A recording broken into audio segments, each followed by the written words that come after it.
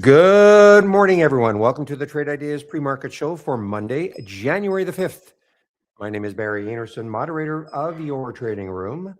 Oh, thank you in our RC and Vito in our YouTube room, so you guys can hear me, see my screen in YouTube, and just confirmation in the other room. Thank you, William. Okay, we're good to go. Everybody can hear me and see my screen in both rooms. All right, well, let's take a look at, first of all, the ones that are moving this morning, percentage-wise. VRME came from under $1, and now it is over $1, announcing some kind of a merger, Open World. I don't know if Open World is a public company, but Verify Me and Open World. Entering into a letter of intent to complete a strategic merger. There'll be a new symbol, etc. So that's the deal with VRME. MNTS number 2 on this list. MNTS, but a pretty active one over the last little while, announces the development of an additive manufactured fuel tank. Okay, so a PR for that one. As always, these are low floats. Well, let me make sure. Yeah, VRME, it's a low float, 10 million. MNTS, even lower, 1.6 million. This one had some news. GHRS kind of holding its gains. Surges as the FDA lifts the clinical hold on its depression therapy drug. So that is the deal with GHRS. Now, the next high looking left on a weekly chart is 1948. What did it get to this morning? Actually, it got above that. I'd be putting a price alert to see whether or not it takes that high out again and see, number one, takes that high out again, and then gets over 20 again. Not a low float, not high, but it's 41 million in the float out of Ireland.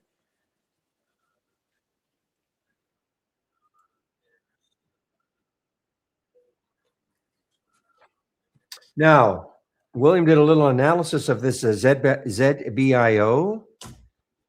On the surface, it looked pretty good. Now, here's a couple of things. It's through the 200-day moving average. So the first headline I see on this one is that Zenas Biopharma's immune disorder drug meets main goal in late-stage trial. However, the market's not buying it. So what did William say?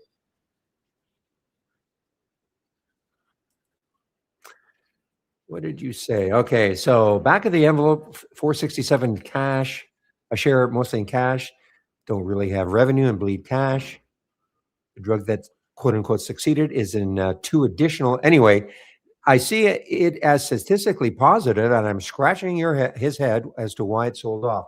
So it could be interesting. ZBIO, it's pretty low float, 22 million. Going to watch this for a bounce. Oh, you're in the 2 rooms now, Vito. Don't be in both rows, right? At least don't have the mic on or listening, because you'll get some feedback. It's the same. But this room you're in, Vito, is a lot more active. More traders are in the room. Okay, but it's the same principle: seeing my screen and hearing me. YouTube has a slight delay, about a 5 to 8 second delay that YouTube imposes. So if you're looking for a little more action, stick in this room. Okay, action in other words with other traders. Give me a moment, guys. Okay, SMXT is on the move. SolarMax. I think somebody posted some information, probably Obi, through the 200-day moving average. Wow, a lot of room, guys. A ton of, a lot of room percentage-wise. The high right there on the weekly is 250. That is a $158.3 million EPC agreements for utility scale BESS projects in Puerto Rico. Okay, well, here's your news. Of course, with what transpired over the weekend, XLE making a move, up 4%. So individual stocks, I think Schlumberger is probably I think it's probably up the most, at least it was. And also CVX. So Schlumberger, SLB is up 7.5%. CVX, Chevron is up 6%. So about the same for both SLB and CVX, but they're sort of in fade mode now. You know, alt this morning, I almost took it. I actually got it fairly early for me this morning. I almost took this one. It is pulled back. ALT had some news, receiving their therapy receives breakthrough designation from the FDA. Okay, so that is the news for ALT. Where did it get to? Got up to 450, and so that's kind of where it stalled. You can see the green line on my daily chart. That is the 200-day moving average, and that's kind of where it stalled.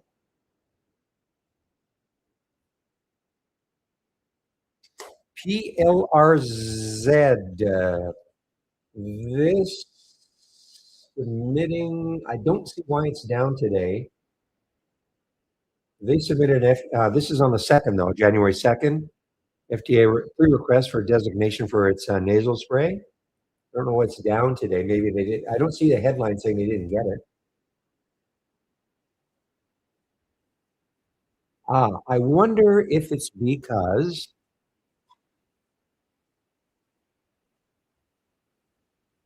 no, nothing to do with that. RBC raises the target price for this from to 33 from 29. Okay, and that is for GHRS.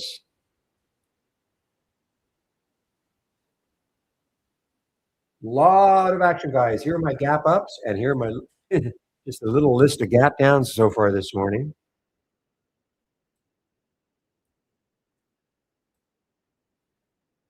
So Bitcoin is up this morning. Maybe we found a bottom around that 85,000 mark, maybe. I'm just looking at iBit, of course, as a way to trade Bitcoin. SMR, guys, I saw SMR earlier. In fact, I'm seeing NNE. So looks like the nukes are still in favor today. Had a big day on Friday. Just looking at SMR. So a bit of a not a bit, it's a nice continuation so far. A lot to get through though. NNE, same thing, probably.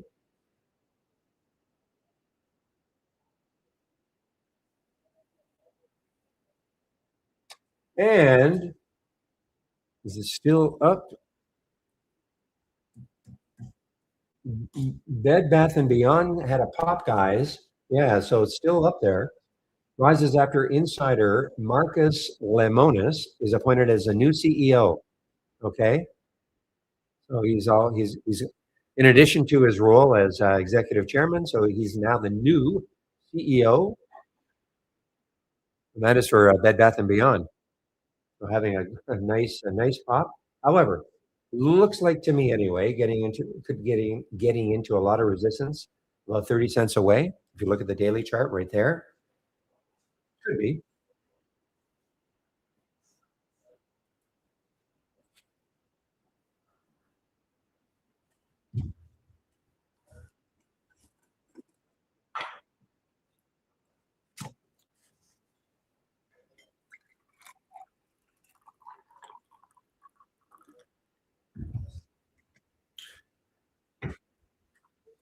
Okay, now RGC might be prudent to keep an eye on this one, RGC, only because of what it did in the past. Okay, so this has been pretty dormant ever since that week when it got up to $83. But I don't know why. I don't know if there's any news on this one. I don't see any news for RGC.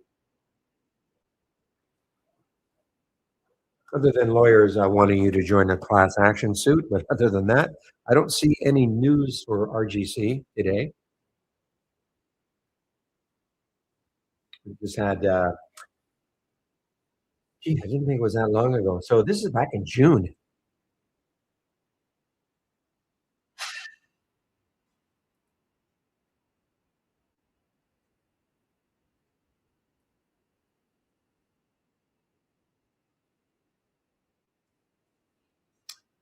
Okay, guys, what else is happening here? JCSE, China stock. Excuse me, Singapore. Excuse me, Singapore declares a 44-cent dividend.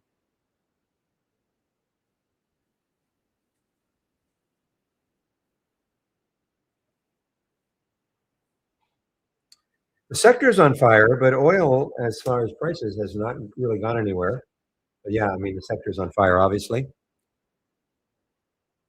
As I mentioned, SLV and CVX.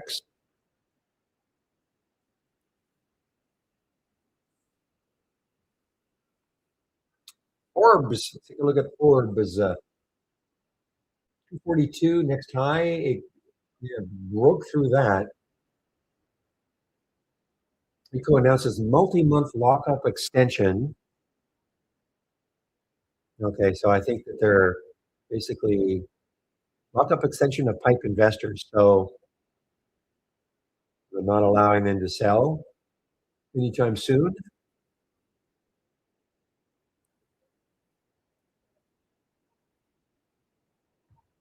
Well, good for you, Grumpy. I mentioned SLB and also CVX. CVX.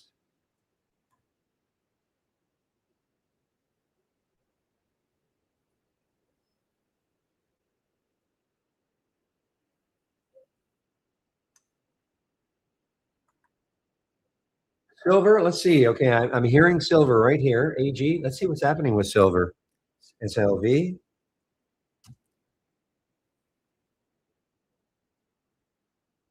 All right, guys. Well, silver, after a couple of down days and then kind of a nothing day on Friday, trying to get back. This is the all-time high up here. So let's see what's happening with gold. GLD, same thing, maybe. Gold had a bigger drop than silver. No, this is just pre-market actives up and down. It's my layout, okay, in Niagara. Well, my layout. It's just these two really. You want them, those two.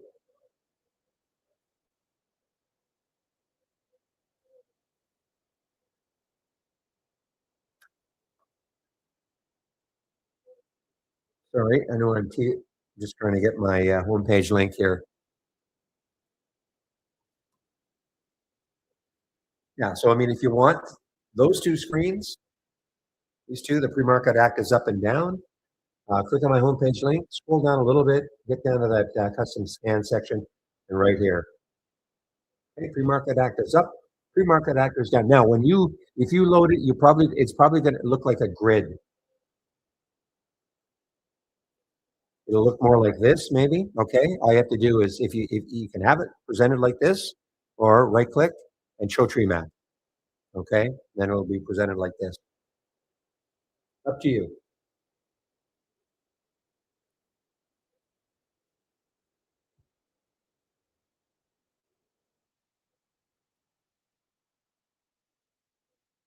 Yes, you may have my opinion. What a polite room we have. MNTS. So obviously, I mean, it's a low float, 1.6 million in the float. Had news, unveils 3D printed fuel tank after successful Vigoride Dash 7 flight test. So there is news.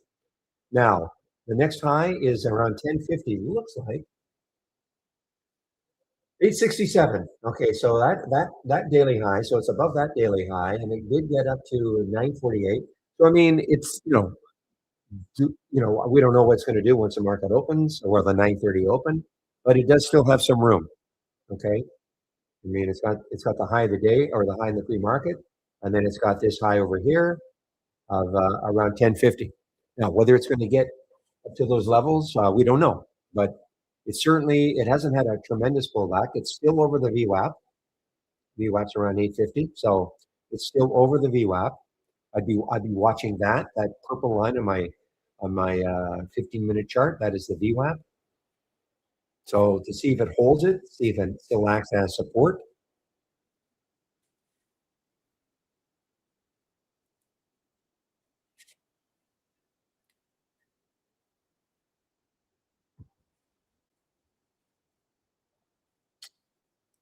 UMAC just made a pre-market high, guys. It was very active earlier. It's still active now. UMAC. Next high looking left is 1517. So there's room there. Again, when I say this, I don't mean it's getting there. It just means that when you look left, that is where the next high is. So you don't have to worry about next highs being too close. And they said they are naming Stacey Wright the Chief Revenue Officer, the CRO. Okay. And it's probably a low float. Actually, I mean, it's not high, but it's certainly not low. 34 million. That's not a crazy low float situation. But nice move. Nice move. It's a volume, like pretty good volume. 140,000 shares. Okay. Sorry, guys. I think this is a problem we're going to have. My guess is this is a reverse split. I'm sure Obi probably put this in here. This is probably a reverse split. There's no way this is up 1,300%.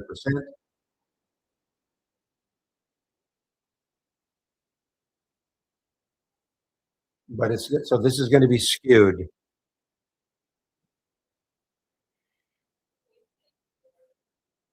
I'm assuming. Yeah, it's got to be a reverse split.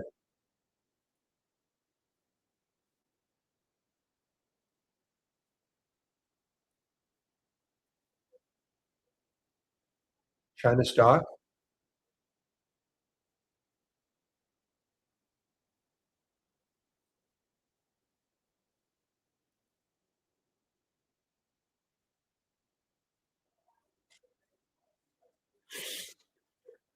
Well, it's all about market cap, though, Vito. Okay, I mean, it's if you take the number of shares outstanding times the current price, it will equal. But I can't see what the ratio is.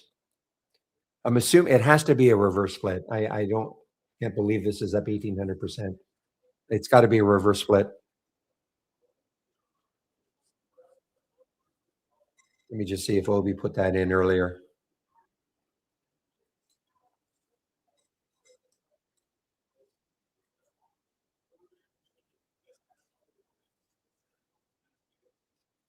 Hmm. Let's see it there.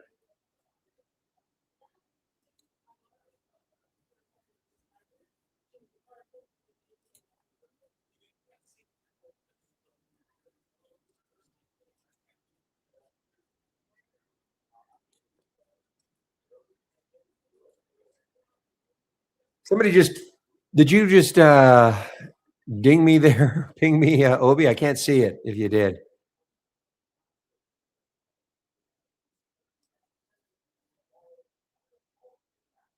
Oh, you just put the scheduled reverse splits there, and I don't see BVC as one of them.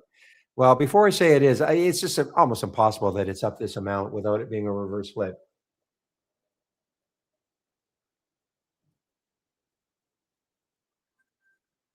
But it's not really. If it's a reverse split, you have to understand, Vito, that what you would be doing is, let's say there's okay, 8 million shares. I don't know what the reverse split. It has to be. I'm just don't believe this is up 1,100%.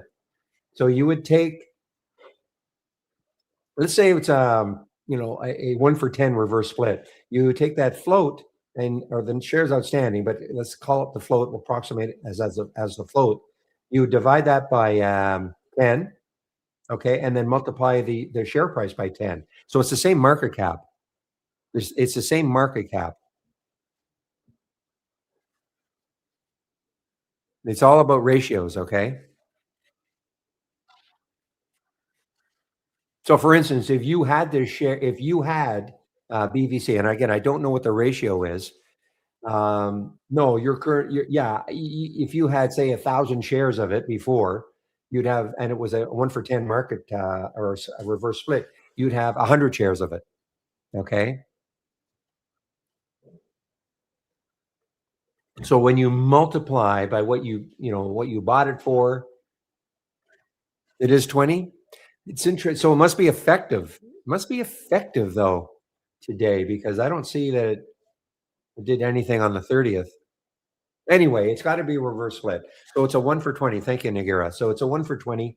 So you would divide, that float number by 20 and multiply the share price by 20.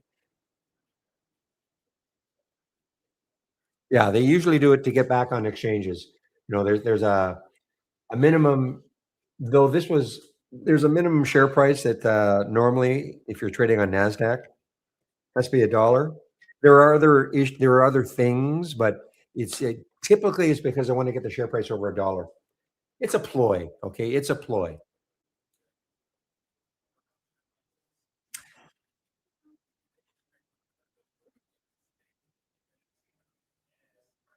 But Nagura just posted that it was, a 1 for 20 on, 12 on, December 30th. It obviously wasn't effective on the 30th, but maybe. Well, I mean, no way to make money. I mean, if the company comes out with there's no way to know. I mean, understand it's if you had shares of this before the reverse split, it would be reduced by the ratio. Yes, the price goes up, but your number of shares you've got is reduced by the ratio. So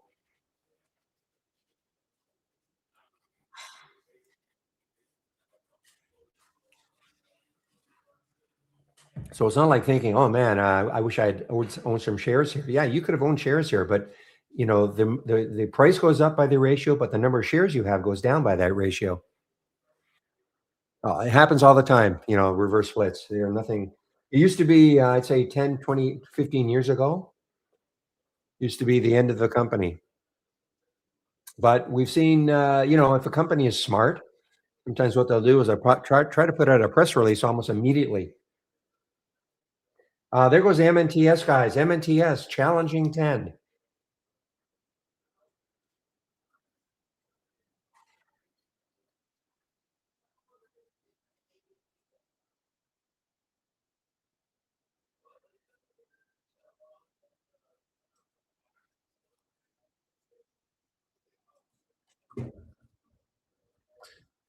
Okay, guys, it is now 9:22. So what I want to do is get my layout that I use once my 9:30 layout.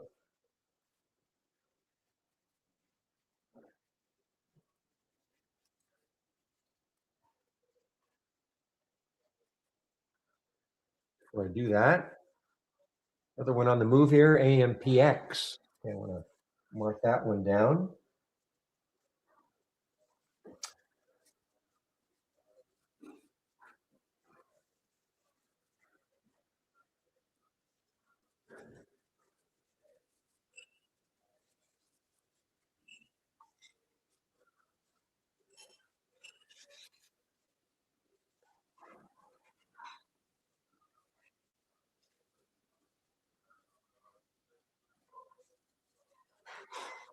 Okay, guys, so here's my 9:30 layout.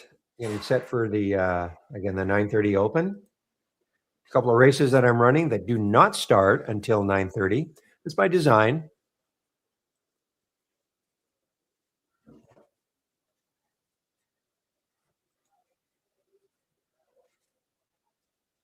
It's still here. Shoot.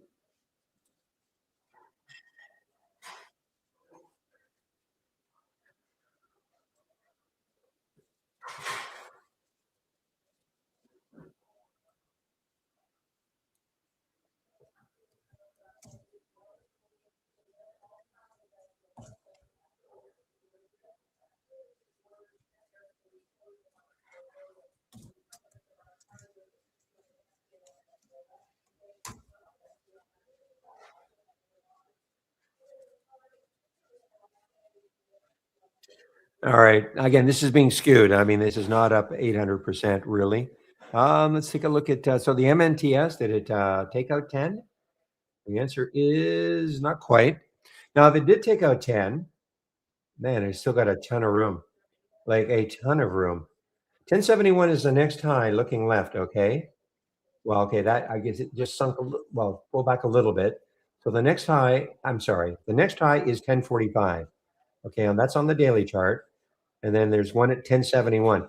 If it can ever clear even those two, maybe not today, but I don't know, sometime in the future, look at the room it has got, MNTS.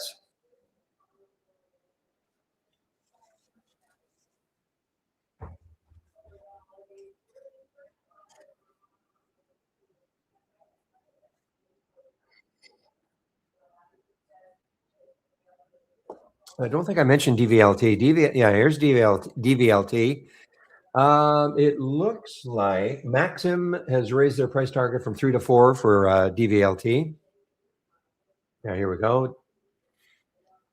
Maxim raising their price target to 4 from $3 for DVLT.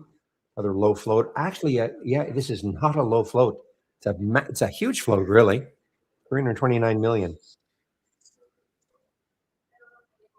Just looking left. That's all I do, Vito. Just look left on the daily chart. If I don't, and I look to see where the next high is.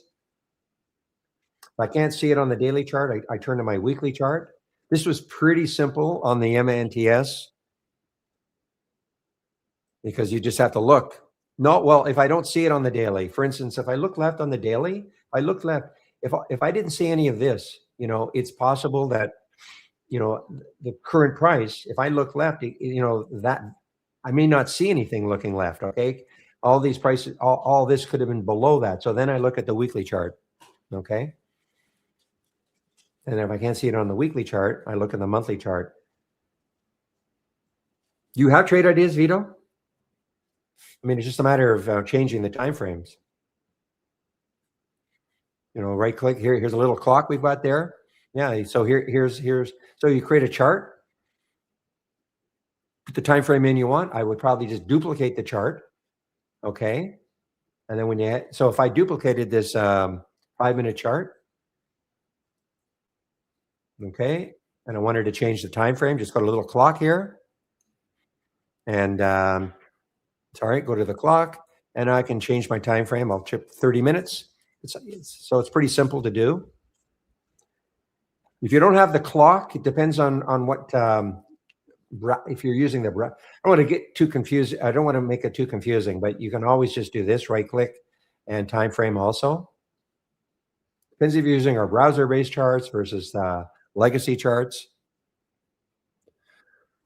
Well, again, Vito, just when I say there's, the next high is far enough away, doesn't mean it's going to get there. It just means I don't have to worry about chart resistance. Okay. I just want to take that out of the equation for a stock moving higher. Okay. Doesn't mean it's going to get there. A lot of other reasons why it may not keep going up. I mean, if it's up a huge amount already, you could expect some profit taking. But it's just a way I look at things, okay? I want to see a lot of room.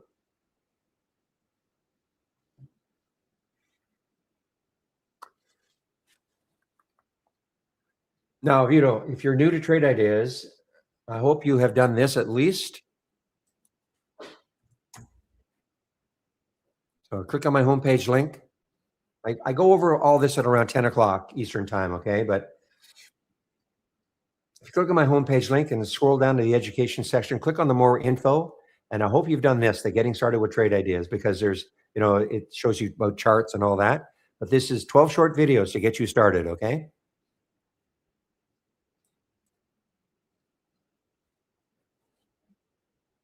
All right, everybody. Yes. Well, I don't have a minute. I have still a minute and a half. RC, you are jumping the gun. I have about a minute and a half till the 9:30 open.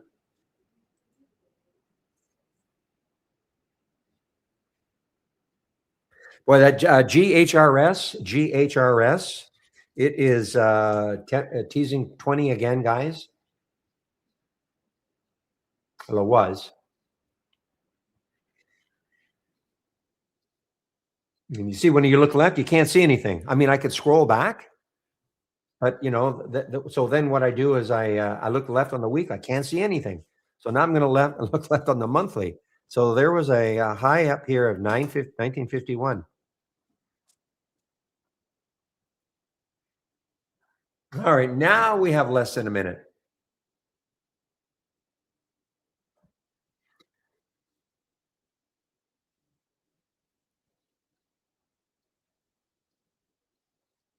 Where did I get 1070? Well, if I look right here on the daily chart, well, there's 1045. And then the next high after that is 1070. That's all.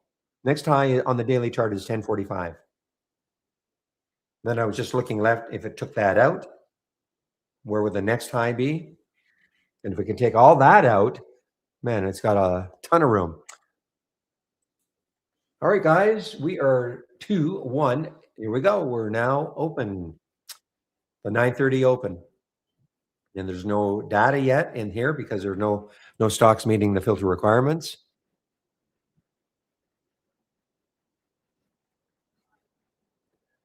And the market just took a little, not a little, a nice little pop explosion.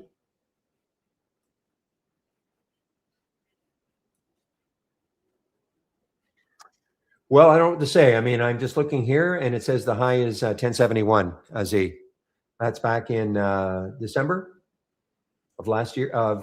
Last year, December 25th or December 15th. That's what we have anyway. And there's a high right there of 1045. So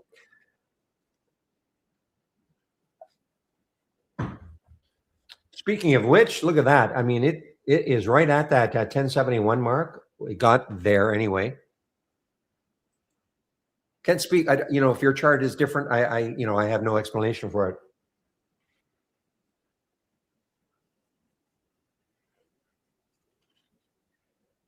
And we have some halts now, guys. Already, INBS just got halted on the way up. Wow, big one from Friday, I believe. Yeah, big one on Friday, Thursday. Actually, that's Wednesday. Remember, the market was closed. Well, there's the MNTS, guys, and it is now. It's at that high. Again, am I taking this right now? No, I typically don't trade in the first 15 minutes. Okay, the market, it's pretty volatile in the first 15, so I usually sit it out. I run the risk of something like this just taking off and continuing, but I've been burnt too many times.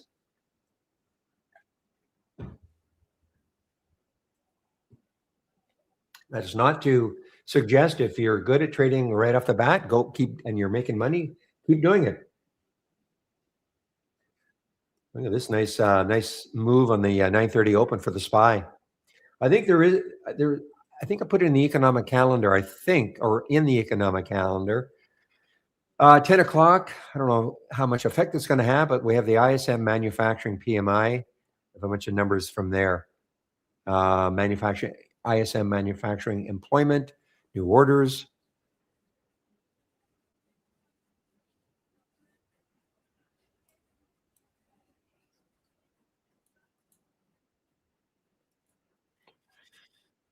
All right, so let's take a look. There's the SMXT. I'm going to go over these races at about 10 o'clock. Okay, so now have an eye. Just have an eye on the ZBIO just in case it has a bounce. Okay, it's not bouncing at all. There are a lot of actually. There's hardly any shares available. Interactive brokers are short. Only a little over 5,000. Not that I want to short it now, but I thought there'd be a lot more.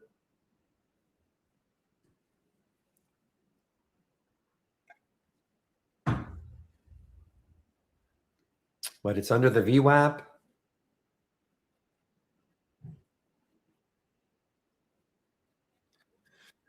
Wow. Well, momentous, obviously, a lot of momentum.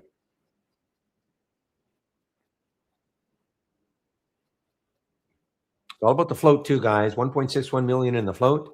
21 million shares have traded already. Over 11 now.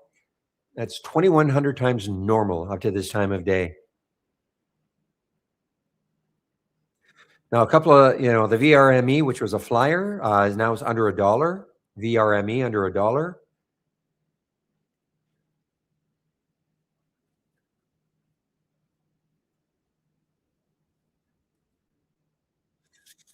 Again, the development of an additive manufactured fuel tank that is scheduled to perform flight testing aboard its Vigoride 7 orbital service vehicle. Okay, that's your news for momentous MNTS.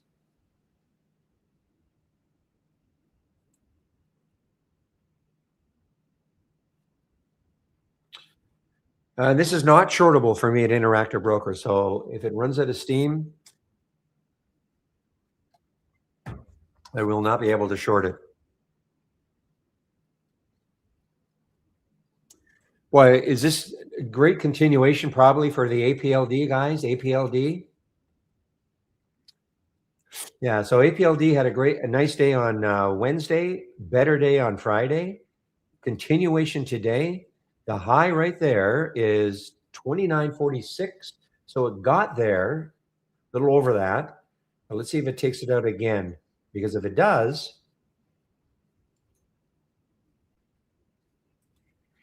let's stick a price alert in that area, say 29.50. If it does take it out again, then it still has some room up to 31.77.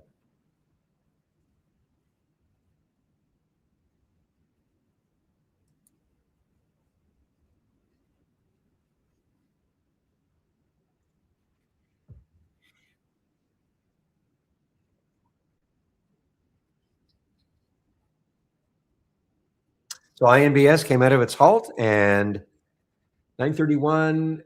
Oops. Oh boy, is it volatile?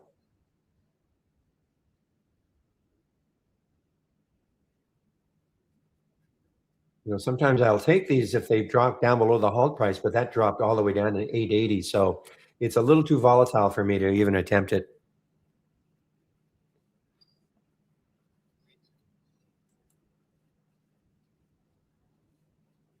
So this BVC just got halted on the way down. Of course, not shortable for me at Interactive Brokers. And it's not, I mean, 800%. They did a 1 for 20 reverse split that seems to be taking effect today.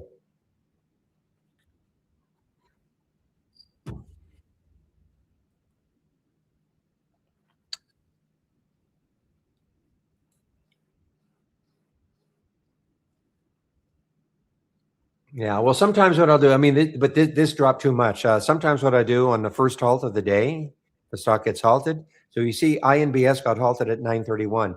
If it had popped a little bit of above 931 and it came back down and then got through 931 again, or if it opened a little bit under 931 and then it popped through it, sometimes I'll take that trade. The problem is it got all the way down to 880, which was too much for me. Okay. If it had come back down to say what was the halt price? 930. So if it had got down to say 910, 915, and then popped through 931, a lot of times that's when I'll take the trade. But it pulled back too much for me. And that's nothing, I'm not recommending anybody to do the same thing, but I found that is a reasonably successful way to look at halts. The first halt only, though, for me. When I say the first halt, I mean some of these stocks had halted multiple times during the day.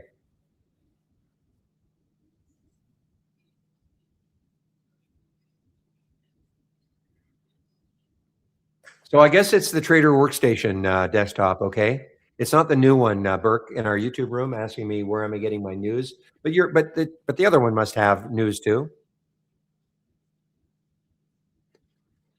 But this news I'm getting, I guess it's Trader Workstation. It's not the new version of IB, okay?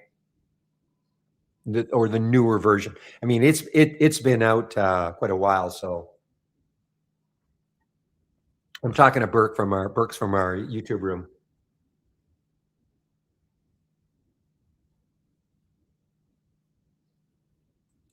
It's just a matter of going into file, at least for Trader Workstation anyway. File, and you can do a search on news, and you'll see. You'll eventually get to the company news, and that's what I use.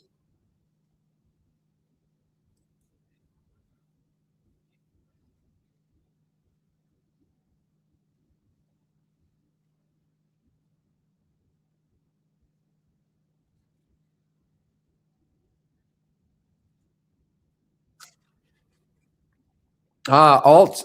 I was looking at alts. I was thinking, man, did it ever come down? But this is alts, not alt.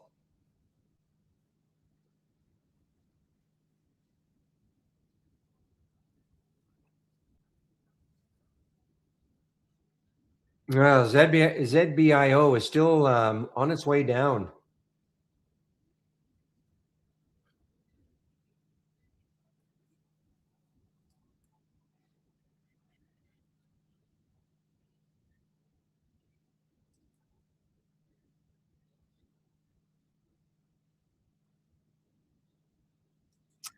All right, here's our first one from our AI, MNTS. Let's see if it has any.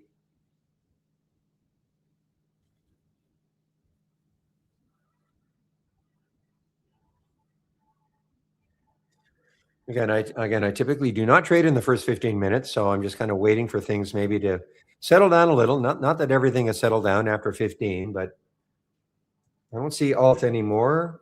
So what is it doing?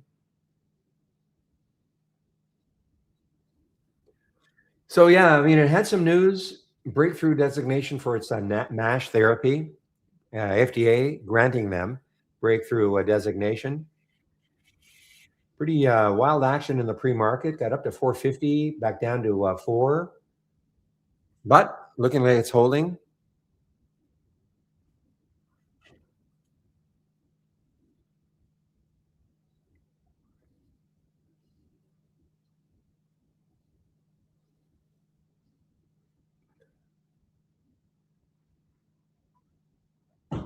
Yeah, you should very quickly, Vito, in order to see the AI alerts today, very quickly, watch what I'm going to do. Click on new from the toolbar. And then now you won't have this. Don't worry about all this. I'm on a development version all the time. But pick the middle one that says there are three that start off with premium AI. Pick the middle one that says premium AI strategy trades window. When you do that, this is the window that you should see. Okay. There are 3 alerts today so far. The only other thing I would do is make sure you see where it says filter and it says none. Yours, if you do that, might say profitable trades. Get rid of that. Uncheck it because you want to see them all day long using it like a watch list. Okay. I know I went through quickly that. So if I can do it again, but that's how I would watch all the AI trades. Okay. Don't go to the channel. Channel is going to give you, I think it's just too,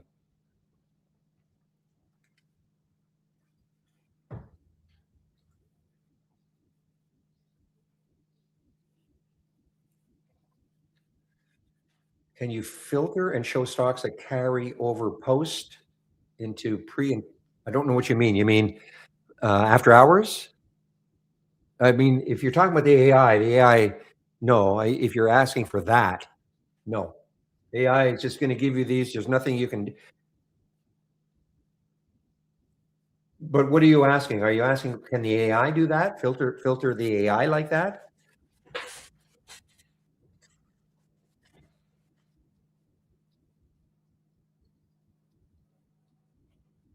Nice trade, Rascal, on the alt so far. So what's the next high looking left? 445. So it's right there. The next high is 459. So it could be, little bit of maybe a little struggle to get through that. If it does, though, the next high is 528. So again, Vito, are you talking about the AI?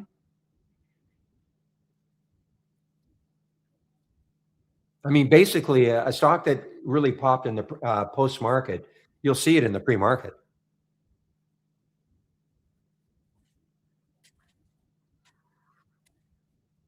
Well, that's kind of what the pre market scan does, because I mean, a stock that popped post market, typically, you're going to see that move in the pre market.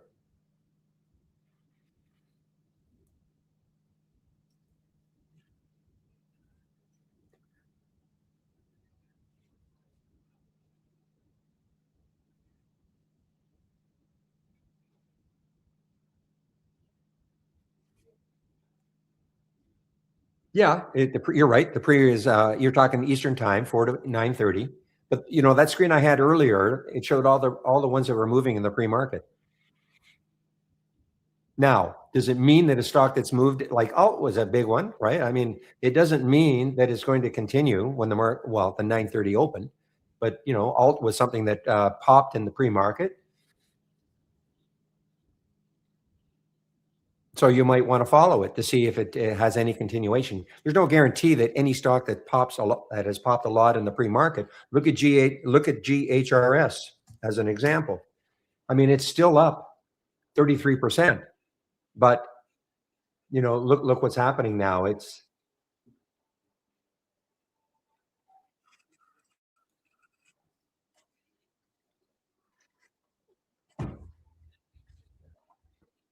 Okay, guy. Now look at Halliburton. Halliburton was one of these ones that was up a lot because of the whoops. There's Oscar, OSCR. This is coming from my gap scanner, okay? But Halliburton is one of those ones like SLB and probably Chevron, and they're starting to fade a little bit, okay? With what was happening with energy stocks.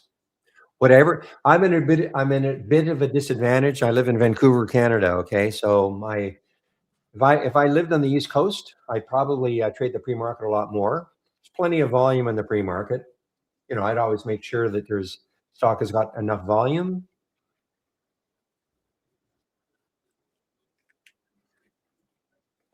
But again, I'm in a disadvantage with my time zone. But will I every now and then I will trade something in the pre-market, depending on what time I get up, and if there's plenty of volume, and it's breaking out, and there's room, it's the same thing.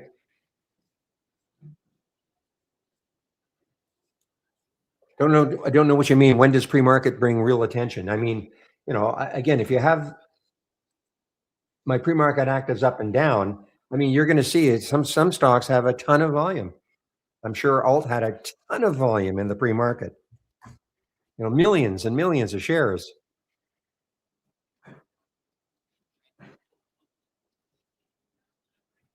So it's just a matter of clicking. You click on the symbol that's moving in the pre-market, and you check the volume out.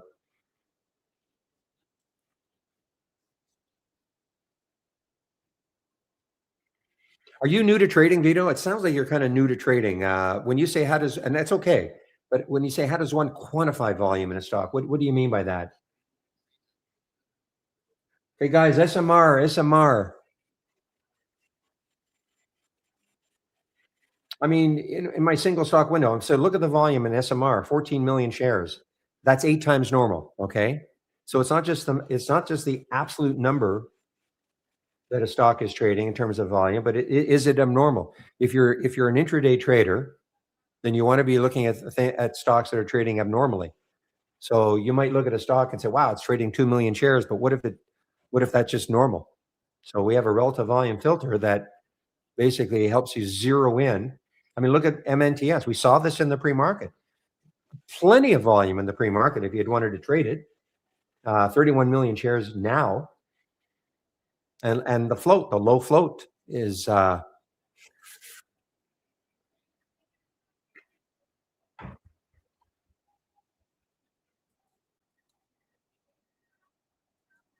well, if you want to come into this room, you'll get a feel for. I mean, you don't have to be an intraday trader, but if you want to be an intraday trader, you've got to find stocks that are trading abnormally, and that's what everything I've got. These are all stocks that are trading abnormally.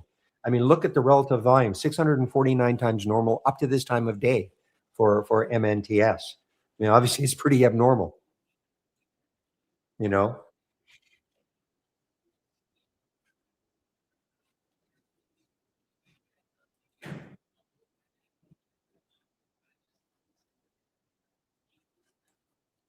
see what Alt did.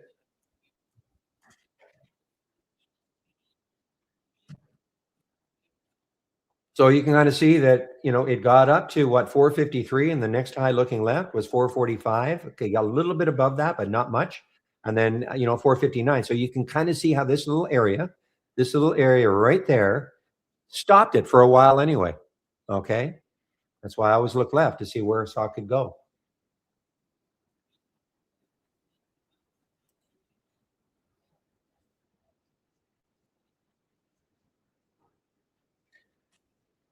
Yeah. If you're new to this idea, I mean, it can be overwhelming, but so it's best to, maybe sit back and start to understand the concept of float and relative volume if you want to intraday trade.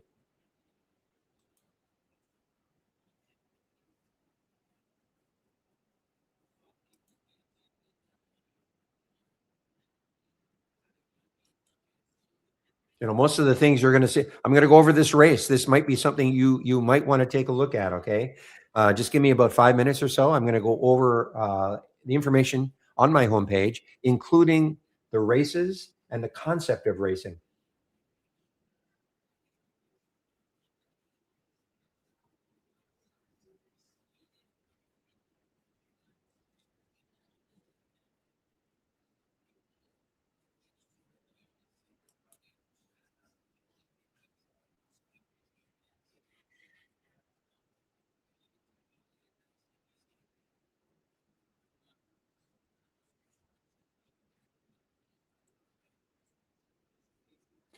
So a little silver play here, guys, EXK. So, if you're going to play silver or gold, well, I wouldn't say probably, you should have, unless the stock has got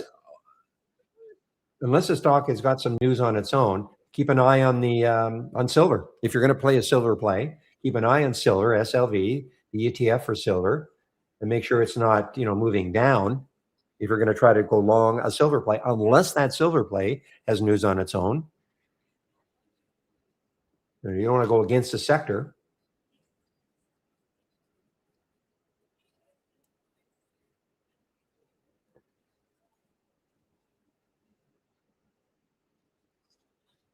C&Q, boy, this is taking a hit, guys.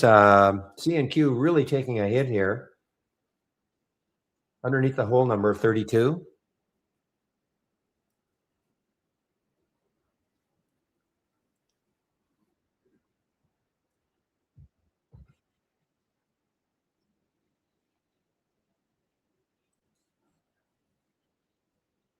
All right, so momentous MNTS. So it had a great run, but it's pulled back now, and you can see on my 2-minute chart anyway. You can see the VWAP, which is around 982 or 980 in that area. So you can see what it did. It came into it. Remember, this VWAP right here is using the pre-market volume also. So your VWAP you may have a different number, like the number here is different, but it's using pre-market volume, and I don't see why we wouldn't when there's a lot of volume. So there's the VWAP. So it's trying to hold it, acting as support.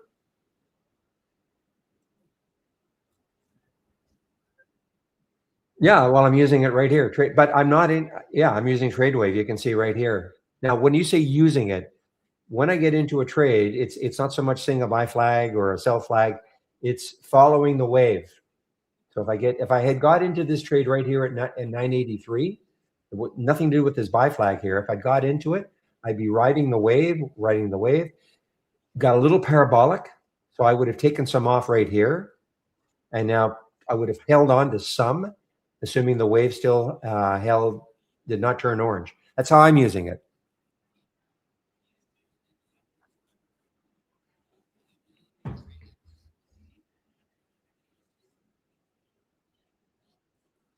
Okay, well, how to use the VWAP? Many people have different ideas how to use the VWAP. I mean, a lot of people use it as support and resistance. Okay, so here's NOV, the VWAP. It broke down underneath it. A lot of people might look at that and go, okay, I'm going to take a short and put the stop a little bit above the VWAP. Had it been like the momentous, again, it's nothing is 100%, of course, but like the momentous, see how it got into the VWAP again. Will that act as support? A lot of people will look at that and say, okay, that might be a support level. So if I took the trade, and put the stop at the VWAP area, and it's just a matter of adding it. Okay, if you want to have the line. Well, I'm using bars. I don't use candlesticks anymore. I use bars. It's the same idea, but I'm using bars. I just like the look of it better.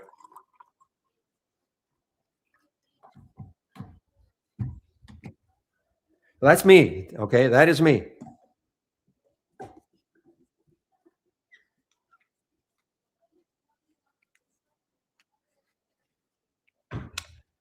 So stock trading 73. Well, you can see there is a sell flag here. Okay, I mean, yes, it will. Okay, it will provide buy and sell signals, but understand that you cannot get an alert when you get the buy or sell. That's the problem, right? Well, I don't want to call it a problem, but yeah, hopefully you can see the little sell flag right there.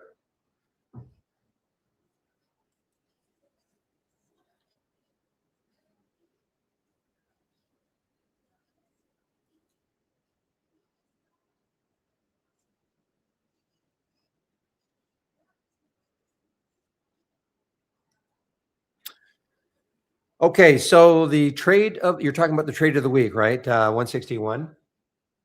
You know what? I'm going to go over my homepage right now.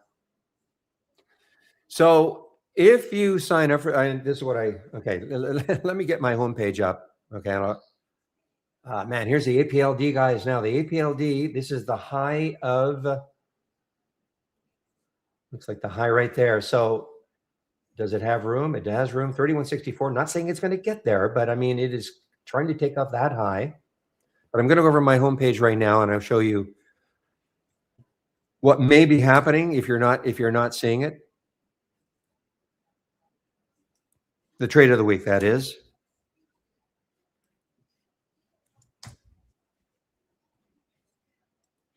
Okay, so bear with me. Okay, first of all, this promo code is still good today, guys. I don't know if it's going to last past today, but if you want to take out a subscription to Trade Ideas, the biggest discount you can get is 28%, but you'd have to be taking out a premium annual. Okay, now you'd really have to know you want the product to take out a premium annual, but if you feel comfortable enough, then Barry 28, you get 28% off. Otherwise, you can get 25% off a standard annual or 25% off a premium monthly or standard monthly. Remember, if you take out a monthly subscription, the 25% discount is good for the first month only. Okay. And all I ask is please use my code. If you use my code, it really helps. I'm moderating 2 trading rooms, the YouTube room and then what I call the main room. If you're sitting in YouTube right now wondering what I'm talking about, this is what I'm talking about. We have another trading room. It's the same idea. You hear me and see my screen, but there's a lot more action in this room. Okay, more traders are here. A lot more interaction amongst traders. You can stay in YouTube if you want, but if you're looking for a lot more action, come into the trading room. Now, if you've clicked on my homepage link, scroll down a little bit more. Here is the trade of the week. So you can sign up for the trade of the week right here. So for you, who were you? 161. If you sign up for the trade of the week and you don't think you're getting it, before you contact us, maybe check your spam folder, okay? First, and if you have Gmail, check your promotions folder. It may be there for some reason, okay? Okay? So that's what you check first, because that's what happens. We have no control over that, of course, but yeah, you should get the trade of the week before the market opens every Monday morning. Trade of the week, it comes with an email with a suggested entry and a stop. How you trade it, if you trade it, is up to you, of course. Now, if you're still not getting it, if you're looking in your spam folder, and if you have Gmail, your promotions folder, and you don't see it there, but please look carefully, then you can contact us and we'll try to figure out, you have to give us, if you go to info at trade-ideas.com, okay, and then say, hey, I'm not getting the trade of the week. Here's my email address, and somebody will check the account, try to figure out why, okay?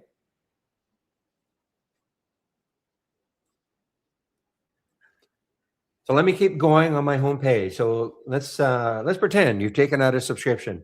First thing you must do, you go to the education section, click on my homepage link, go to the education section, and right here, getting started with trade ideas. Mandatory you do this first, okay?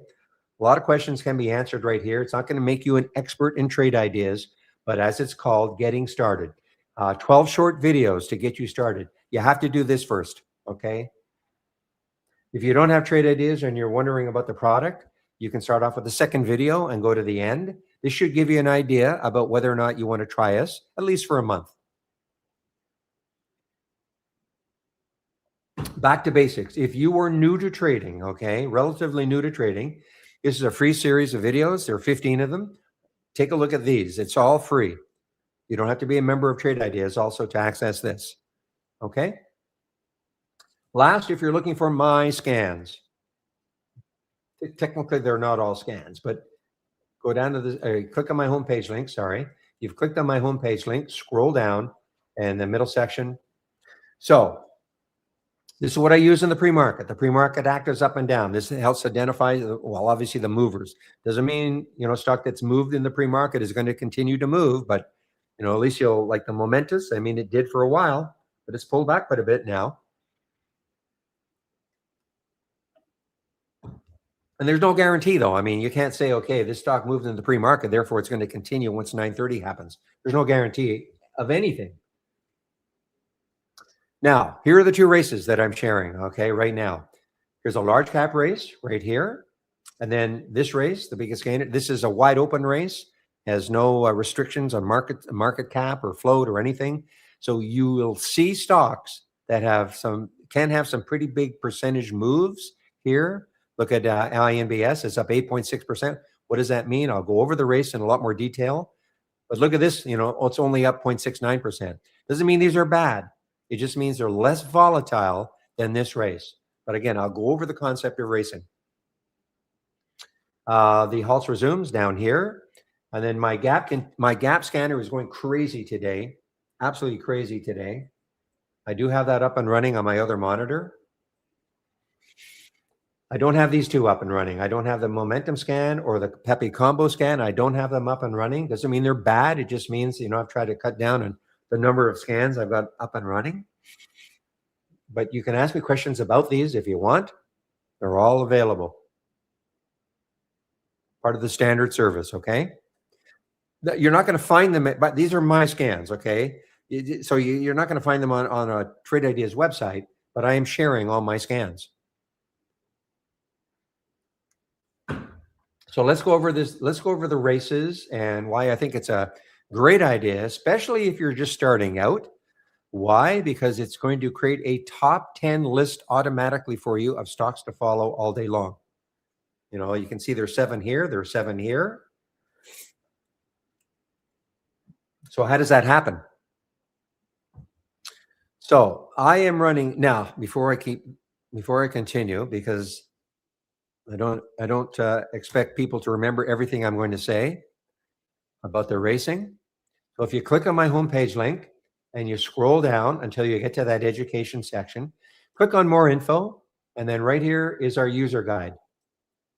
Now, don't worry about all the stuff you see in the user guide. You don't have to learn everything in the user guide in order to be able to use Trade Ideas, okay? But I'm just going to go over, this is a whole section on TI stock racing. So what I'm going to go over here, okay, it's all here, how you can customize your own race, with your own set of parameters, showing the things you want to see. And that's right here, a whole section on TI stock racing. But again, the user guide is big. It's just like any other software program, big user guide. Doesn't mean you have to learn everything that's in the user guide in order to use the program. Look at MS Word. I always pick on MS Word, but look at the MS Word manual. Imagine if they said, well, you got to learn everything in the manual before you can use it. Whereas most people, all they care about is, okay, how do I print on a screen? How do I get something on the screen? How do I save it? How do I print it? Maybe change a font, okay?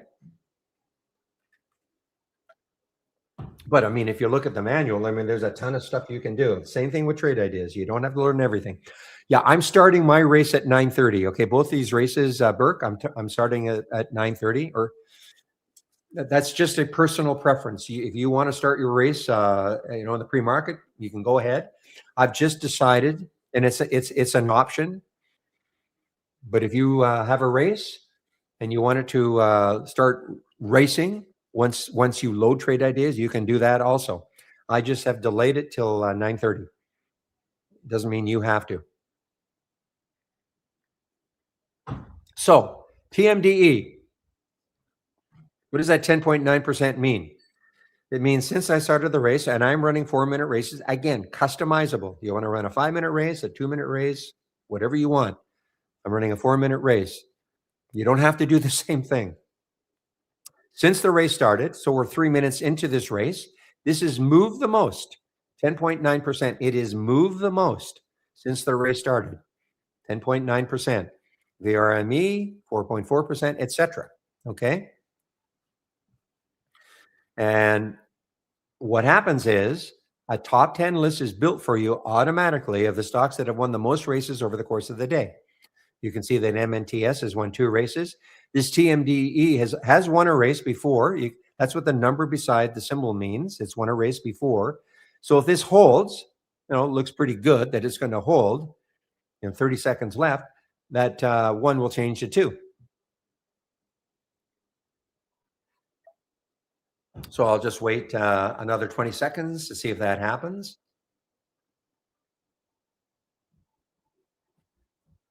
Boy, VRME though, this is a really interesting one with this merger information. Cheap one under, well, it was under $1. So let's see, you got 5, 4 seconds, 3, 2, 1.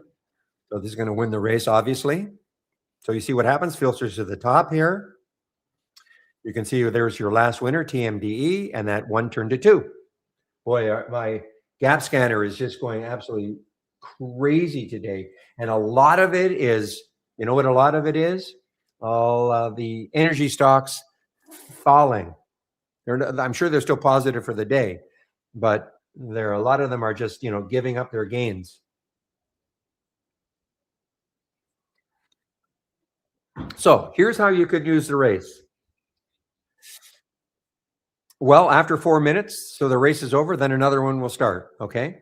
Again, this is customizable. You want to run a 5-minute race?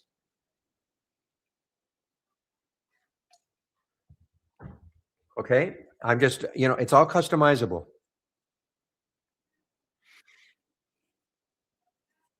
Most people will want to, start another race once a race is over. You want to start another race immediately, and that's what this does, okay? And if you ask why I picked 4 minutes, there's no real reason. I mean, I probably should have, most people might have picked 5 minutes or 3 minutes or 10 minutes. I picked 4. That's all, so.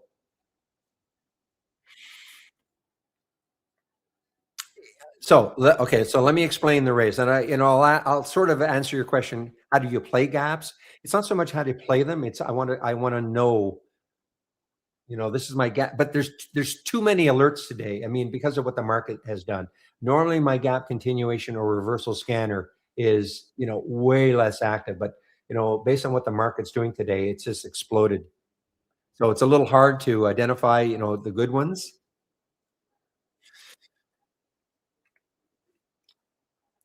But again, INBS is up 4%. So where are we getting, the real question should be, well, why are these symbols showing up? Okay, why are they showing up? So since the race started 2 minutes ago, this has moved the most now. VRME has moved 5.5% since the race started. Doesn't mean it's going to be the winner at the end. INBS could take, or some other stock could take over.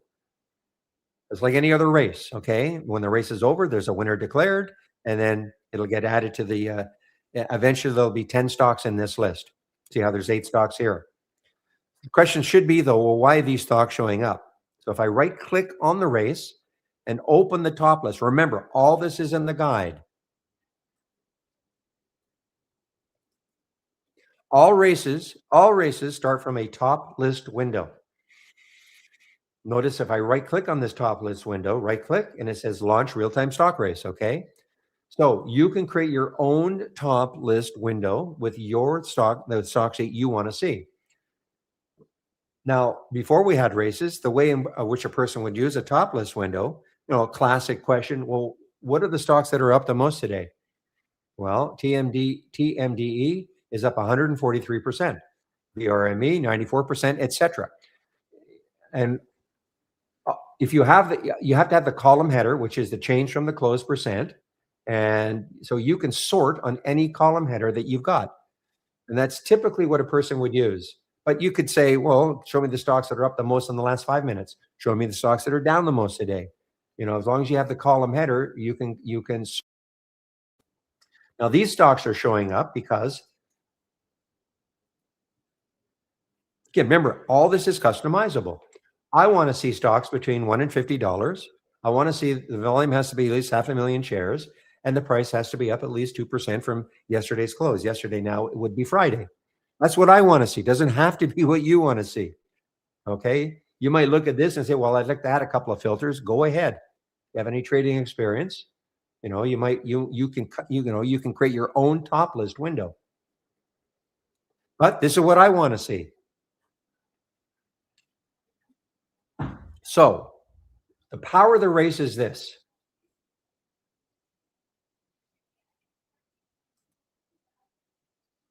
Come on, trying to expand this. There we go.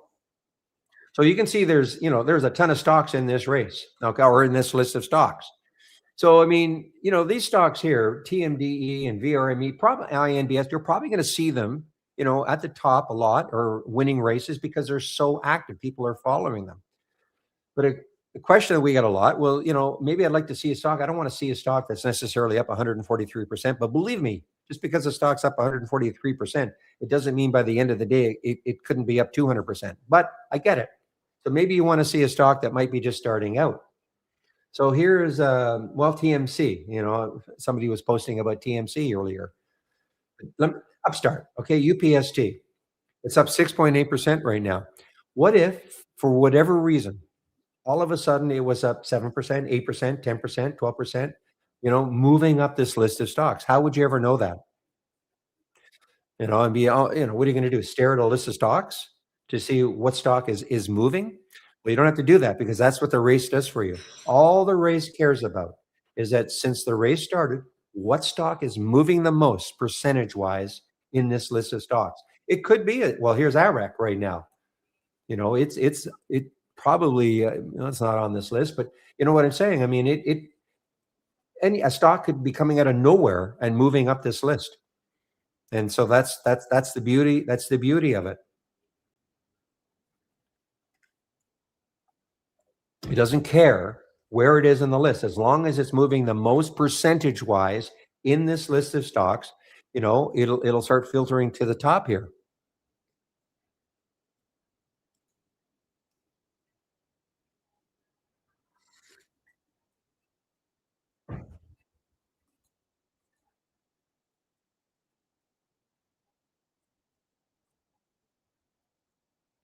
Okay, so hopefully that makes sense to you.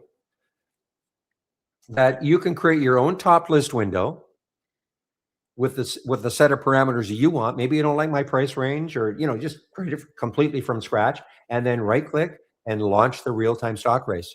Okay, with your own set. I mean, the fact that I want to see these symbols doesn't mean you have to. Okay, you can also create your own watch list of symbols you want to watch. Like a watch list, and then you attach it to the top list window, so you're only seeing the stocks that you want to watch. Make sure it's a big enough list. You don't want to have like 2 stocks. So you can do things like that. Okay.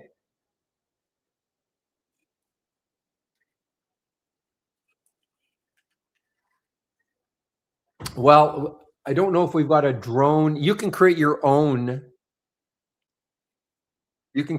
drone watch list or symbol list with the stocks. I don't think we have a drone list. We have a lot of other symbol lists with sectors in there, but I don't think we have a drone list. So this race, so now here's how I would use it. Number one, you don't have to wait for a race to be over in order for you to click on the symbol. If you see, here we're 6 minutes, 6 seconds to go. I mean, I'd be certainly clicking on something that's at the top to see what is happening. Now understand that a stock that wins a race or is, near at the top doesn't mean it has to be at the high of the day. It could have pulled back a lot even, and then starting to move. So you can use races for pullback plays too. Doesn't mean a stock is at the high of the day. Imagine if INBS really pulled back and then all of a sudden it's starting to move.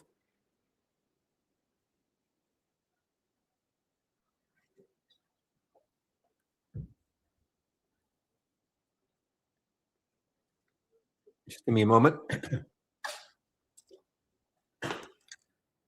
So what I'd be doing, I'd be looking at this list of stocks, and if I see a stock in this list, even if it's not at the top, I'd click on it, see what's happening. Take a look at. So if you're a VWAP type player, you might be looking at this SLNH and thinking, okay, well, it's at the VWAP. Will the VWAP act as support? We don't know that it's going to, but will it act as support? And maybe it'll bounce off that, or maybe if it takes it out and you're more, if there's shorts available, you might look at that, and go, well, maybe I should short this. I mean, we don't, it's nothing is 100%.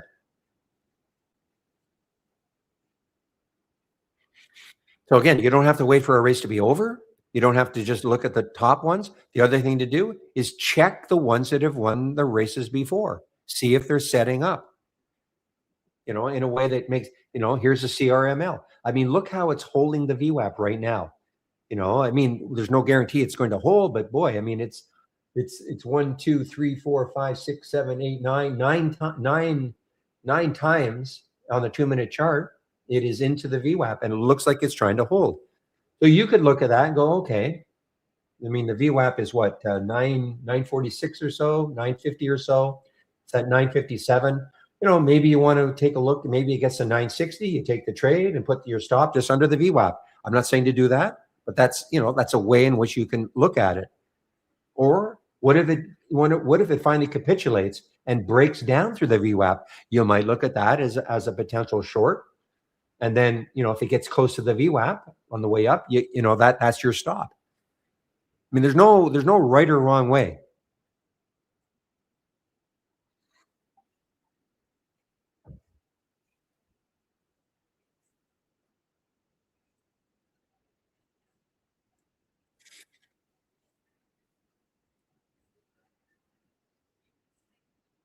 So we don't have actually relative volume like on a candle basis, but I mean, you can just sort of tell. That's why I have a volume bar. Okay. So for instance, if CRML, if I were really a little bit sold on this one, if I thought, okay, it was going to start to break, but I'd want to see some volume coming in. Okay. You see how the volume has dwindled down on the 2 and the 5-minute chart? I'd want to see some volume coming in before I would say, okay, looks like it's holding the VWAP. If I don't see any volume coming in, I probably don't take the trade. And that's my experience. Okay. That's just my experience trading for a while, and I sort of have a way in which I look at things. Now, what's the difference between this race, the large cap race, and this race? Well, you can right off the bat, you should be seeing that you're not going to get massive percentage moves. It doesn't mean these are not good to trade. In fact, if I'm starting out trading, I might want to just concentrate on this because, the moves are a little more orderly. So if I right click now and open the top list window, remember last week when we were looking, there was only a few stocks in here, but because of what the market's doing today, there are a lot of stocks in here. So what's the difference? Right click. First of all, I'm going to sort on the change from the close. So if I right click and click on configure and then summary. So in this one, I'm looking for stocks between 10 and 70, 200,000 shares minimum, up 2% from yesterday's close. Here's where we start to get the restriction. 500 million market cap minimum flow to 50 million. Also, the stock has to be near the high of the day. That's what that filter does right there. 95, position in the day's range. So it's going to be near the high. 100 would be right at the high of the day. So 95% is, pretty close to the high of the day. So that's why typically you don't see a lot of stocks in this list compared to this one. Today is a different day.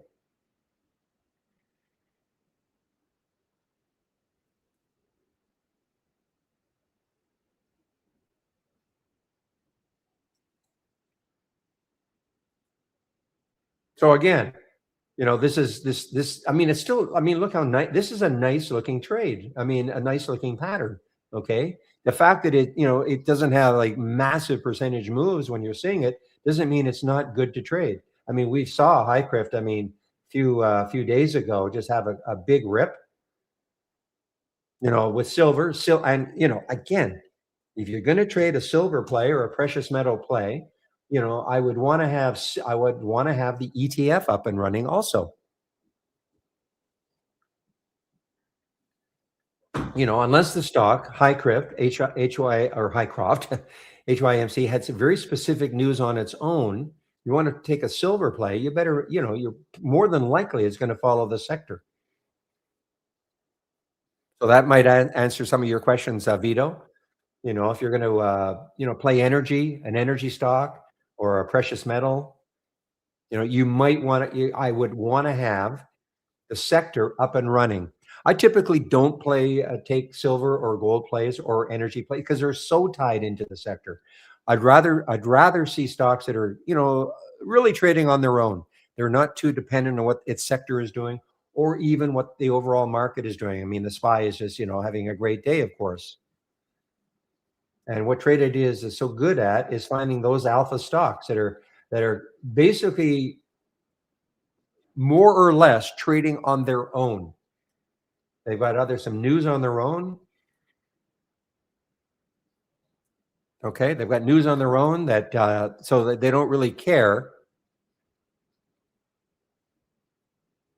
They don't really care what the market's doing.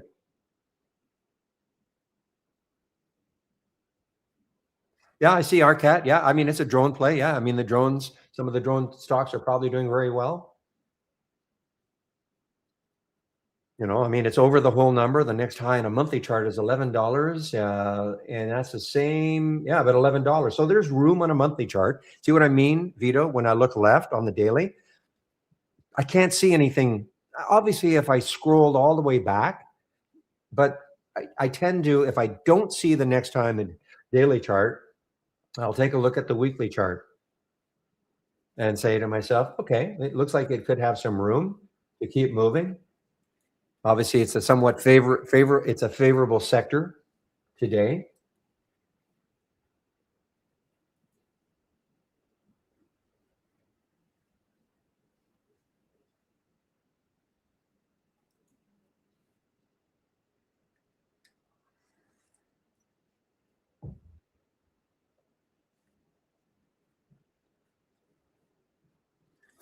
Well, if you're talking about an all-time high, obviously there's no room. There's no chart resistance. Doesn't mean it's going to keep going. If that's what you mean, if it's an all-time high, like Micron last week was just an amazing. I don't know if it's still moving. Micron was an all-time high. So it's last week, and that was an all-time high right there. It's pulled back a little bit, but that was an all-time high. Tremendous response from its earnings day. It's been moving, moving, moving.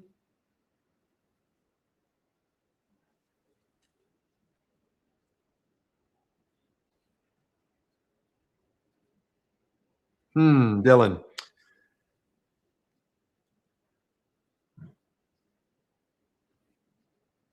Okay, I'll try to. It might be. I'm not an expert on Brokerage Plus. Okay, I don't use Brokerage Plus at all, Dylan. So I have a question about saving. But I can certainly direct you to Chris, who and Chris will actually be in our YouTube room probably in an hour and a half. But you shouldn't have to wait that long. But just give me a moment, okay?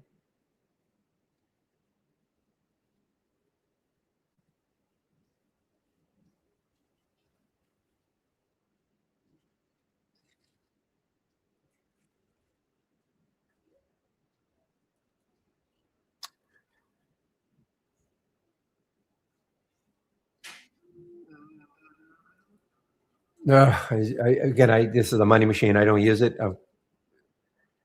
So when you save, son of a gun.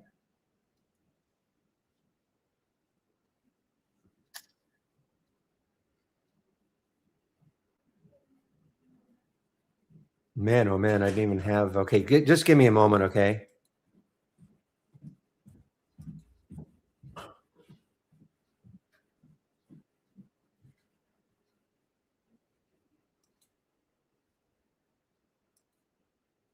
That's what I was looking for. The strategies tab. Okay, so let's say these are your strategies that you've got, and you right click, and now you might have to do a few things. Save as default, okay, and then up here, just give me one moment, please.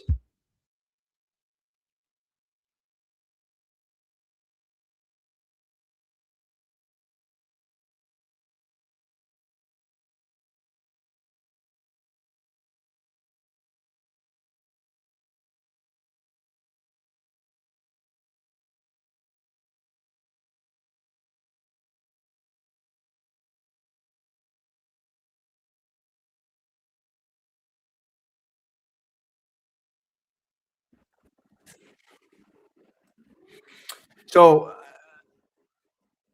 so you got two ways to save the default. I don't know if you're doing it both ways. If you click on Windows and then save as default, okay, and then in the body here, save as default. I don't know if you tried that. Okay, Dylan. Okay,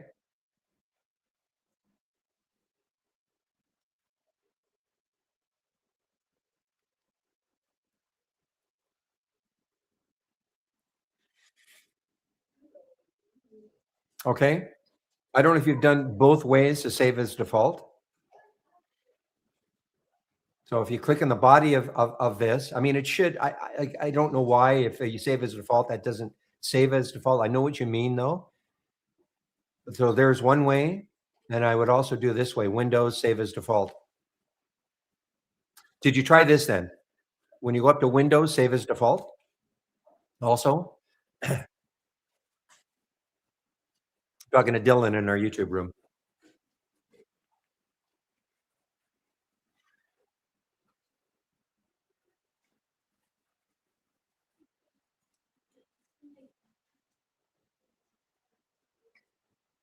Well, relative strength. I mean, you can create a top list and put the relative strength as a for instance, here I think I might even have it. Here, this is this right here, this symbol right there is a relative strength volume or ratio. So if you right click on it, you can rank it. I mean, depends what you're. Yeah, I'm not sure if you. I probably cover your bases. Do both, okay, Dylan. Do both and see if that works. If that doesn't help, and if you go to info at trade-ideas.com, okay, you can't click on that, but and you ask that question, okay? And Chris has a lot more experience with this than I do, okay? So anyway, veto. So that's you can just rank, put a minimum relative volume that you want, and just rank the ones that are at the high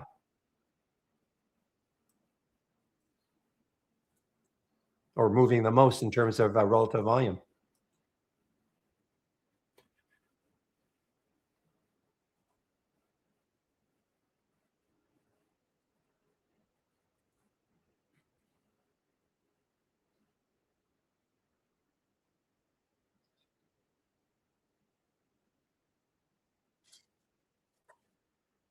Oh man, I bet you I missed the boat on this HYMC. Yeah. We were looking at that and it was just over 27. So look at this move. Even though, so, great example. This is not, I mean, this is from this race right here, HYMC. And yeah, are the percentage moves big here? No, but look at how beautiful this is. So again, and not that volatile. And look at SLB, yeah, gap up and go. Well, but boy, was that rocky. I mean, look what it did, and now it's a gap up and go.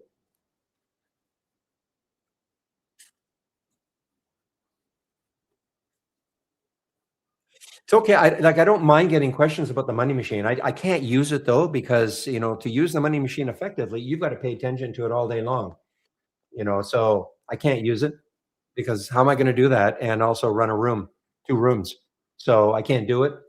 Also, I'll never be able to use it because I live in Canada and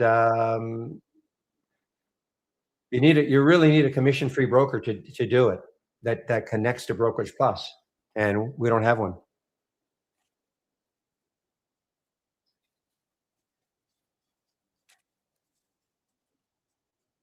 But even if I don't want I've got my own scans that I like,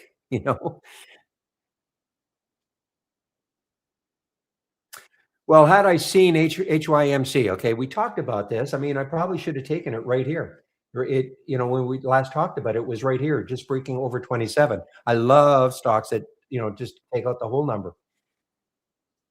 And, and it was not volatile. So you could put a fairly tight stop on it. Like it stopped out under 27, fine. So if you look at a 2-minute chart, you can see right there. And you can see the volume that came in. Also, look at the volume bar that came in.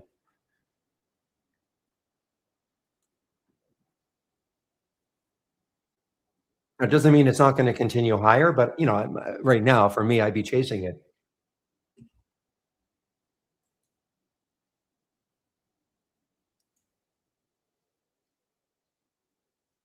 Exactly. It's not choppy on the charts.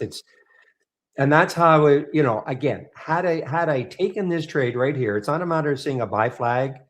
It's a matter of if I click on an alert on a symbol and I like what I see and I take the trade, then I start riding the wave. Okay. Had I taken this, I'd be riding that wave.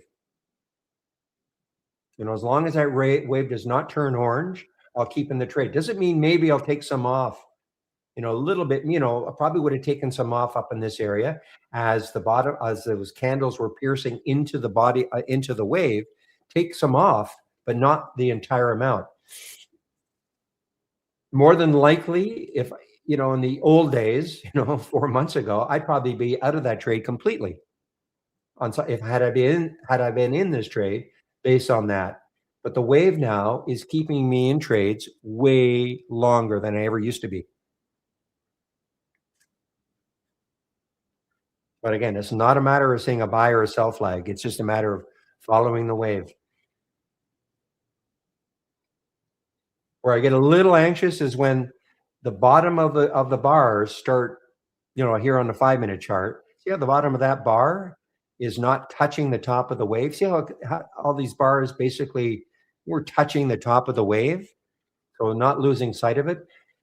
When they start not touching, that means it's getting a little bit parabolic, which is great, of course, if you're in the trade earlier.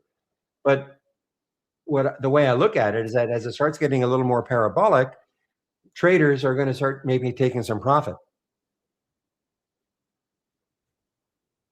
Again, there's no video on this, okay? If you want to learn a little bit more about the wave, if you click on new from the toolbar and then dock to channel bar, these are all theme-based channels. Click on Ripster Rippers, okay? Ripster Rippers. And you'll get a video that'll pop up.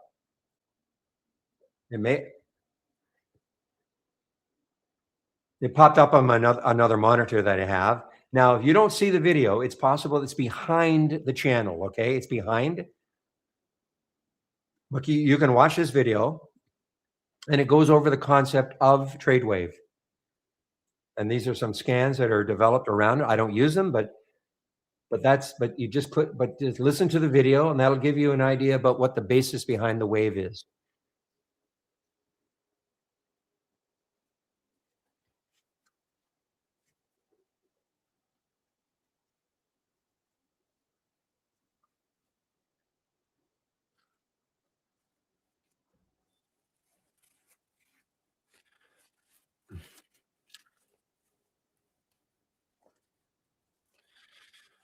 Okay, guys, whew, give me a moment, okay? Just give me one moment. I will be right back.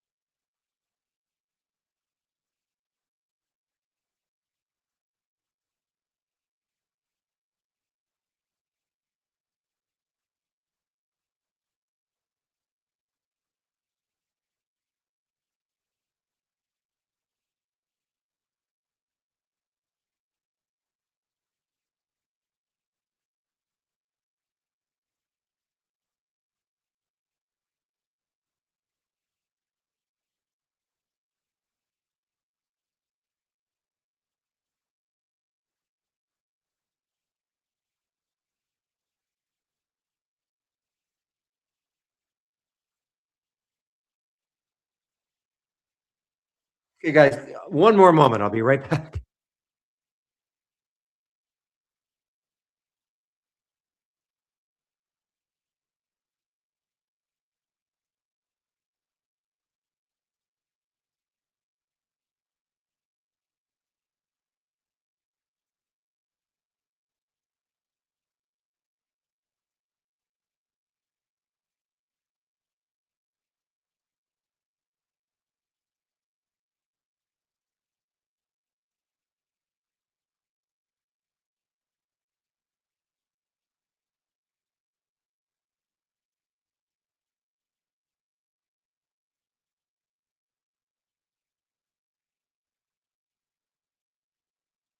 All right, I'm back.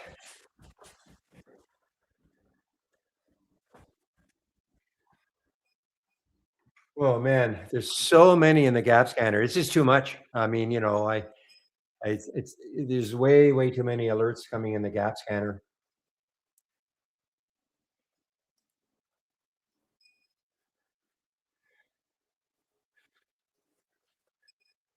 It's just the day. The fact that the market just popped so much.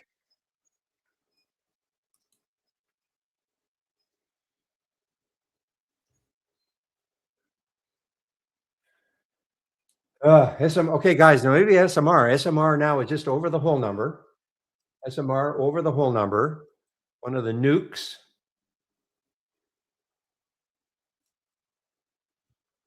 over the whole number. And let's see, what sort of room does it have? So the next high looking left is 2086. Ton of room, ton of room. But remember, all the nukes have done something like this. Several months ago, 4 months ago, most of the nukes were near, well, I'm not saying they were all-time highs, but this was a $57 stock 4 months ago that got down to 13. So yes, they're definitely having a resurgence, but how much do we believe they're going to continue to surge? But certainly on a daily chart, this has room, $21, so it's got $2 to the next high. So what I do is right now, it's just dipped a little bit underneath the whole number. So I'm going to put a price alert around 1910 and see if it takes that out again.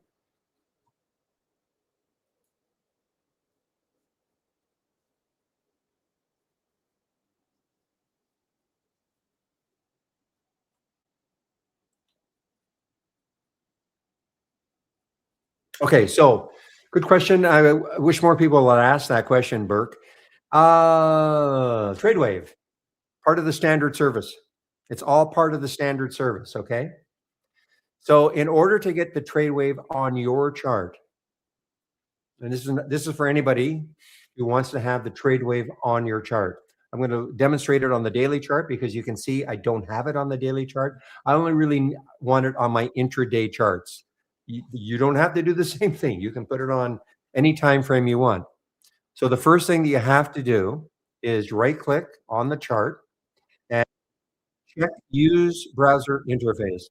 Now, if it's already checked, don't uncheck it because it's a toggle on and off, but I'm going to check it. Use browser interface. Okay. Once I do that, there's no wave showing up yet, but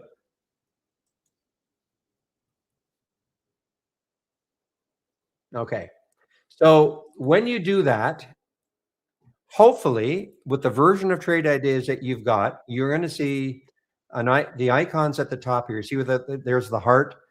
There's an anchor right there. To the left of that anchor is the indicator icon. The indicator icon. So if you click on it, you notice one of the options is trade wave. And that's a toggle on and off.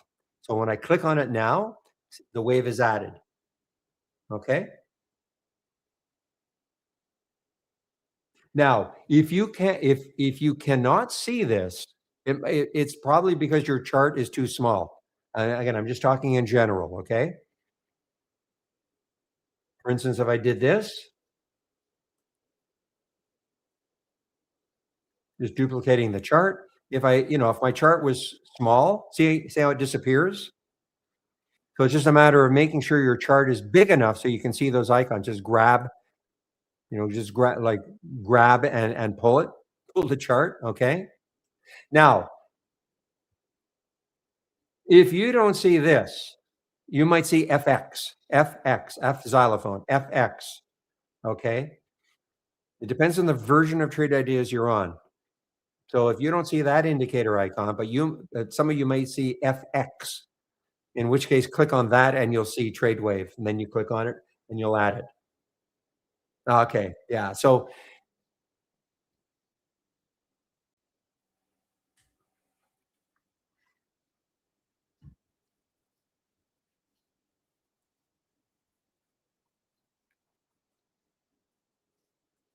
and I'm going to get rid of it because I don't like it on my daily chart because I like to be able to go hover over the candle easily and see where the high was, just by looking at all this information up there.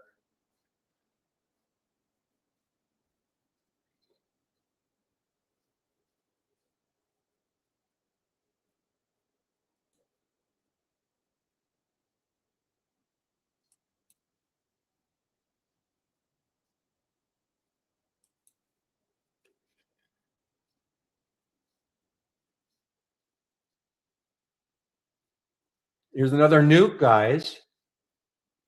I'm sorry, it is not a nuke. It is not a nuke. I'm sorry. QXO is not a nuke.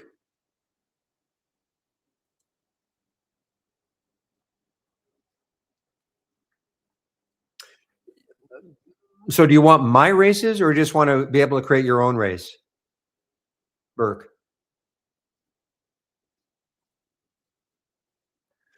So in general, if you go to, okay, in general, okay, then you should go to the guide, click on my homepage link, scroll down till you see education, click on the more info, and then at the top here, the user guide. And it's a great section on TI stock racing, okay? That's in general. How you create your own race with your own time frame, how you start a race with with a top list window, with your own set of parameters, your price range you like. So if you click on that, it's a nice, it's got some video, has some text.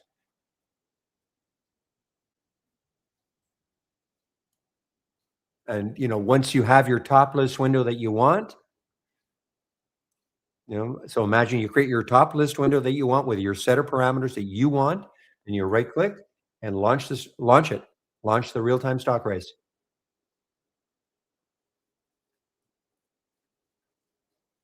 So that's in general. All races start from a top list window.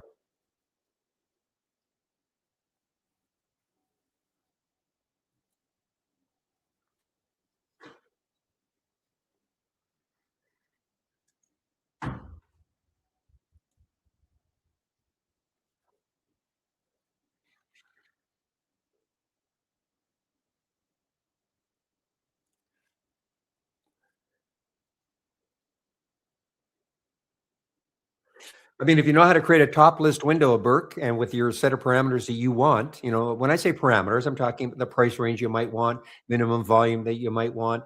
Does it have to be up from yesterday's close? Maybe if you have any experience trading, maybe you want to add some filters in that you like, create your own top list and then launch it. And then here, very quickly, I will duplicate this just to show you some basic. So I'm going to stop the race, that little square there. If I click on it, it says stop, stop the live race. So the race is stopped. I right click and show the race setup. Here's how you can, minutes to run. Here's how I can set how long I want the race to run. Okay. Here is auto start. So if you click auto start on load as an example, then it'll start when you load trade ideas. Okay, I have delayed it, auto start at time. I'm saying started at 9:30 as an example. You don't have to do the same thing. Okay, but that's it's all in the guide, of course, but probably that's the most, most people want to have control over how long they want their race to run, maybe when they want to start the race. once they've created their own top list window.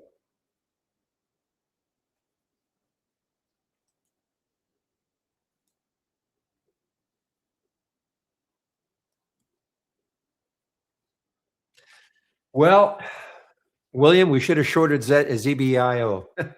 There were only about 5,000 shares available at,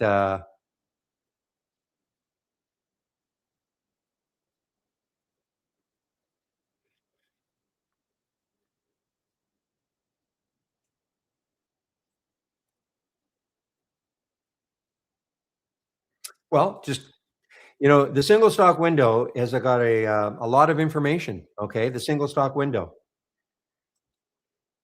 And that's why I have it up and running. So, if you want to compare the two, ONDS, you can see that ONDS is up 4.5%. Its relative volume is 1.5. So it's not trading extremely abnormally. If you want to compare it directly with our cat, I don't know what, so just load our cat, so the relative volume for our cat is 4.3. So, it is trading more abnormally than is, and it's also up 11%. Doesn't mean that ONDS at some point may catch up, but that's what I would do. And then the next thing, of course, is taking a look to see how much room does either one of them have to run. If you took the trade right now, if it was setting up, so you look at our CAD, and the next high looking left is around 1127 on a weekly chart. You look at ONDS, which has been very active. I mean, it's been very active.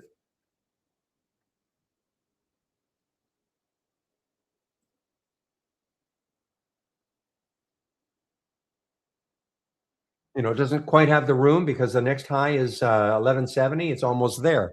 So, so you want to compare our CAD to ONDS.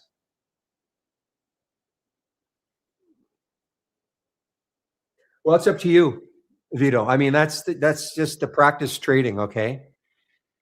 I like stocks breaking whole numbers, not just because it broke a whole number, like the SMR, for instance.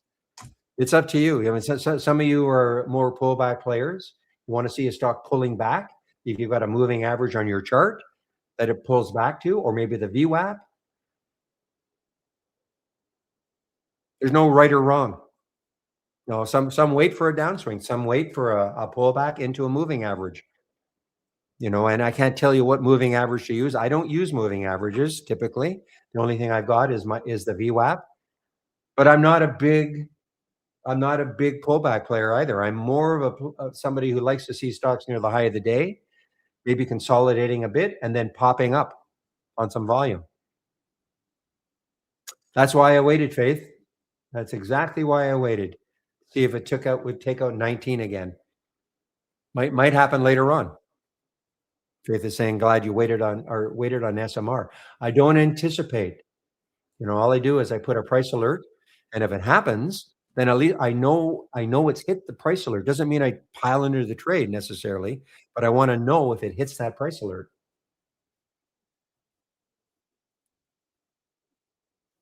Well, you probably should practice trading. We are in our simulator. You can practice live using our real time data in our simulator and practice different types of trading styles.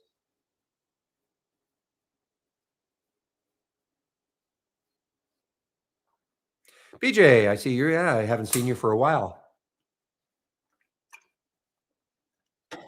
But again, Vito, that's just me. I've just been somebody for years and years and years liking to see a stock that breaks the whole number. I rarely will you see me take a stock, at 22.90.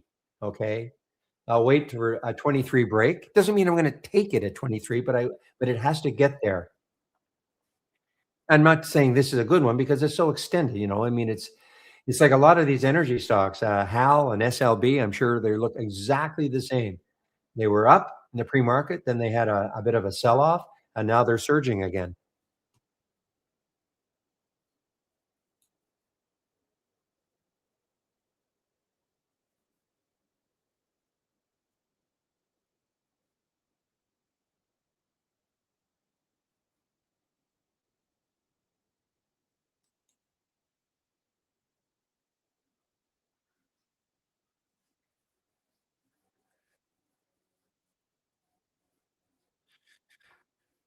Okay, guys. Well, it's been a fast morning for me anyway, 10:50. So a little over an hour. I will be taking a break. Chris Varley, well, I should verify that.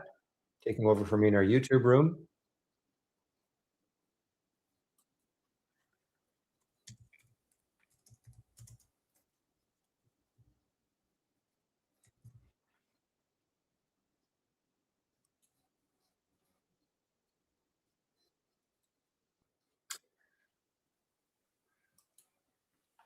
So what happens in our YouTube room is that I take a break between 12 and 1 Eastern time, and then one of the other traders takes over for me in our YouTube room. And typically on a Monday, it'll be Chris Varley. Varley, not Farley. Haha.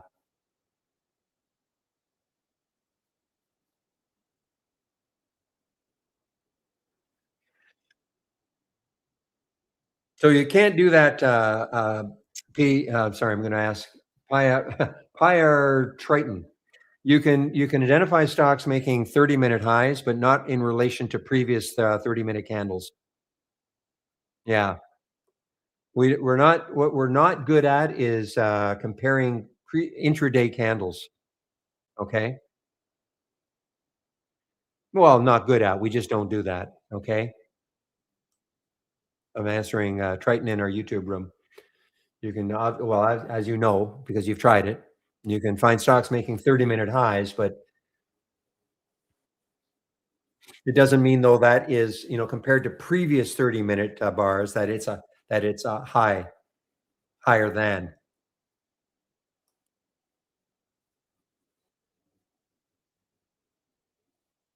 Now you could try consecutive candles. It may, but that's on a day. You could try consecutive candles, but again, it may not do it. So if you right click, I mean, it's not. Yeah, I mean, it's really not going to give you exactly what you're looking for. At least it would show you though that the candle is. So if I click on consecutive, I think we have 30 minutes. So you could say, give me three consecutive candles up and then getting a high in 30 minutes. So you could try that, but it's not going to give you exactly what you're looking for. Okay.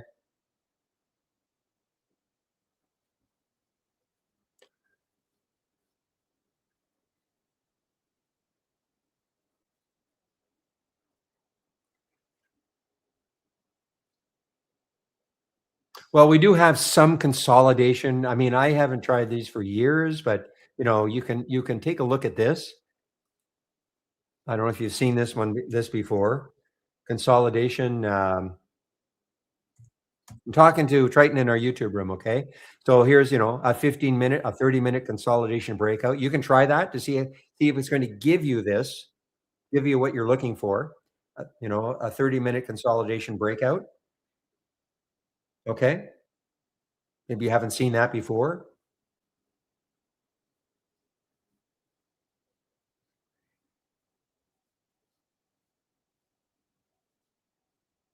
Yeah, so well, the only way to make it an intraday, you mean like literally an intraday high? So the 30-minute high is also an intraday high, is what you're saying? Because I mean, you could, obviously use it with the new high of the day, but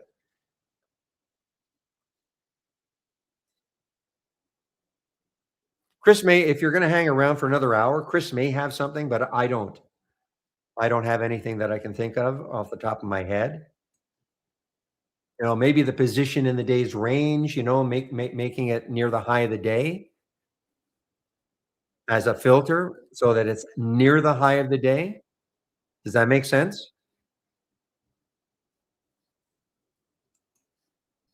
So if you use the position, I'm going to type in search and position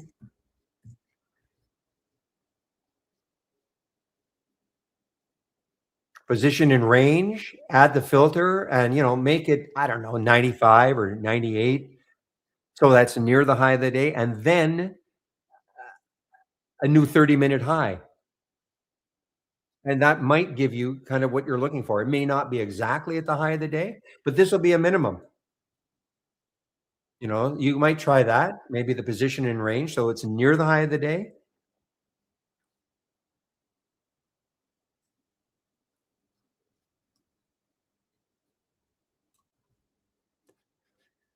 Does MU look overbought to me? Well, you asked that question last week, right, Teddy, regarding shorting it. I'm glad you were looking at shorting it at intraday.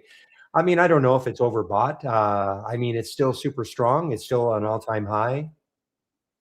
I mean, it had a pullback, yes, but it's still, if you're looking to short it today, I would wait for a VWAP break. But, I mean, whether it's overbought or not, I mean, it's not just a tremendous run from its earnings play.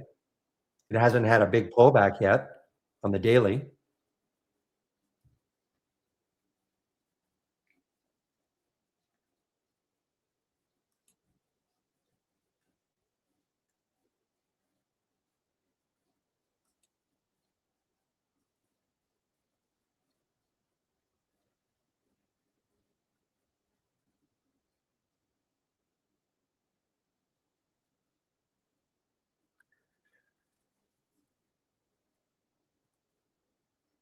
All right. So I did confirm, Triton, that Chris will be in our YouTube room in about an hour. He may have something. At the top of my head, I I can't really think of something that, I mean, I can guarantee you cannot compare previous handles.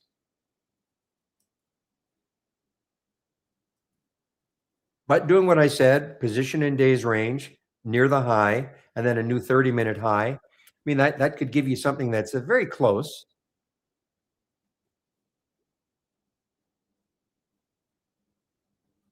So in the position in days range, for instance, if you put 100%, that means it's right at the top of the day. It's right at the high of the day.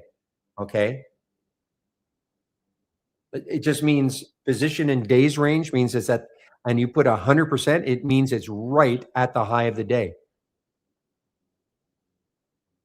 If it's at 95%, it means it's not quite at the high of the day, but it's in the upper percentile.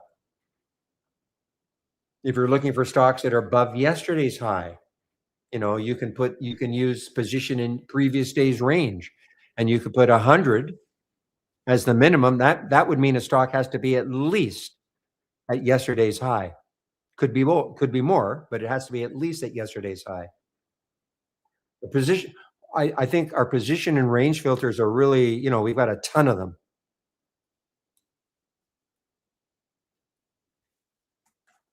Some are intraday.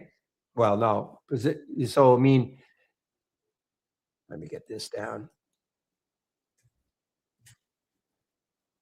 Position in the 5-minute range, 15, 30, 60. That's today's range, previous range, where it is compared to the pre-market. Then we have some other time frames, daily time frames, 5, 10, 20, 30, 6, 9, year, 2 year, and lifetime. So we've got a lot of great position and ranges. You want to see stocks near the all-time high? You put 95 in that, and you'll see stocks near the all-time high as an example in that position in lifetime high range filter that we've got.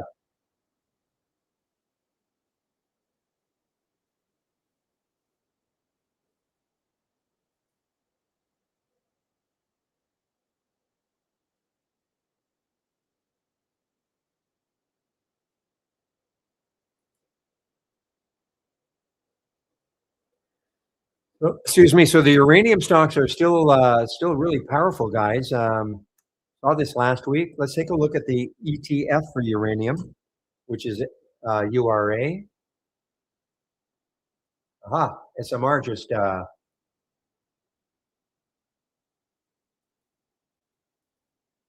me a moment, guys.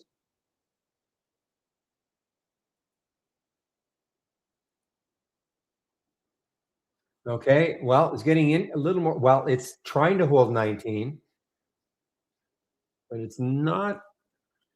It hasn't really cleared 19. It's 1903, 1904 on the bid ask. So I'm going to put a price limit around the 1914 mark. See if it really clears 19 and then moves from there. That's when I might take this trade. I'm not telling anybody to do the same thing.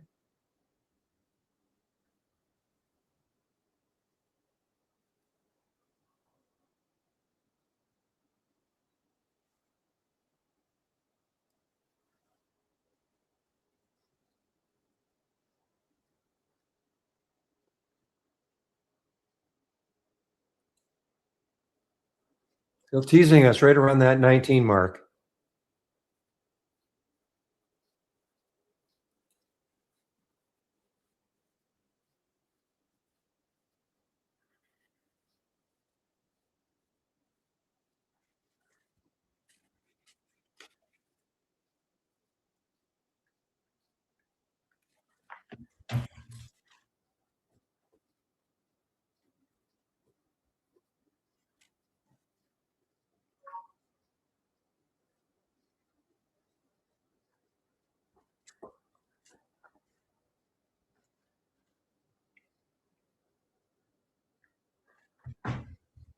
Okay, guys, it's still hanging around the 19 mark, SMR. It has not broken free yet.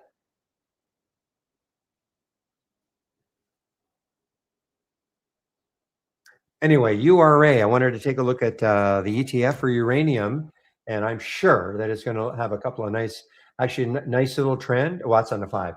Big day on big day on Friday. Big day and a continuation. 49.20 is the next high. This is the ETF for uranium.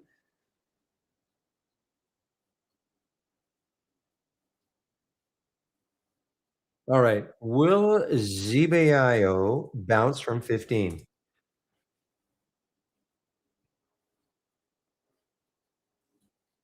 Okay, a little bit of a curve here now.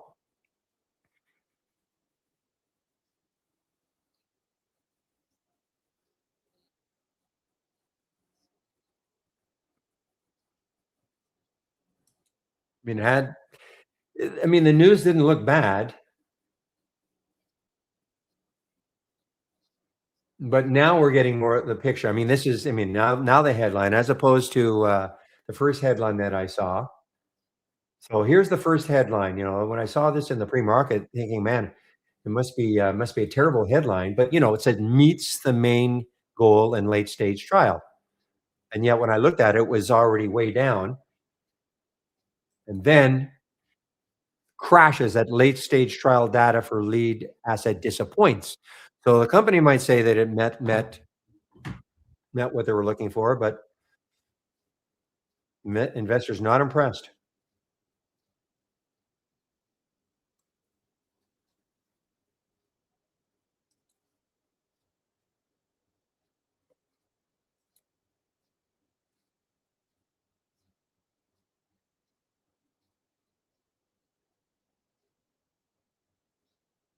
Spread is not great. Yeah, 1504, 1517. It's not great.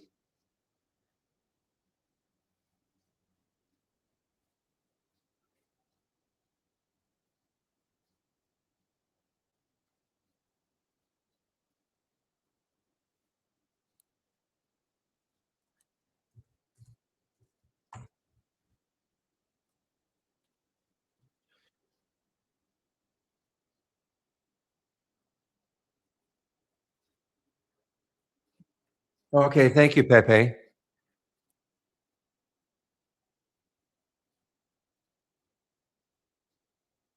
as always, in our YouTube room, trying to help somebody. Son of a.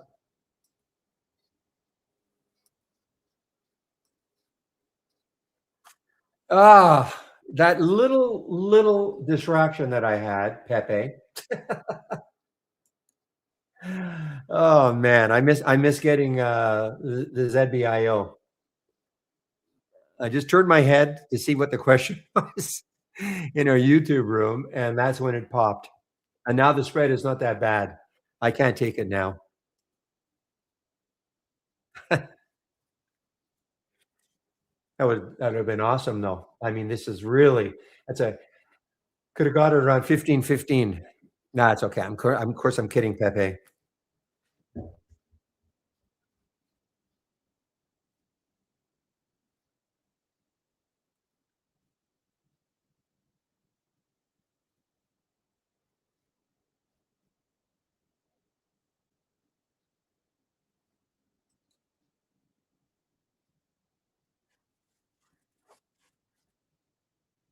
You know what actually is looking better, a little more less volatile is the NNE compared to the SMR. Not that I want to take this right now, but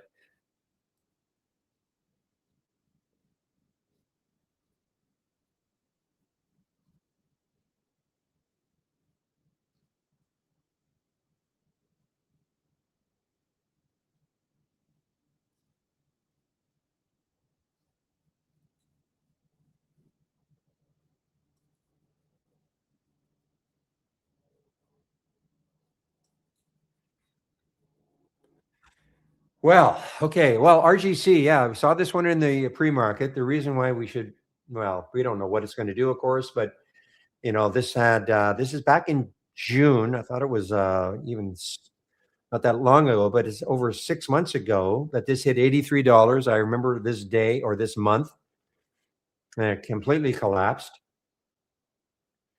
But some resurrection. You can kind of see. I mean, I'm not saying it's going to do it, but if it gets to 29.91, which is the high of that month, the month after, boy, I mean, it could make it traders really interested. I don't think there's any news on it. It's just a trading vehicle. It's not really a low float, not high float, but it's not crazy low.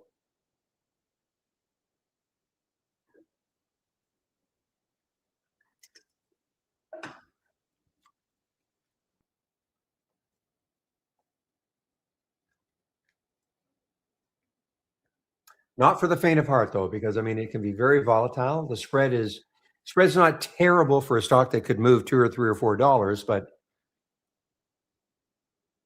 again, that blue screen is from Interactive Brokers. Okay, nothing to do with trade ideas. Nothing. It's time and sales from Interactive Brokers.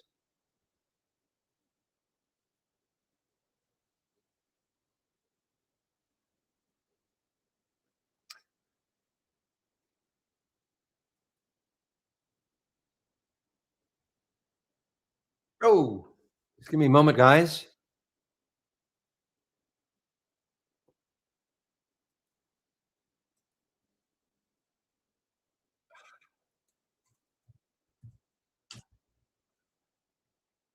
Okay, SMR is back over 9 again.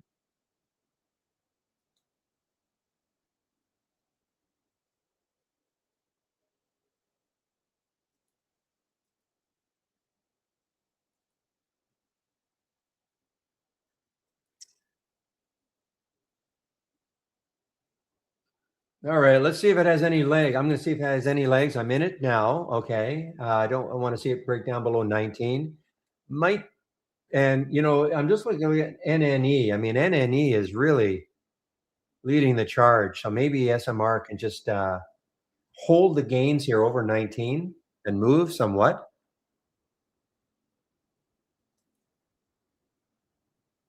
But look at NNE. I mean, this is, as I say, this is a arguably a better one because it has really had not a lot of pullback in it.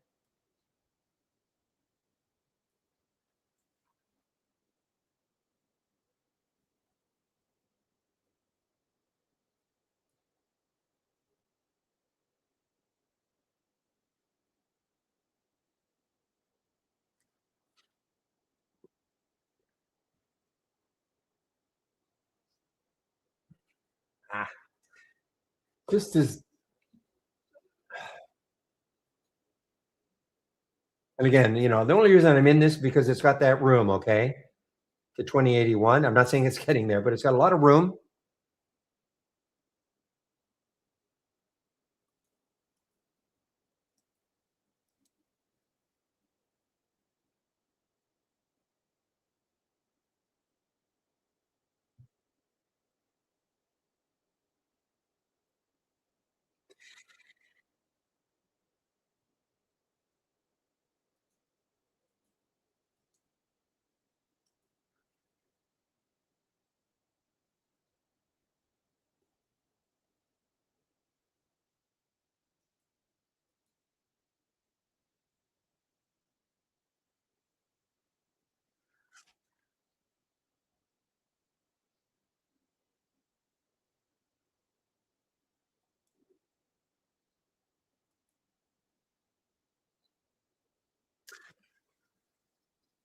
Okay, guys, I'm just obviously keeping an eye on the SMR. I just don't want to see it go down below 19 again.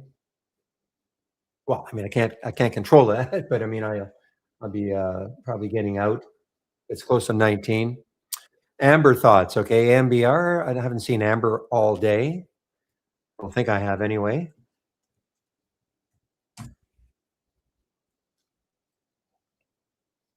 Yeah. So the reason I haven't seen it, the volume is pretty light. The relative volume is pretty light. Doesn't mean it's not good. I mean, it's up 28%. I mean, that's pretty awesome, to be up 28%. And the volume is not, what's the spread like? Spread is not terrible, 4 cents, yeah, 4 cent spread right now. Um, on a daily chart has, not that much room left.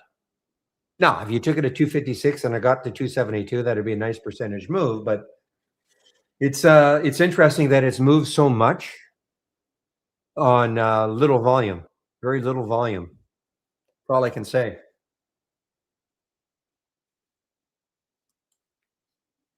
So I mean, it depends on how you look at things. 272 is, to me, it's pretty close. If the next high had been like 315, 317, obviously a lot better.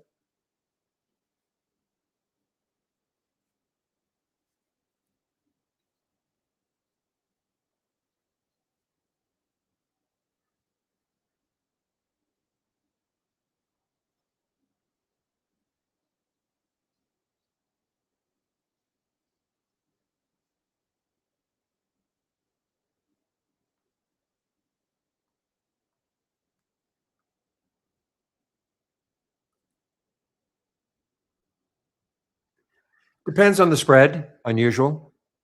With interactive like if I really wanted this one, I mean, 3 cents is not going to kill me. Okay. But with interactive brokers, I can usually ask them to try to fill me in between. Okay. That's typically what I do. Okay. But that spread is not terrible. So if I went in at market and I really thought it was going to move, it's not going to kill me.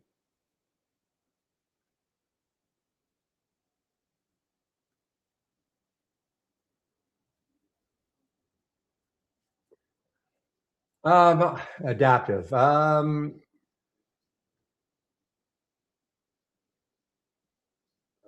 I have adaptive. I do have adaptive checked or as an option.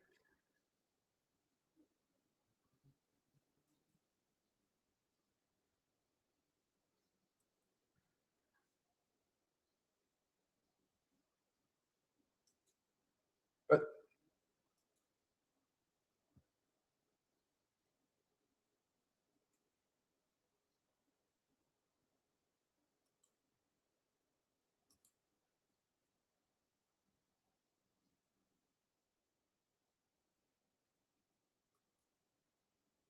I see that mid price is an option. I've never really, usually if I, yeah, usually, I mean, the mid becomes something I'm able to do.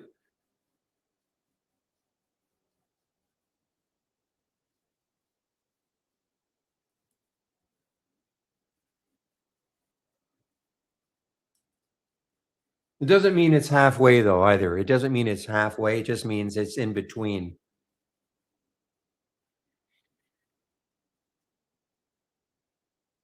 Most of the time though, the things I'm in, the spread is, reasonable that it's not that big a deal.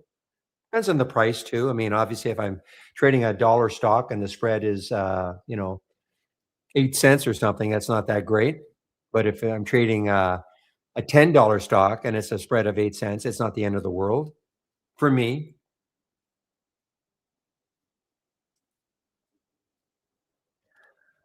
I'm both. I have no bias, Nagira. It depends what the market's giving me. There's a while in the last couple of months, I was probably short more than I was long, especially on the continuation on the gap scans.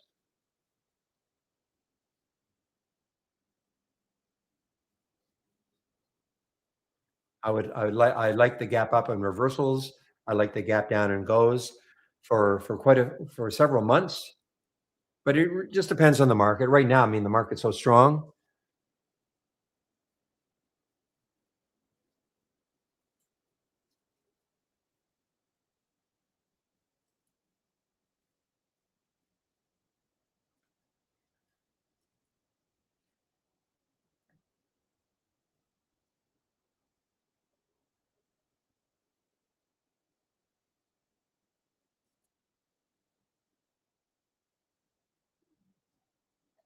Ferrari? That's Ferrari, right? Ferrari? Oh, no, that's not. What am I thinking of? What was I thinking of with team?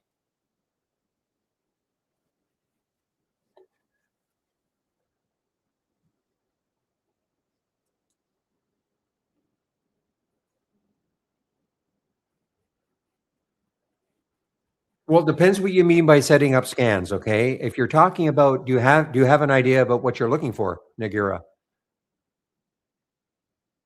But do you have an idea about what you're looking for?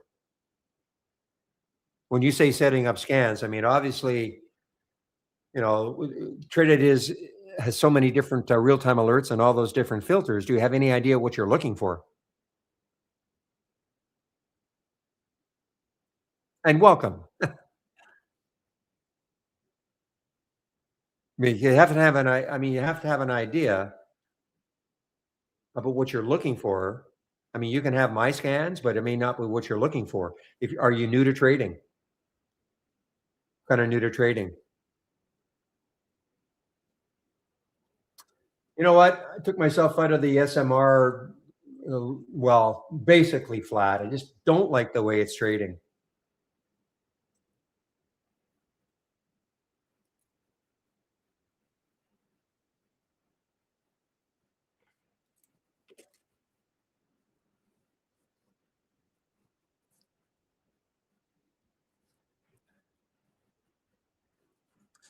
Well, under 10 seconds. Well, you can get,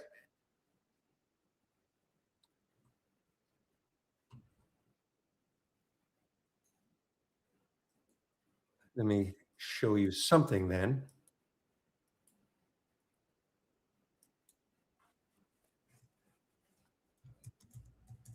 So we don't have like a 30-second. Okay, we don't have a 10-second mover, but I mean, change in 1 minute. Try that. So change in 1 minute percent, and you can put a minimum of 5. If it happens within a minute, you should get the alert. Well, it's not an alert. It's a filter, but you'll see stocks. So if you use the change in 1 minute and say put a minimum of 5%, so that means the stock has moved at least 5% within a minute. It could be in the first 10 seconds. It doesn't have to wait for the minute to close, if that makes sense.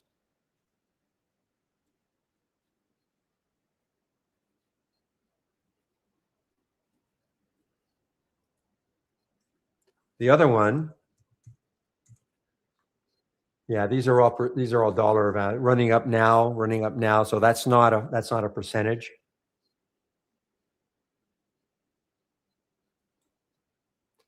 But we don't have 10-second candles. But I think if you use the change in 1 minute, it doesn't wait for the minute to close.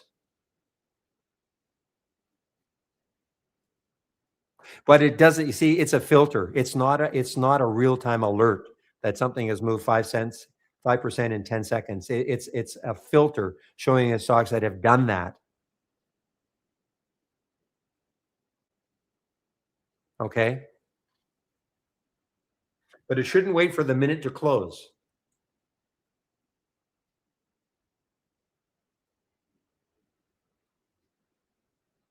That's pretty fast. Like what experience do you have trading? I mean, that's pretty tough trading. Looking for something that's moving in 10 seconds. I mean,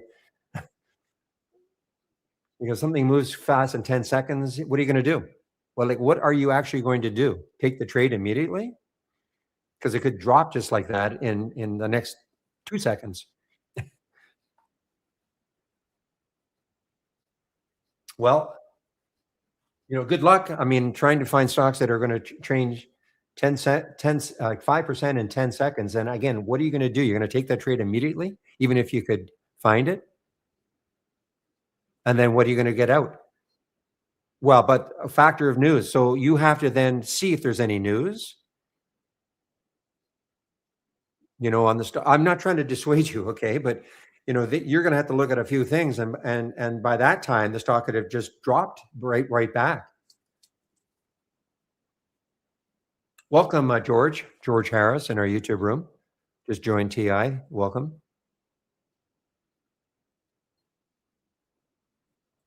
and you're up against, the high frequency traders trying to scalp if that's what you're trying to do. But, hey, listen, I'm not trying to dissuade you, but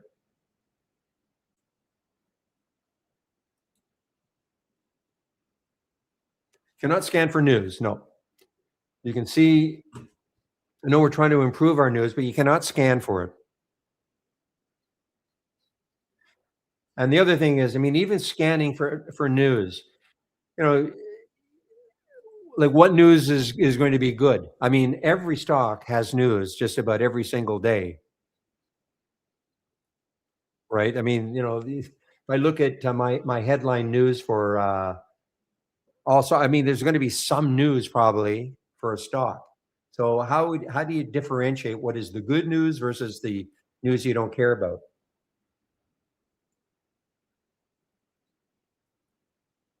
Even if you could scan for news.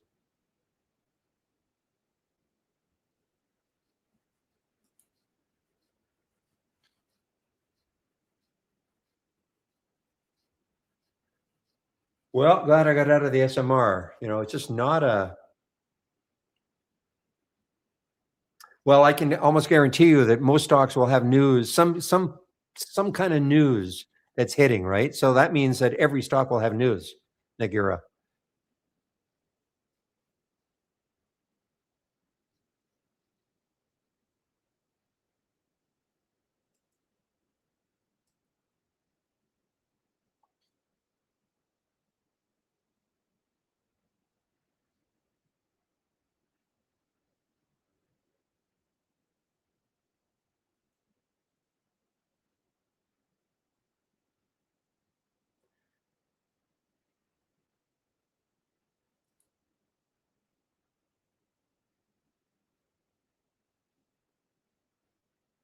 Yeah, so unfortunately, we do not have a way to filter out, countries. You can see, obviously, you can see the flags here, but we don't have a way to filter out, say, all the China stocks. Now, if you knew what they were, you could create a symbol list and put them in there, and just say, ignore those.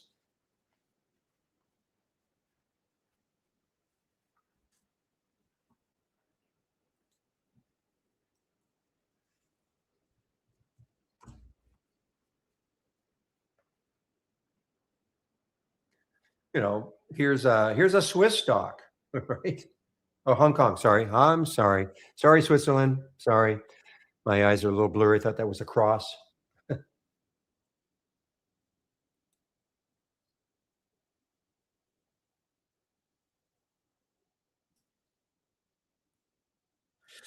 Well, my news, I want to see if there is some. So when I click, most of the stuff I look at is in the pre market. But let's say I click on Ritter right now. Okay, RITR. I click on it. I'm going to my headline. Okay, in Interactive Brokers. Now I don't see any. It's moving. There's no real news on it. I can't see a headline, but if I can see a headline immediately, most of the time I'm looking at news in the pre-market to see, okay, is it moving because especially if it's a bio, we saw, for instance, this morning with the where is it? ZBio, ZBIO. Okay. First thing I saw this morning, it was one of the ones that was down absolutely the most. It's down 55% now. And I saw a headline. Okay. And it said that, even though they're trying to pump this thing up, met the main goals, but obviously the market didn't like that at all. So there was news.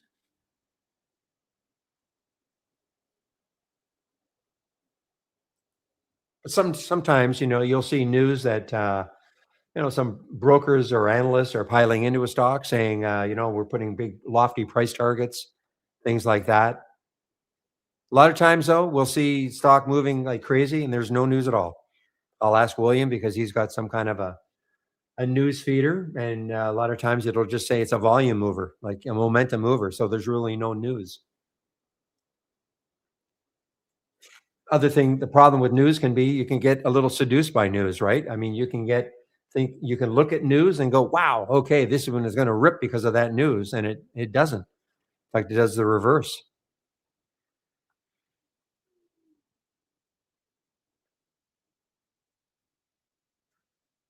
MNTS had news this morning, and for the long time, that news really helped. Some kind of merger they're going to do. But right now, it's anybody's guess what's going to happen. I don't mean with the merger, but with the price. But that's why it moved.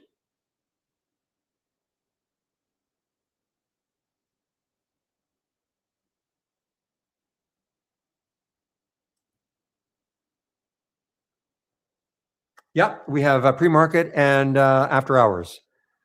Now, all you have to do, make sure when you click on a chart, right click, go to properties, and make sure you've got here's pre-market. Just make sure you check post-market. Okay.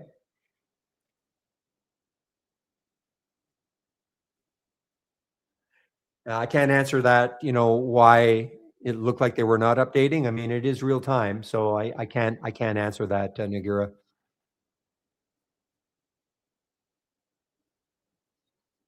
But our charts, you'd have to give me. Well, don't give me a chart because I can't. I won't be able to see.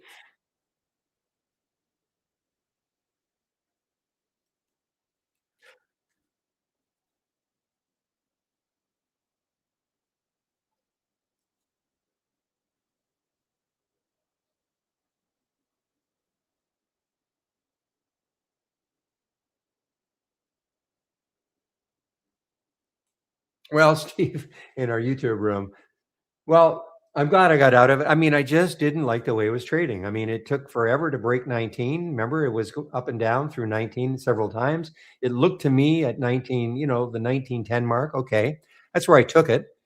And I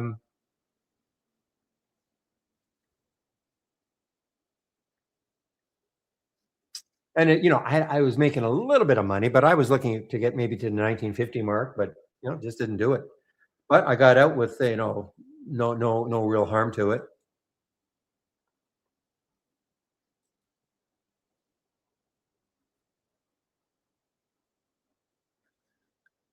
Or I should have said with no harm.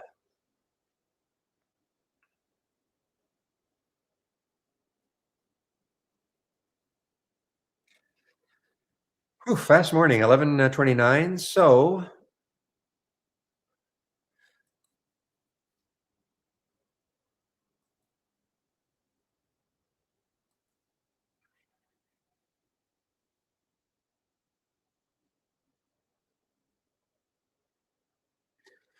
yeah, so the problem with the you cannot get alerts for them, Nigura. Okay, you cannot get alerts. All right, so you cannot create your own scan and then say, okay, tell me when there's a buy flag or a sell flag. Can't do it.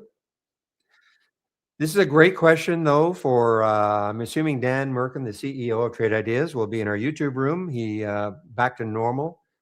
He's been doing in YouTube. He's been in our YouTube room between 12 and 1 on Wednesdays. The CEO. Keep asking the question. Now there is a scan you can use only on a 5 minute. So I don't. If you click on if you click on new and then Market Explorer, this box pops up. Right click on it. Okay, and then select strategy. Another box pops up. Go all the way down to Trade Wave. Another box pops up, and Trade Wave buy 5 minutes. So these are actual scans that will show you a buy. No, I don't think a sell flag, but a buy flag if after 5 minutes it's still a buy flag, because sometimes within 5 minutes it could look like a buy flag because the candle is expanding, but then after 5 minutes, before 5 minutes is up, the candle moves back down. So it has to. So here's one 11:25. Now this is a 2 minute chart, but here it is. Okay, there it is. There's the buy flag. Well, how quickly does it? How quick? Yeah, it's random because it has to meet some requirements. Okay, it's all about crosses. EMA, SMA crosses, things like that. So you're not going to know. when a buy flag is going to show up because it has to meet the requirements for it to show up.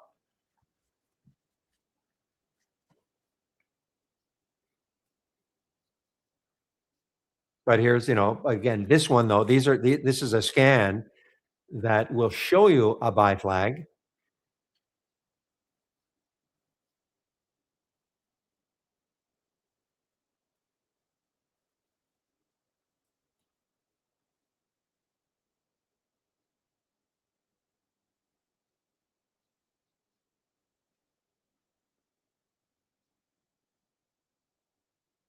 So right now, for instance, if you look at Boyle, okay, here's a buy flag. You will not get a buy flag. Now, it'll keep moving higher and higher. There will not be another buy flag, in my opinion, anyway, as long as it keeps moving higher in the trend.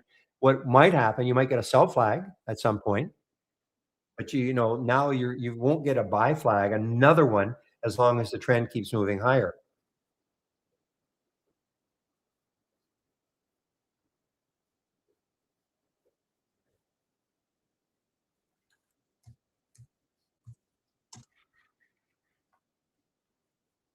You see here's a buy. I mean, this is not good. I mean, this is not a nice looking buy flag because how choppy it was. But you can see that you never got a buy flag again. Here's the sell flag now for SMR. Had you been staring at this on a 2-minute chart, you would have seen it.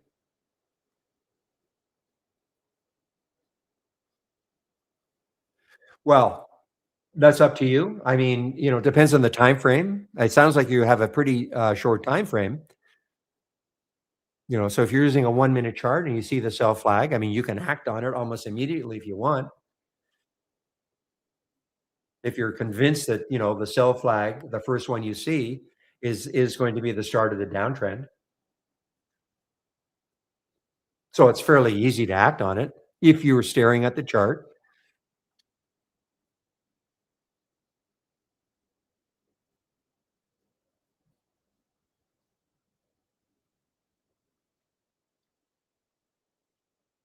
So you could watch this SMR as an example. See how it's getting closer, getting a little bit closer to the VWAP. If at the VWAP it actually holds and starts to move up, you may get a buy flag. If it's up to you if you think you want to trade it, of course, but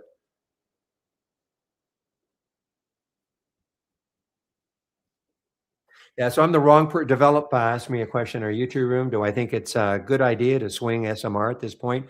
I'm not a swing trader, right? So, I mean, this whole sector has been just beaten up badly. If you believe that, you have to want to believe that the sector is going to come back if you're going to swing it, I guess. I have no special insight as to whether this whole sector, which has had two good days, because you look at NNE, OKLO. There's got to be I know there's an ETF for the sector. I just can't remember what it is.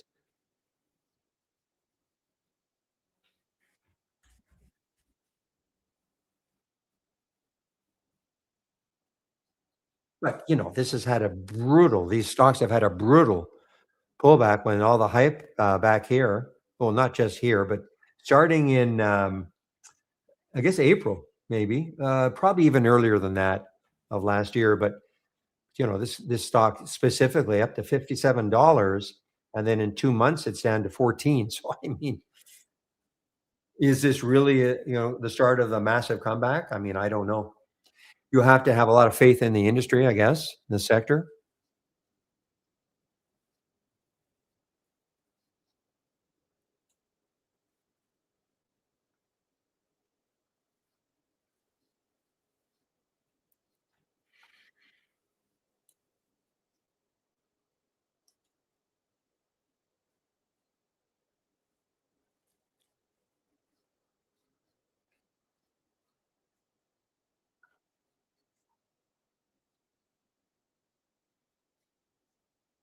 So, for instance, develop. If you were going to, if you really thought the sector was going to, okay, that's enough of this nonsense. It is really going to start to come back. And if you thought SMR was one of them, okay, so like, what would you do? Like, where would you put your stop? First of all, there could be some resistance around 21. Okay, So, I mean, an intraday trade, if that happened, that'd be awesome. That's why I was sort of interested in taking the trade intraday.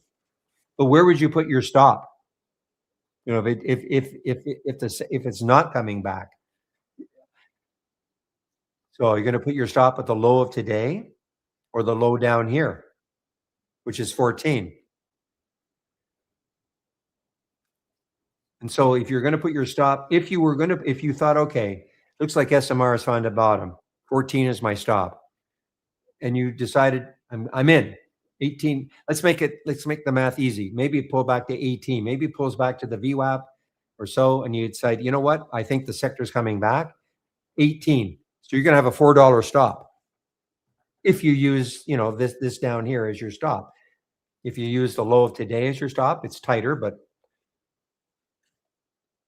if you used a $4 stop, then you've got to have a reasonable expectation, for me anyway, of making $8 on the trade. You're risking $4. You don't want to risk $4 to make $1.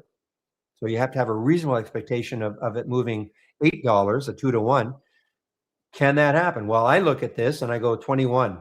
Hmm. That's $3 away, not $8 away. $8 away would be way up here.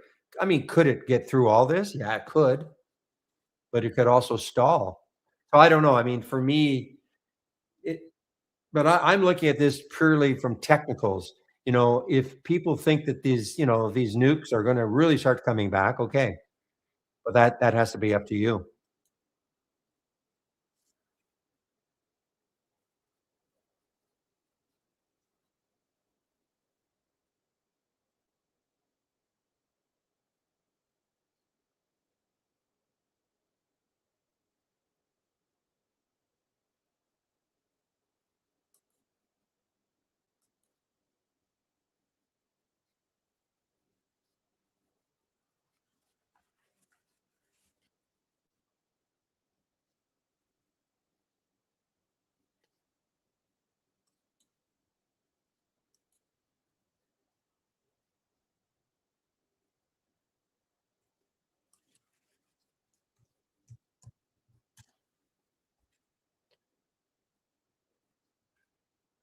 That's right. This was not shortable for me. Unfortunately, Interactive Brokers. I mean, this looked like this be a pretty interesting short. Right now, even it's consolidating, and if it broke down, now this could turn into a nice bounce. If this keeps consolidating, look at it consolidating on the two, it may turn around. Still up 18%. Had some news, but this was never shortable for me at Interactive Brokers.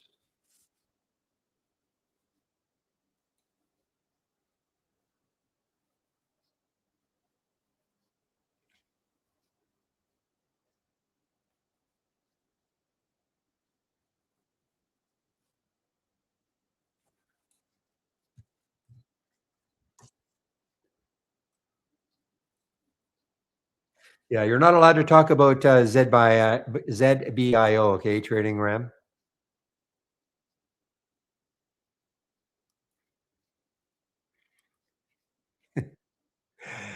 I'm kidding, of course.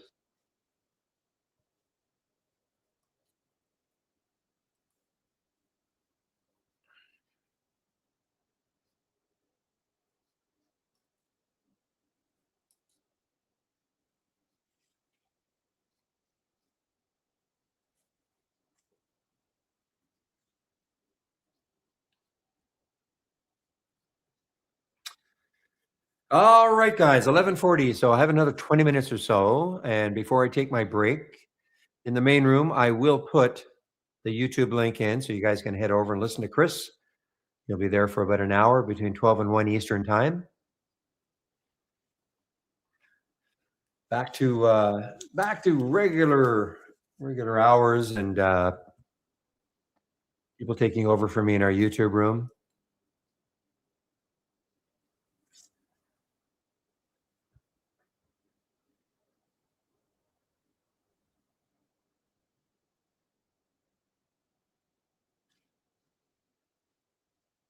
Man, oh man, this gap scan today is just probably one of the biggest days I've seen from the gap scanner. Yeah, don't go now. I mean, you can go now if you want, but he's not there yet. Weren't you there though? You were there earlier, weren't you?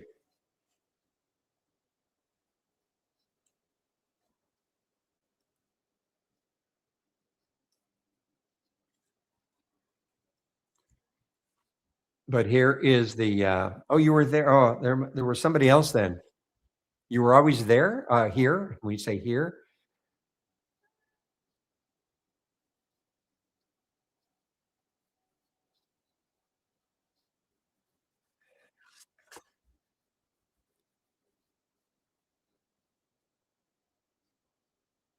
There was another Burke in the, I thought it might have been you that just came over. There was another Burke in our YouTube room. Not the same ending, but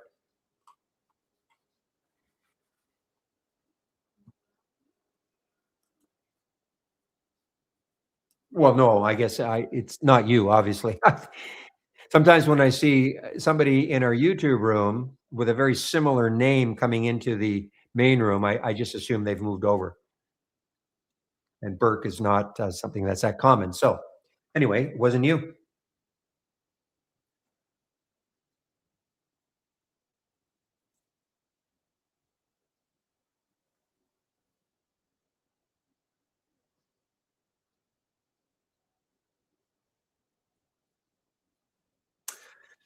Well, okay. There is, I mean, this depends what you're looking for. Okay. I mean, but you can try our channel. Okay. You click on new and docked channel bar. Okay. And then click on the show more. And if you scroll down, you will see that we have a pre-market channel. Okay, pre-market. Okay, you can click on the pre-market channel. Here it is. This it will still work. Okay, when I say work, it's still active, but this is what I see in the pre-market. This is what I use in the pre-market. You know, the pre-market actives up and the pre-market actives down. That's from my homepage. It'll be very, very similar. So if you're looking for the top movers, it's very easy to find them. But again, just because something is at the top doesn't mean it's going to continue. But that's up to you, I suppose, in terms of looking at a chart.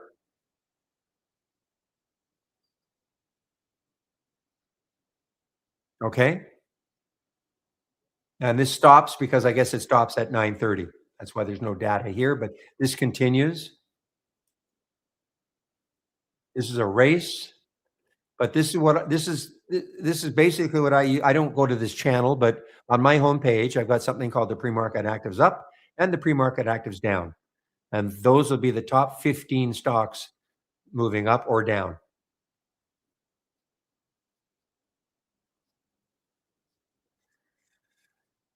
Well, you can this will continue. If you're just interested, this will continue. Because look at this, it says 11:44. Okay, so this will continue, and even mine will continue. It's just that I don't look at it once at 9:30, but mine will continue also. Mine, when I say mine, I'm talking about, oops, not that.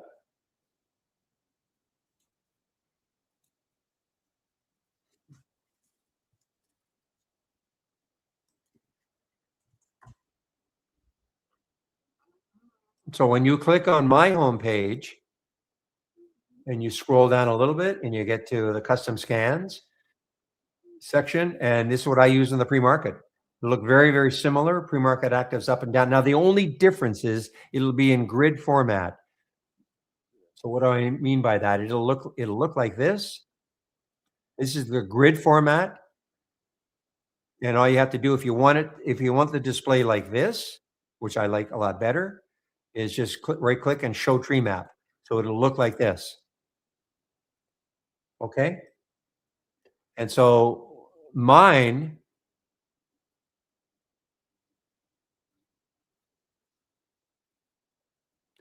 see, I wouldn't use the problem with the pre-market channel is that if you left it what I would do is I would like, is this what you want? Is this what you want? The pre-market act is up and down. Is this what you want to be able to see in the pre-market? Okay. So what I would do, because you see, the problem is if you go to the channel and you add charts, you can do that, but that means you're gonna have to stay on the channel all day long, which I mean, if that's what you want to do. The problem is that the minute you leave the channel, anything you've done, added charts, it's not saved. And the reason for that is because these channels are for everyone. Okay, so the fact that you might want to add some channels, your time frames, or make changes does not necessarily mean that that's what others want to do. Well, you could save, but why don't you just do this? You could take, if I mean, if you wanted exactly this, exactly. I mean, this is basically what I have. I just have the top 15, but if that's what you want, you can take this, right click on it, and you see where it says duplicate into free floating window.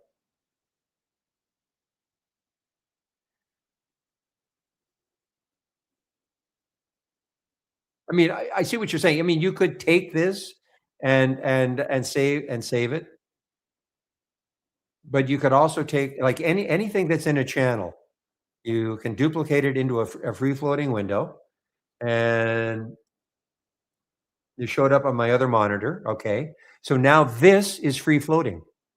You could do that with this one, and then create your charts that you want, and then save the layout. You don't have to. Then you can just like leave the channel. And you've got whatever you want to extract it from it, create the charts that you want, and then save your layout. Call it your pre-market layout. That's basically what I do. I do have a pre-market layout that I get rid of at 9:30.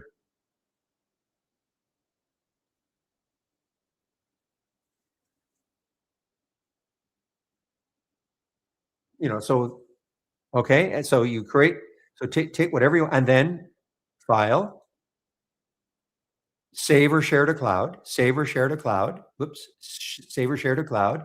Entire layout. You could call it pre-market layout, and then save it. So now you've got a pre-market layout that for you.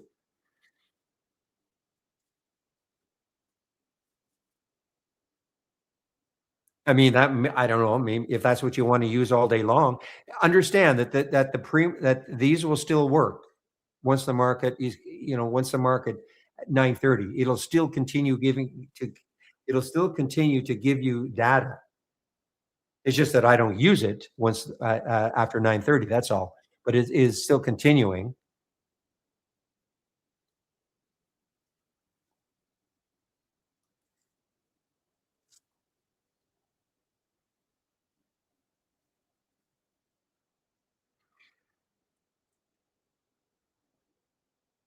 And this is obviously this layout that I have here. This is my 9:30 layout. Now, what you might want to do, again, if you want to use your so-called pre-market layout all day, that's fine. What I do is once once I'm done, once I'm done, I will do something like this. I'll say always save my layout just in case I made some change that I can't remember I made. It's always a good idea to save your layout. But let's say, and then I Windows and I say close all. I'm not going to do that. It will close all my windows that I've got here. And then I would say file, load from cloud, and I would load my pre-market layout. Why? And then once I've got my pre-market, remember I'm done for the day, okay? But I've got my pre-market layout, and then file, exit, and it's going to ask you, do you want to load this layout when you load trade ideas next? Well, assuming you want your pre-market layout loading first thing in the morning, it sort of makes it simple. I mean, you can obviously go and file load it and all that, but that's what I typically do because it's going to say when you click on exit, it's going to say, do you want this layout loaded the next time you load trade ideas? And so if I got my pre-market layout up and running, I don't have no, I don't have a layout, that I share, Vito. The reason I don't is not everybody wants everything I've got. So that's why I send you to my homepage, and you can pick and choose what you want, okay? You just pick and choose what you want. As far as the time charts, you should have an idea about what time frames you want. The fact I want a 2 and a 5 and a day and a weekly and a monthly, I mean, that's not what everybody wants. You should know how to create your own charts with your own time frame. Not hard. But if you click on my homepage link, I mean, here are these 2 races right here, large cap gainers, or this is not, this is just a wide open race right here. Here's the Halts resumes down here. Here's my single stock window. Where are you? Single stock window is here. Okay. And I have some others, and here's what I use in the pre-market. Act is up and down. I have some other scans that I'm sharing. You can't see them. I have one that's on my other monitor. But not everybody wants everything. So you just basically a la carte it. You should learn how to do that. Especially, I mean, creating a time, if you've never created a chart before, you click on new and then chart window, a chart will pop up. And then you can start to, put in your volume bars, and I can give you one chart if you want, if that's sort of the format you want. Like in other words, with the wave and these volume bars, and then basically you just duplicate them and create the different time frames.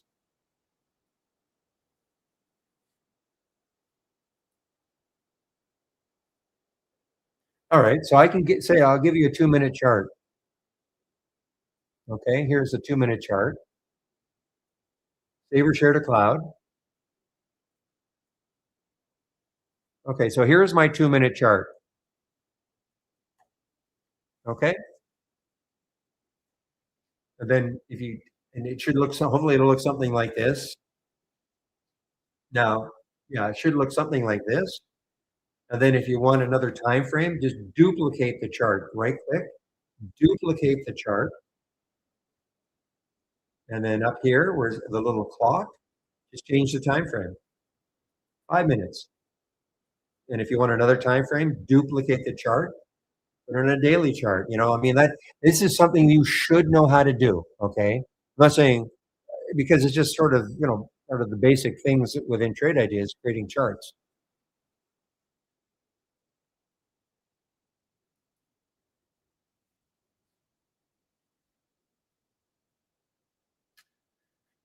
Okay, guys. Well, I'm going to put the YouTube link in again. Chris will be there in about 5 minutes, I guess.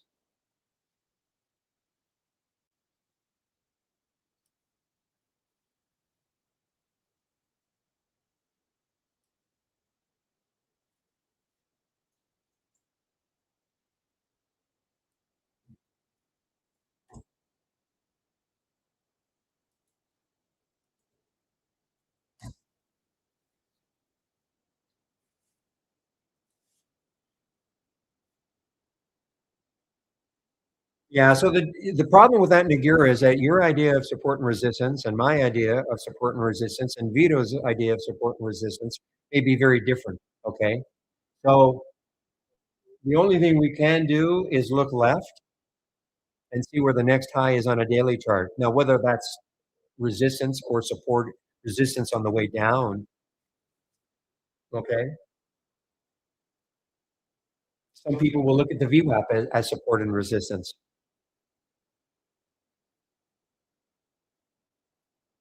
So there's no quick way. It all depends on what your idea of support and resistance is. I mean, we can create something that will show you stocks that are near the VWAP as an example. And so if you thought that the VWAP was an area that could be support or resistance, we can do that.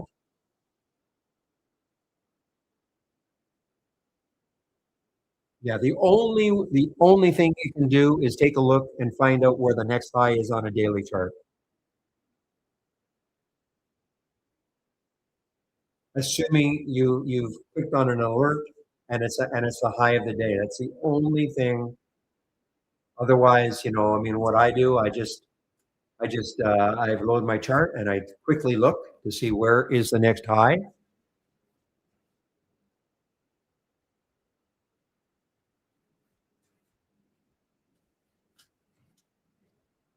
But again, the only thing we have is if you click on a real-time alert on a scan, but it requires SKM, it requires that you've clicked on us on you have a scan that is looking at that is giving you a new high of the day. Then it can look left to see where the next high is on a daily chart.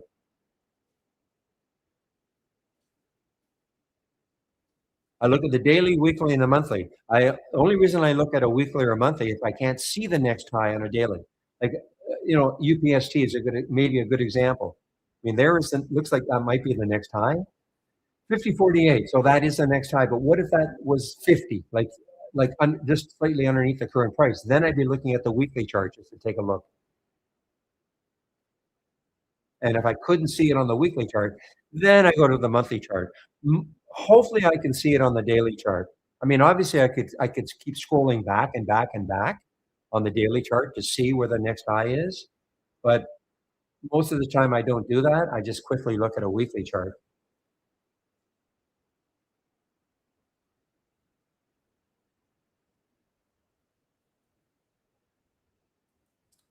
All right, guys. I'm anticipating Chris will be in our YouTube room.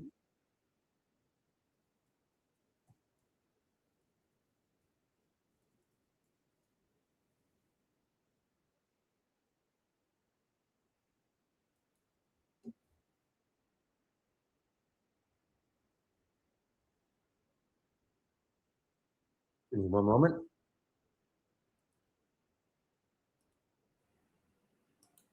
All right, so I'm just waiting for Chris to show up in our YouTube room, and I'll be taking my break. I'll be back at about 1 o'clock, as it says.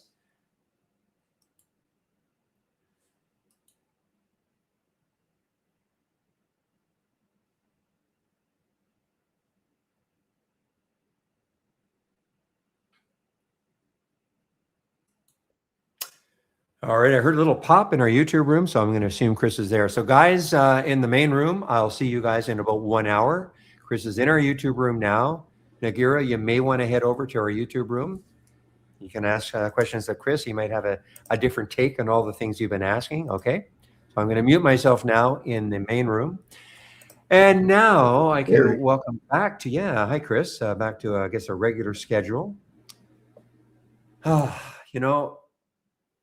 like the holiday season, but it exhausts me. Jeez. So I'm glad it's over. Oh, maybe Chris can't hear me. Chris, I heard you, Chris. Don't tell me we're going through this. Can you guys hear Chris talk? I can't hear him talk. I heard him say Barry. So are you hearing Chris talk in our YouTube room, guys? I heard very, very quickly, I heard a Barry. I heard the pop. But now I don't hear him if he is continuing to talk.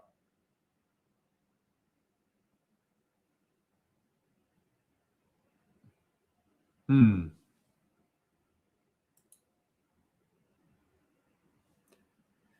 any?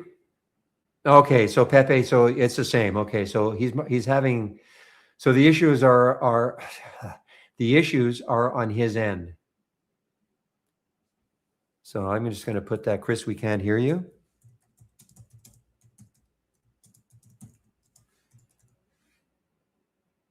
Sometimes it's been that for some reason I'm the only person that can't hear him, but there you go. Now I hear you. I muted myself. Are you is Barry? Are you here, Barry? I can't hear you. Still, I am here. I am here. Very you can't hear me? That's weird.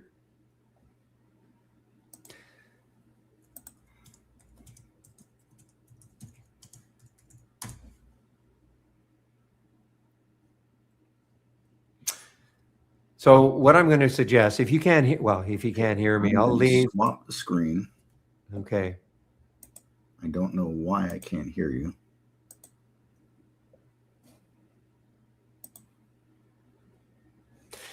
Okay. So guys, Huh. I'm not going to talk over Chris. Okay. So Chris, I'm going to leave now and Chris will take over for an hour. All right, Barry, I swapped the screen.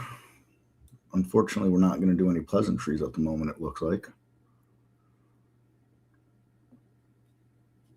And I will have to figure out what happened that I can't hear. Guess it's my turn for gremlins in the system. All right, I'll see you in an hour, Barry, and we'll see if I can't figure out what the heck is going on my end now. All right, everybody. So, as usual, Microsoft and its infinite wisdom swapped my sound around. No updates or anything I changed on my end, but this morning nothing was pathed to where I normally path it for sound. So clearly that's remaining true for StreamYard now, which is a bit unfortunate. Anyways, enough of that nonsense. Happy Monday to you all. Happy New Year to you all.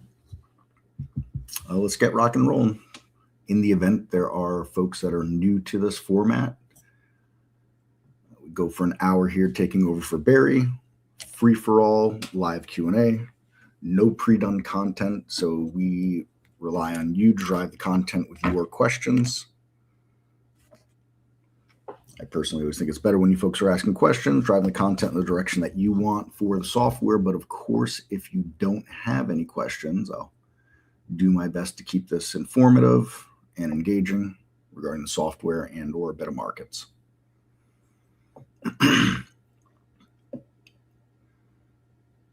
So with that said, the floor is open. Don't be shy. Don't be shy. Get those questions in for me if you have them. A trade idea for today. Stick to your plan. I mean, I don't have any specific. If you're looking for a stock suggestion, I don't make stock suggestions. You know, there's all kinds of stuff coming through scans that I've got running right now. I haven't looked at anything, if I'm being honest, today. Outside of I know the SPY is up. I've been head down answering trade ideas questions and emails and chats all day long. And aside from that, I don't have any positions in anything currently.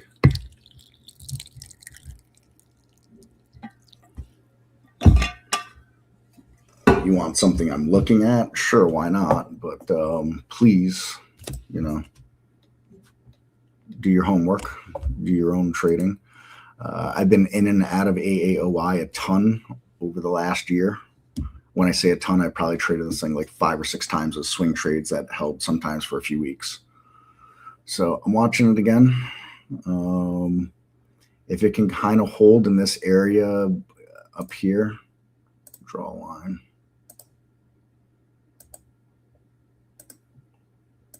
I haven't used these lines in forever.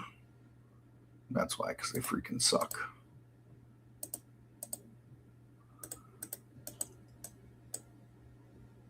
Let's go. Come on. There we go. So if we can kind of hold up in this area here, holy crap. So we can hold up in this area up here. I'll be interested in AAOI again. Will I be interested in it taking a position today? 100% no. There is 0% chance I take a position in this today. Not a very high probability I take it tomorrow either. But I am watching this here. You know, if we look at it on a monthly, I want to look at it at a 5-year chart, but on a monthly, or look at it on a daily chart here, you know, we can see over time. Get a handy drawing tool out here.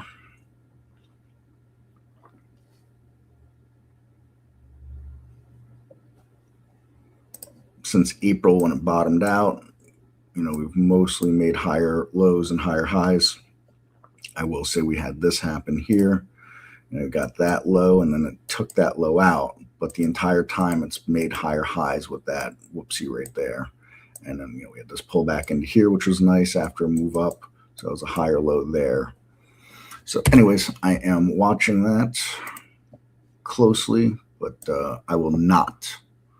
There is 0% chance I will be taking a position in it, and I pretty much say there's 0% chance of taking a position in it tomorrow, today or tomorrow. So make of that what you will.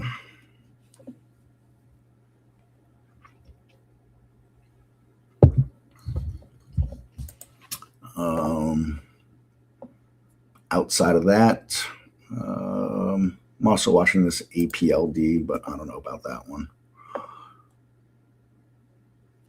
It's kind of lingered on my list after I took a swing trade on it a few months ago. That's all I really got right now. This week I'll start to really do homework and dig into some charts, line myself up for the new year.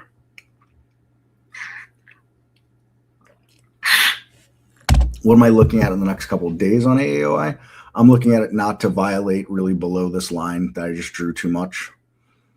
And I kind of look at that as a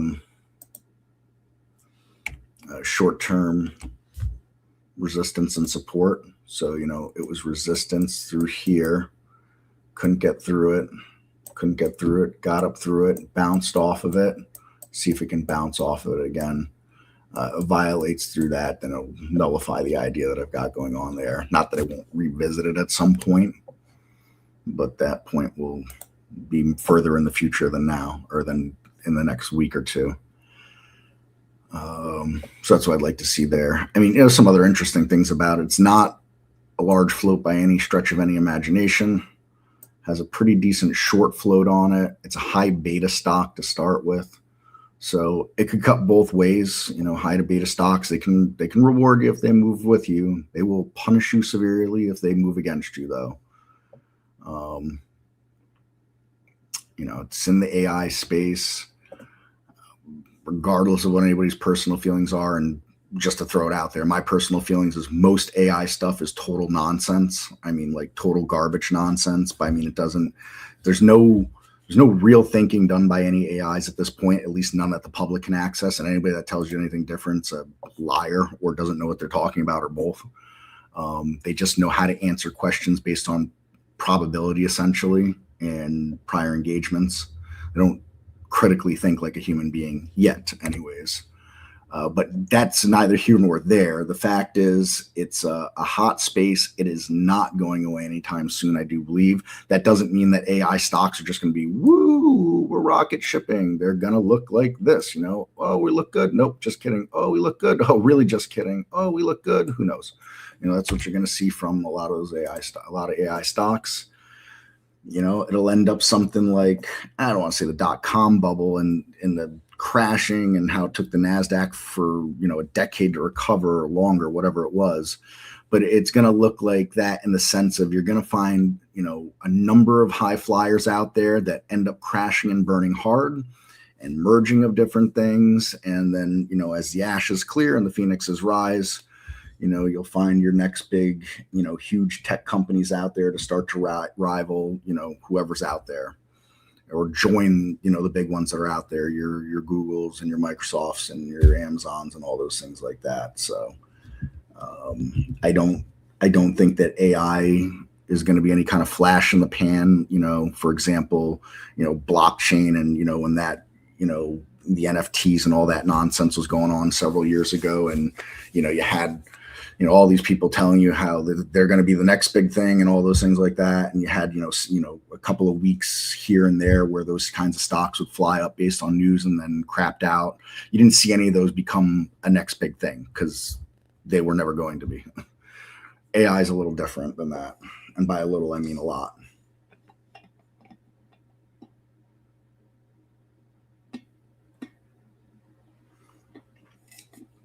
Yeah, I mean, there's a lot of nuance to it. So, but, again, my personal feelings mean nothing. I'm here to make money. And the fact is there will be money to be made or continue to be made in AI without any question, at least from the trading side. And I plan to do that. So both AAOI and APLD are AI-like plays. APLD is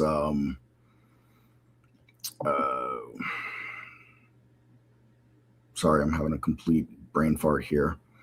Data centers. It's they're data center focused. So, anyways, that is that.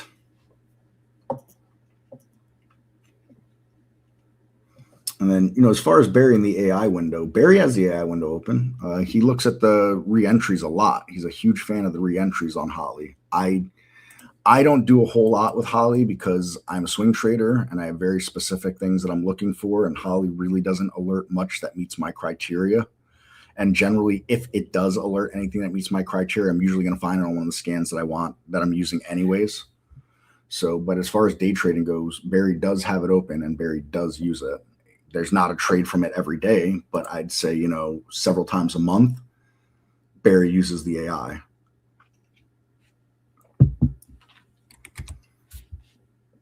One tool that the AI has behind the scenes that I wish we could bring more forward, not to do this as like a teaser that it's going to happen or anything like that, but, Holly with its base strategies does tens of thousands of simulations every single night, and then those simulations lead it to optimizing the strategies. There's certain things in the strategies that can't optimize, for example, like the Mighty Mouse strategy or Little Big Guy or whatever those ones are, the small ones. The price range on that really won't change, but volume metrics, distance from an SMA, if it's using that or whatever else, they can change or get omitted and things like that. So,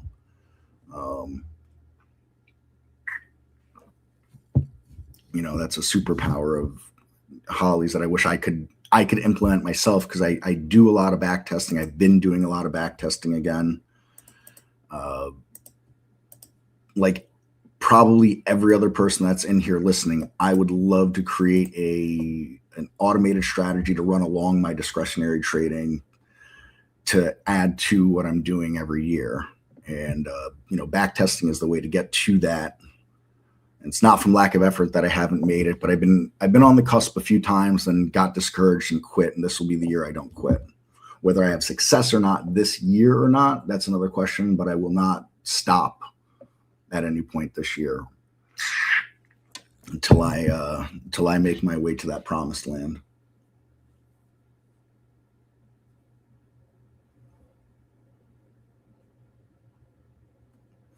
Yeah, so when I say doing my homework over the next couple of days, when the market closes today, I don't know if today I don't think I have anything after.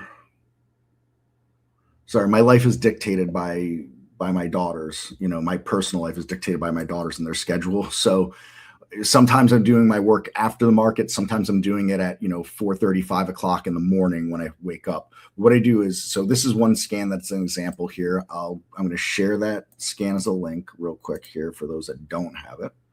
Bear with me, and I'll go over what I consider my homework. My evening scan.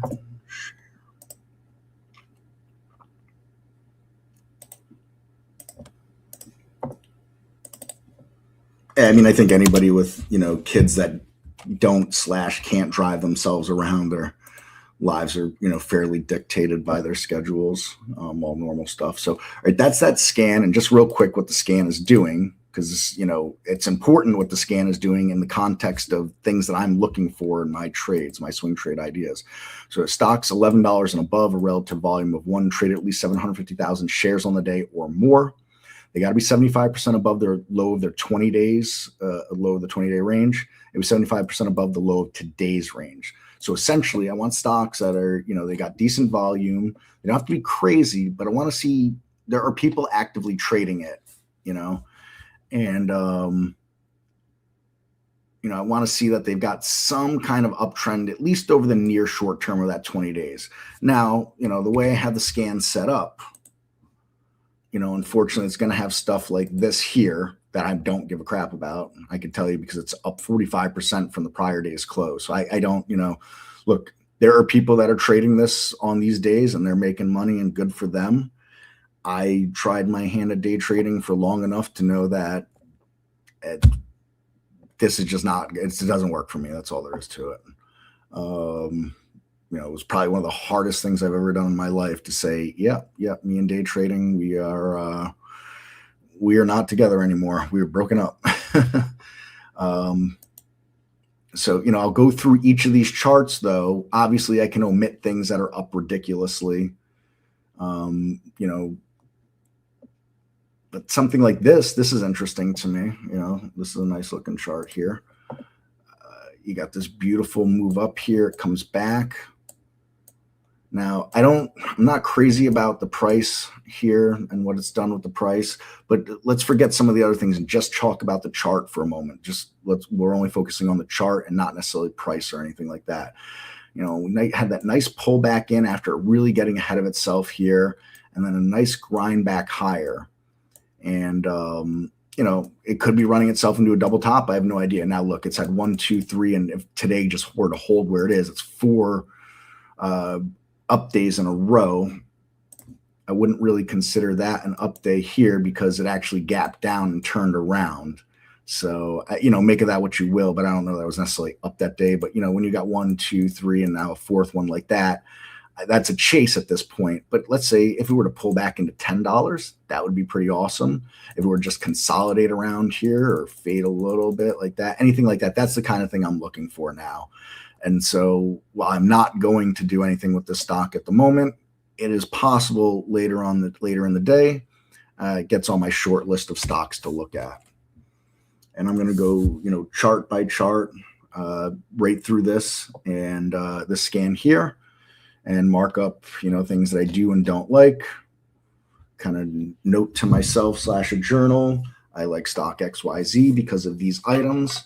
And then I start to create if-then scenarios, based on what I want to see. So if this stock were to hold this level, then I become interested at that level. If I become interested at that level, then my stop would be at this level for this reason. If I were to enter it at this level, then I would manage a trade to the upside based on these items here. So that's essentially how it goes. And that's what a trading plan is. The shell of any kind of trading plan is being able to answer those questions.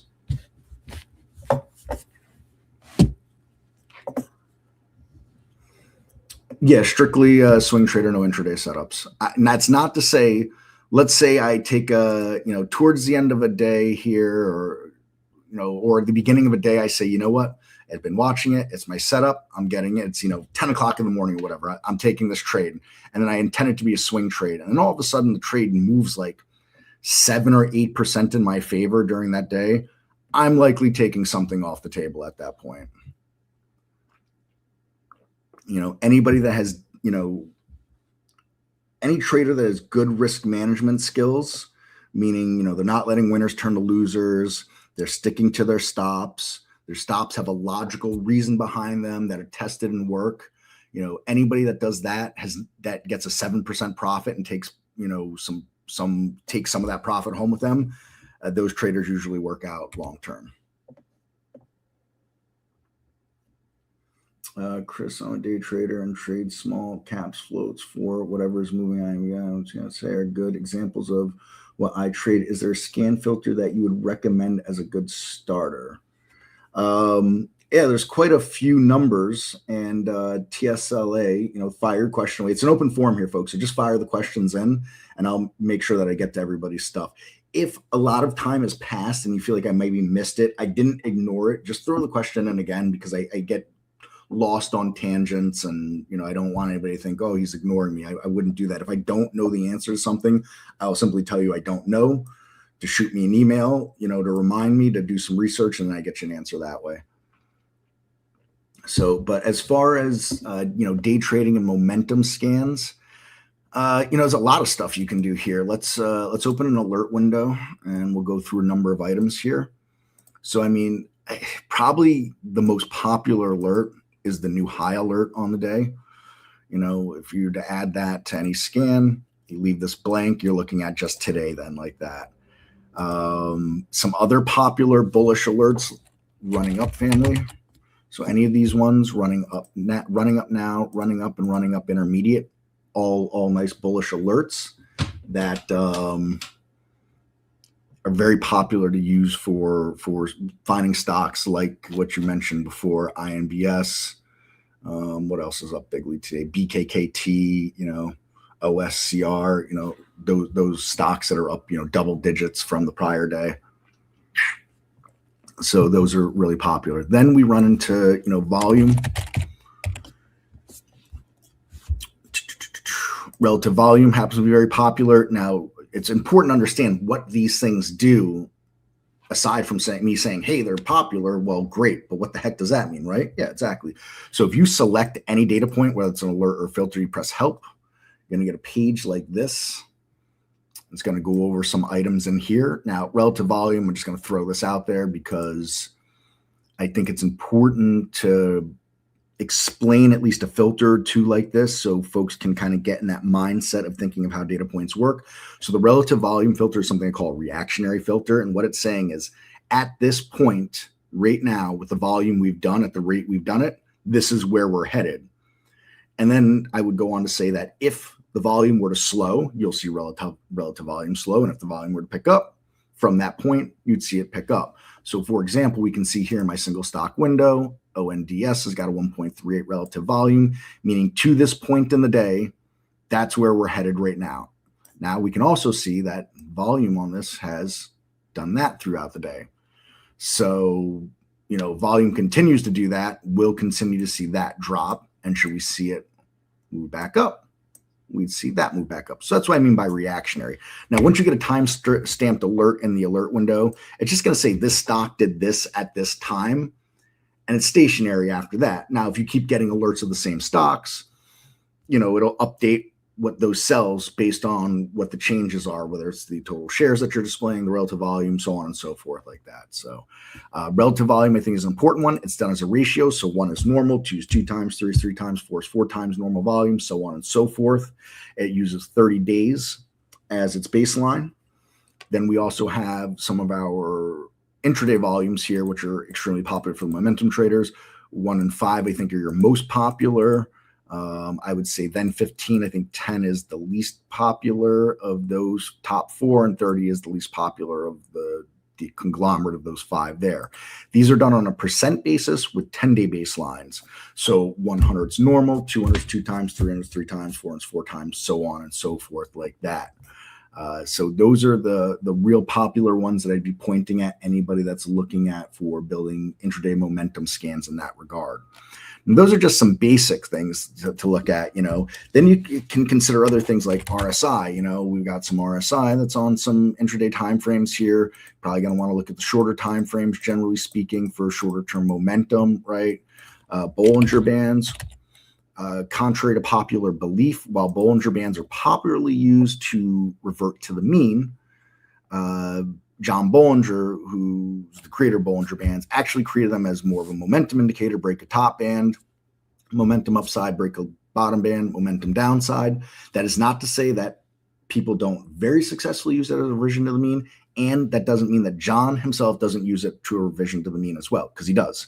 But the original intent and creation of the Bollinger Band, like a lot of other envelopes or bands, was that, what I just described there. So, those are just a few things to throw at you as far as building a scan. Now, I would say some important things with building a scan are, if you are an RSI person, use the RSI filter, at least at the beginning of trying to do this. I think volume should play a role no matter what, obviously. If you don't use a specific indicator, that doesn't mean that you shouldn't use it in your scanning. I give an example of that here. This scan down here, it's based on Bollinger Bands actually, and some volume and up the most from the open. I don't use Bollinger Bands at all. I've never used them on my charts or trading or anything like that, but I was trying to find a different way to do momentum when I created this race. And this was back when I was still day trading. And the scan, for a while, I did have some success day trading. And the odd part about my success with the day trading that I had was when we had the bear market of 2022. And oddly enough, as we came out of that bear market, my day trading was not good anymore. I didn't change anything. I don't really know that, I wasn't the most disciplined day trader. I could say that for one thing, meaning that, I let my stops violate more than I should have. But regardless of that, I just didn't have I had tough tough entries for me. It was tough entries for me as far as day trading goes. So anyways, this scan here, and I got a version I can share of that with you if you wanted to, take a look on the inside of that. Shared. Sorry, let me find it. So, it might be something you consider. I will also say that there's a number of channels that are going to find the, so this, look, INBS is one, they're 3-minute races, that I run on this. It's won 21 of the 3-minute races. RGC is one. Bear with me. Did I put that in? Yeah, okay. Sorry, I didn't know if I put the link in. RGC, I don't know what that stock is doing, but it's won a number of races here. So yeah, I mean, this thing has been up and away. I look at just seeing that 60-minute chart right there. That's been killing it. HYMC. Yeah, had an initial 60 minutes up and floundering around now. But yeah, it was a pretty good up, for the first hour or so. So, this does find some good ones. My problem was, when do I take it? And am I, it wasn't my cup of tea. That's all there was to it. It wasn't in the cards for me at that point in life. Maybe someday again, I don't know. But for now, no. And then, so I'm going to circle back to your question on what's the point of the races. I'm going to circle into LA's question. Tesla's questions. He's been waiting patiently for several minutes. So I'd like help a scanner to catch like NVDA, but what part of NVDA are you looking to catch? If you'd be a little more specific. Like, I mean, are you trying to catch it 5 years ago? Because I don't think there's a scan that's going to help you with that,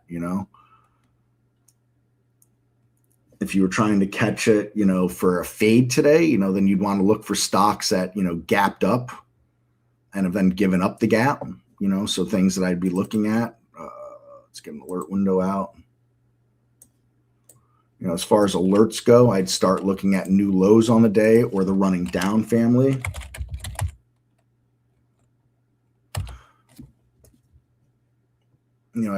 But the running down family may be one of those, along with the new lows. There's also 5-minute lows or 10-minute. We just go low. Let me type low. So you've got all these different kinds of lows in here, and then you've got them on these time frames too. So that will get you the stock moving down as far as alerts go. But something to keep in mind. Look at NVIDIA's volume. It's right in line with what it normally does. 1.3. So NVIDIA isn't doing anything different or special today. It's actually a very common looking stock as far as all things are considered for the volume of it goes. So there's no, finding an outlier with that's going to be tough. And like, hey, this stock is doing this because, it's having its day doing whatever. This is what would seem to me a very orderly sell-off. So, and look, also, I'd like to add to you this. NVIDIA is down 0.67% today. So, you had a gap and fade, and, from the open, it's down a whole 2.1% also. So just, keep things in mind of context of what we're looking at here, right? Versus you've got INBS is up 64% today. So while, yes, NVIDIA has moved a few dollars from the open, right? That few dollars for a $200 stock it's not really significant actually. So I'm not saying it's not something to trade. It's just not something that's dynamic in its scanning. Now, with all that said, if you're trying to focus more on large caps like that also, or ultra mega caps, you could use, sorry, I'm being a little slow here. You use the market cap filter.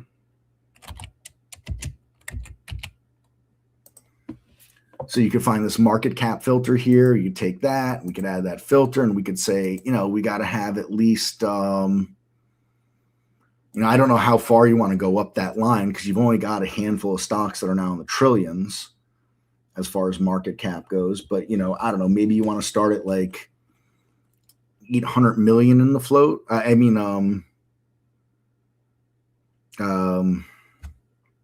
50 billion market cap. Sorry, again, my brain is sputtering here. So 50 billion, so millions, thousands, hundreds.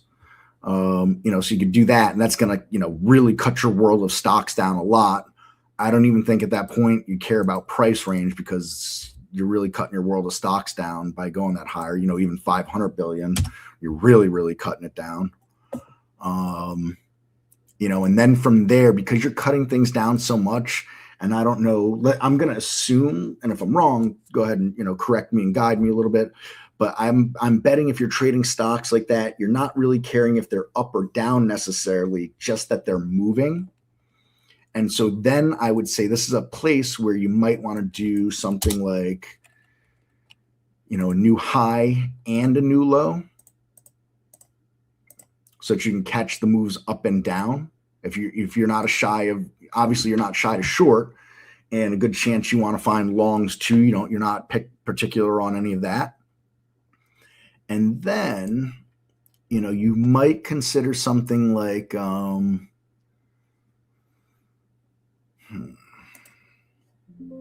curious. Hold on. I want to try to check something out. I'm going to show you guys something actually to tie this all together real fast. And then now I want to circle back to the race scans and what the points of those were. So bear with me. I'm looking for a specific page here. Let's see here.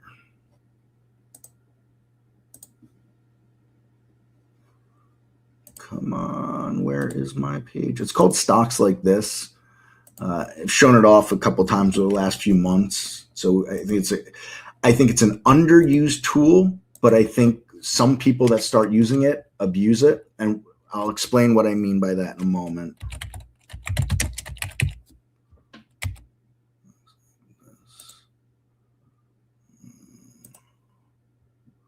Okay, got the page. All right.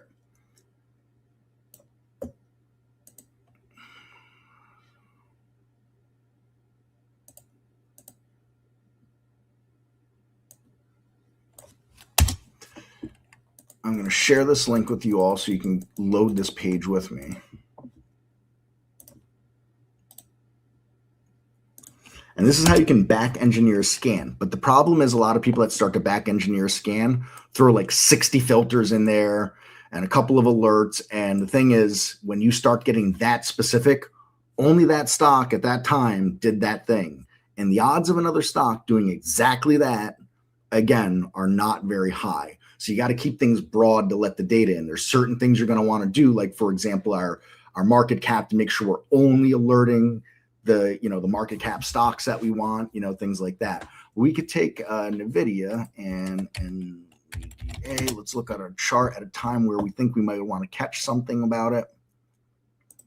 So, I don't think too many people are going to be shorting it on the open like this, especially gapped up and ran up in that first 5 minutes. So you'd been short, you'd have been not feeling very awesome about it. But let's say, I don't know. Let's say by 9:40 or so, we were looking at it. So NVDA, January 5th, we're going to go with 9:40. We're looking at 5-minute durations, and we're going to press submit. And now we can see every alert that is happening in this 9:40 bar. Every one of those alerts happened. They triggered. And then here are the filters. So, during that time, here's its minimum price and maximum price for that 5 minutes. Averages stay the same because they don't change. You know what I mean? It's average 3-month volume isn't going to adjust till tomorrow. This isn't going to adjust till tomorrow, But, our dollar volume, which is a 10-day volume average times price, here's where its range was on the day today. Relative volume, this is what we were looking at. So, relative volume had already calmed, because relative volume on the open is always going to be pretty high for all stocks. As stocks will have a burst of trading rate at the open, and then some continue and some fade. So it was never kicking hard on the relative volume. We can see the number of shares that we traded. Obviously, it's an insanely liquid stock. Volume percent today, which is relative volume's first cousin. This is, if you do 100% of volume, that's all the volume that averages for 10 days. So By 9:40 in the morning, somewhere in that time range here, it had done between 12 and 15.5% of its total volume for the day. So it wasn't doing anything abnormal there still. Here's its 5-minute volume. So you might want to say, maybe you want to see stuff doing 1.5 what it normally does over the 5-minute 10-day volume like that. That might be something you want to consider. That it's just got a little kick to it, but doesn't, nothing crazy, but maybe a little kick to it. So, I would go through these filters in here. I would run that exercise. And again, pick out the things that are really relevant to what you're looking for. 3, 4, 5 filters maybe, and that includes your market cap. And then you could build the scan based off of that. You can take these values. You can say, all right, yeah, let me open up my configure. And I'm using, filter XYZ, filter ABC, and filter QRT. And I'm going to give it, these minimum values or these maximum values. I would be very careful. This is where people get crazy. Like, oh, well, I'll just put this in here. And you got to think about that. How many stocks are really going to meet what you want on this, right? With such a tight range on some of these filters.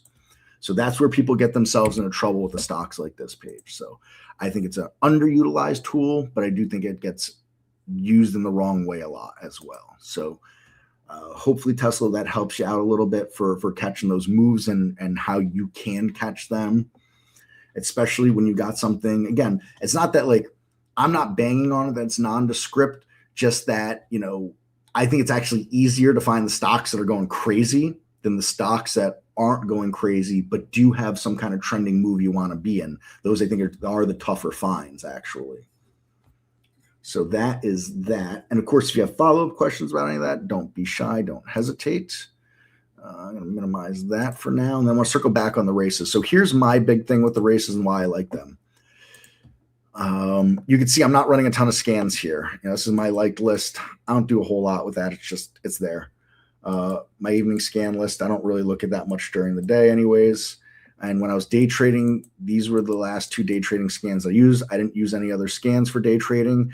And each one of these ideas that can come on it at once, because 20 ideas is more than enough for me.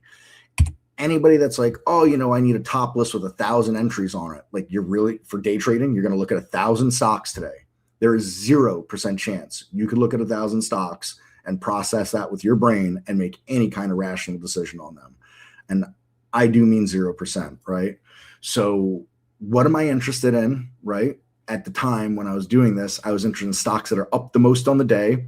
Then I want to find them not only just up on the most on the day, I want to see they're still moving, got some momentum, some volume, some things like that. And so I created a scan based on that. And I said, okay, let's just see the top 10 on each of those scans. That's it. I don't need the bottom 20 or whatever it is. Because if they get to be interesting, they're going to replace the other stock, another stock on the scan that's no longer as interesting as that stock is. When you've got, 20 scans and everyone is just alert, and things are flying. It didn't work for my brain at all. I couldn't comprehend it. It's too much going on. Lights banging and flashing, or noises banging and lights flashing and alerts going and sounds. I just couldn't, it was hard enough. And that just made it that much harder for me.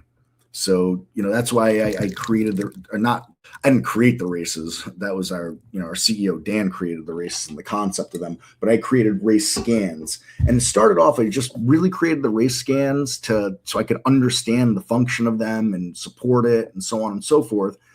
And next thing you know, I like them, and I still do like them. The other thing I like about the race scans is you got this. I have a top 10 winner list here. So let's just say, a stock is, it made a great move earlier. It's pulled back some, but maybe I'm going to be interested in if it gets back to a certain level again. It's a beautiful watch list for me to go through and start setting price alerts. Let me uncheck that browser. So, look, this thing, it made a nice move earlier in the day. Now, look, I know it's a 2x nonsense ETF or whatever, but let's just take the chart. It doesn't matter. And, it made this nice move, and now it's pulled back into the VWAP, right?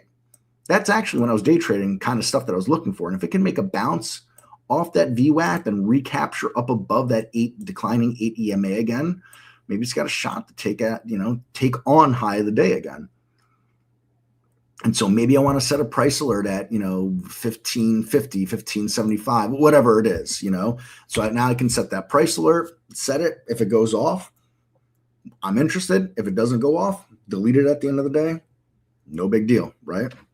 But then I didn't have to keep my attention on that specific stock. I already got in mind, all right, the stock, if it moves back up and sets my price alert, that means it A, bounced off the VWAP, B, recaptured that declining EMA, and now I'm interested. Might not be getting in it, but I'm interested again, You could also, if you don't want to show it as the top 10 winners, you could show all winners, right click, show all winners, and it just shows you the winners in order, exactly when they, what race they won, in order of the races that they won, essentially. I like the top 10 personally, but to each their own. There's no right answer on this. It's what makes the most sense for you. And then, of course, look, INVS is what is moving now. It is winning that race. It is running across. We can see it just made this huge move up again, right? Took out high of the day and then some, crashed through 14, shot all the way almost to 15. Now it's obviously pulled back and bouncing on 14 and so on and so forth. PDYN, not doing quite as much, but still chugging along. Not so shabby, and so on and so forth because of the way I have this race set up. No, it just means the race resets every 3 minutes. So in my race setup, what I've done here is I said time is the goal. Time is what gets us to the goal. All right. We're running them 3 minutes. 10 lanes is the most, meaning 10 stocks. We're basing the race on the change from the open total. And that's it. And so it's another way for me to kind of define momentum by running shorter races. So let's just keep, rerunning the races and let's see what's winning. Let's see what's winning. Let's see what's winning. Let's see what's winning.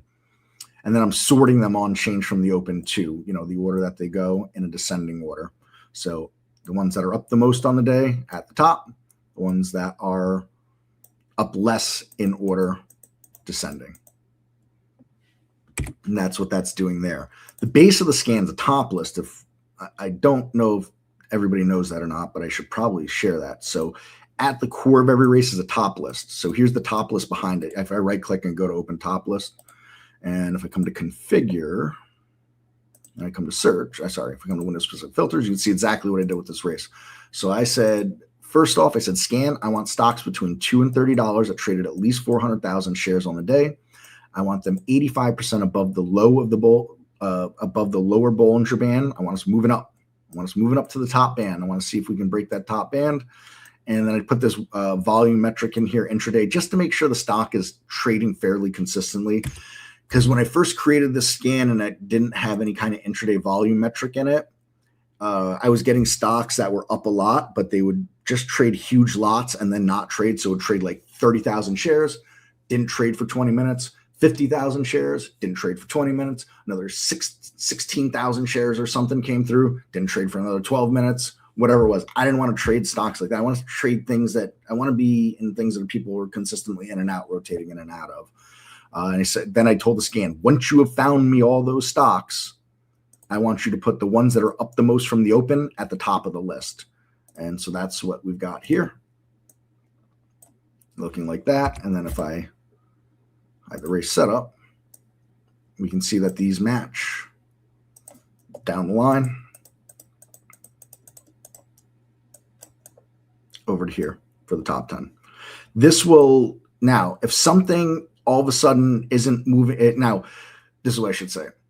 These aren't going to move up and down very much, essentially, on the list, unless something really, starts shuffling itself above or below or whatever, where these will shuffle themselves quicker in that regard. And it's easier to see these move around than these cells move around too. So, I'm very visual, and it really works for my, worked in my favor for the year-ish or so I had of success of day trading.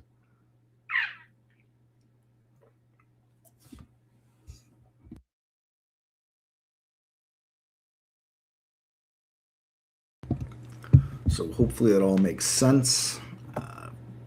Again, if I didn't cover something well enough, didn't make sense for you, poke and prod, let me know.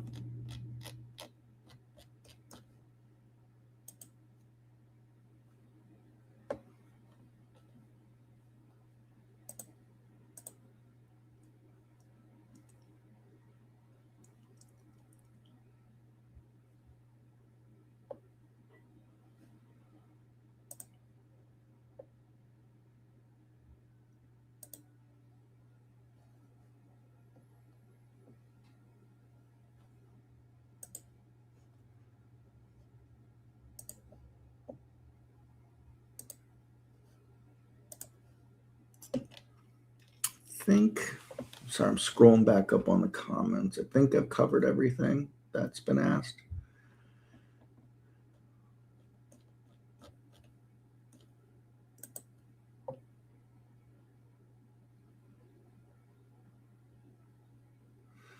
It's conditioning on I chose 3 minutes. That's all. It's just what I chose. When I was day trading, I actually used 15-minute charts and 5-minute charts. So 3 minutes equaled 5 races, actually. Over 15 minutes, 3 times 5. So that's why I chose it. But you could choose whatever you want for the interval. I picked 3 minutes because that was what I wanted. I had a logical reason behind it at the time. I haven't seen any reason to change it at this point, even though I'm not using it. So that's all. There's nothing special about it. It was just what I chose. Excuse me.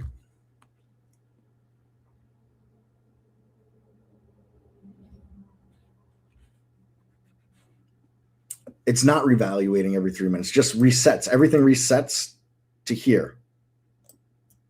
That's it. They all go back to the beginning. And then whichever stock is moving the most from the open is going to win the race again. So it has to do with this top 10 winner circle for me.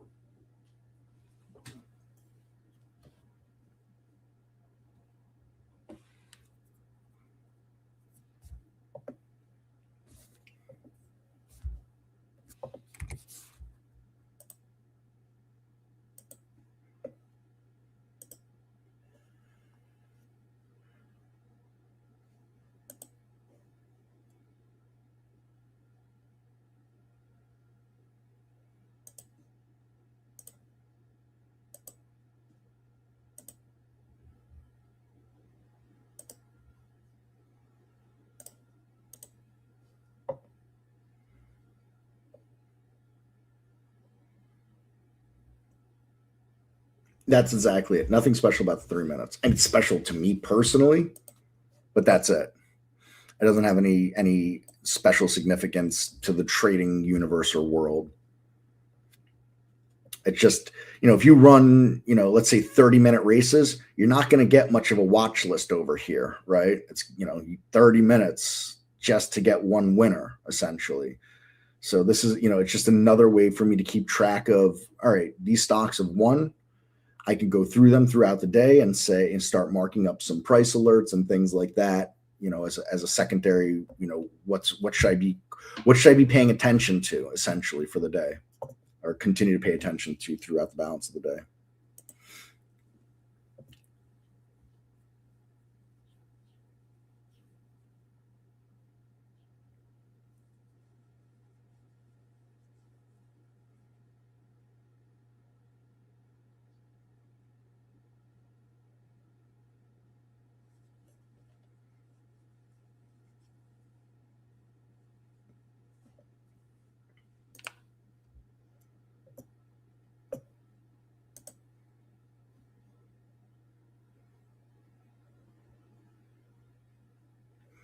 Yeah, exactly.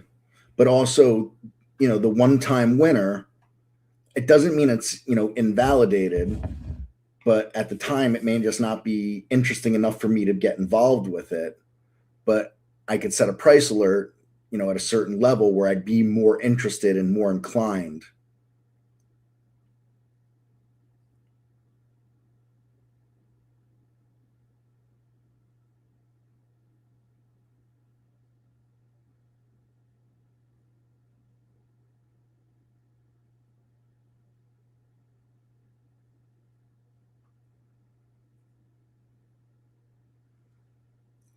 So I got a few minutes here before Barry comes back, takes the stream back over. So don't be shy, folks. Keep the questions coming. Good session to start the New Year's today. Really appreciate that. It's a lot more pleasant doing this with folks engaging.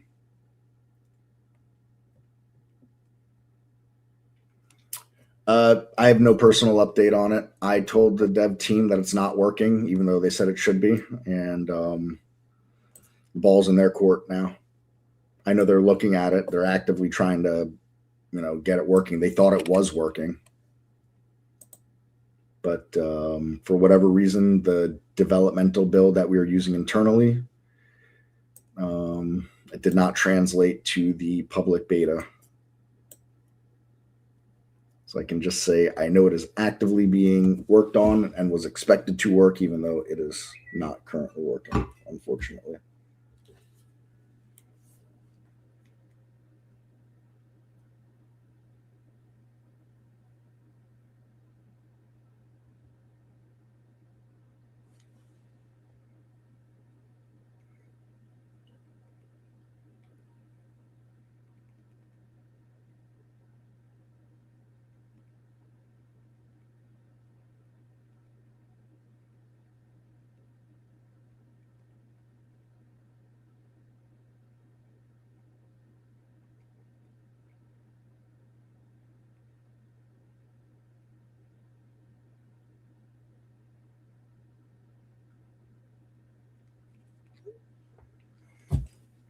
Talk for a minute how you got started.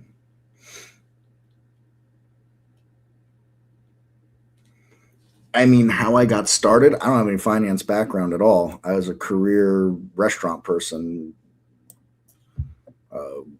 waiter, bartender, manager, and I didn't want to do that anymore and had no college background in anything, just some casual college courses I had taken for fun. A bit of a lost soul, to say the least. And I linked into Trade Ideas Software through Twitter, started attending the Traders Room all the time with Barry, some different webinars I used to do back then in the afternoons, taking notes and trying to learn all this stuff. And then after several months, I took a subscription to the software. It was a while before I took a subscription to the software while I was trying to learn the stuff. What's an I was studying what's an SMA, what's an EMA, what's a RSI, what does support and resistance mean, and then there's the whole component of actually trading, the mechanics of that, and trying to study that and understand, market orders, limit orders, stop limits, what are different bracket conditional orders, regular hours, outside hour, blah, blah, blah, all that stuff like that. And then, dove into the software and trying to understand scanning and all that. And it just became a journey to get to where I am, like everybody else. I want to be like most everybody else. I want to be a day trader, I want to trade low float, high momentum, so on and so forth. And, I didn't really have any success after several years. I moved to swing trading, started having some, very minor successes with swing trading, but swing trading allowed me to take smaller share sizes, widen my stops. So when the stock moved against me, I didn't feel as crappy. And while I wasn't making as much money as I thought I would like to make when the stock moved with me, I was able to tolerate it much better, the moves against me. And, slow building of momentum from there. I tested a lot of different things throughout time. There's a period of time where I had on every one of my charts on every time frame that I used, I had a 10 SMA, a 20 SMA, a 50 SMA, a 100 SMA, and a 200 SMA. Obviously, you can see I'm not running a lot of my charts now. The only, I leave these charts, these intraday charts up for streaming purposes. I use the 60-minute actually. I do not use the View app anymore. I do not use an EMA anymore, but I just left them there to have something on my charts. I like nothing on my charts anymore, but that was, that was my journey, my evolution of things essentially.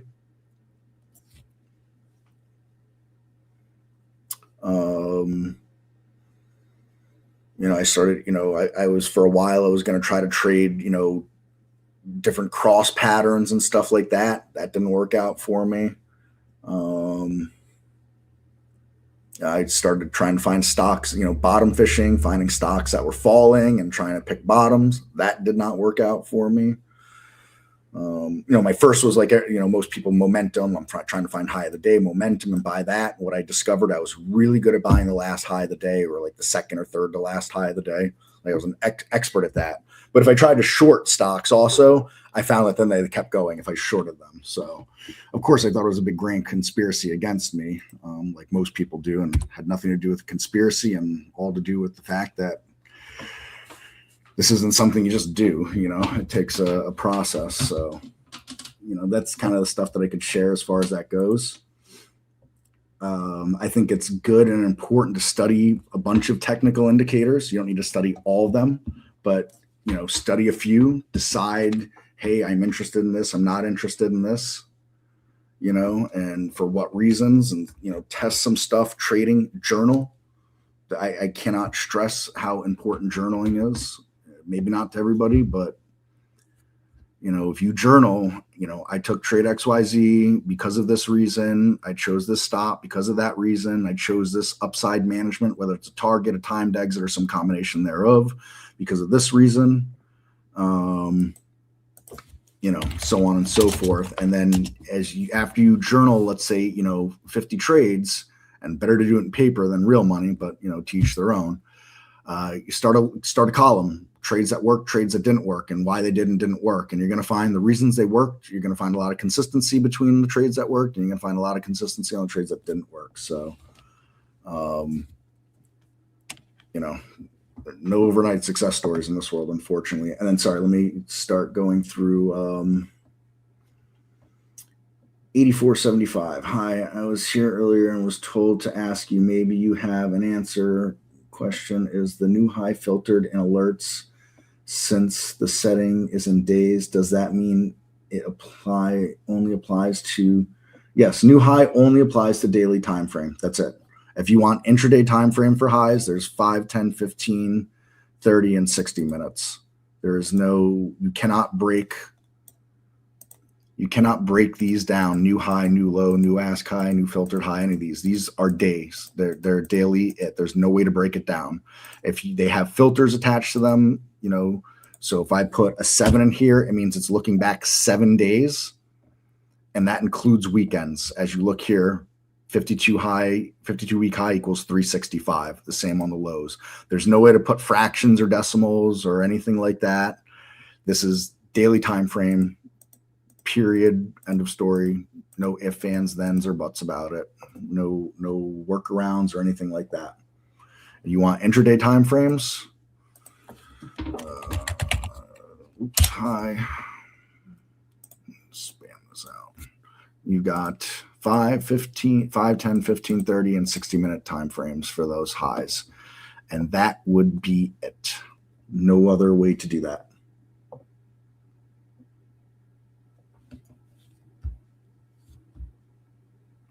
Right, but if you make a new high over the last 30 minutes, you could do position and range, so you could do new high and then position and range of 30. I don't know. Do we have a 30-minute position range? Yeah. So, you could do 30-minute position and range. You could add that filter and put a minimum 100 there, and then use the new high. So that means, it's got to be at the high of the 30-minute range, but it's going to alert no matter what. There's like what you're doing. I don't really get it, because when you make a new high, you make a new high. It's not going to matter.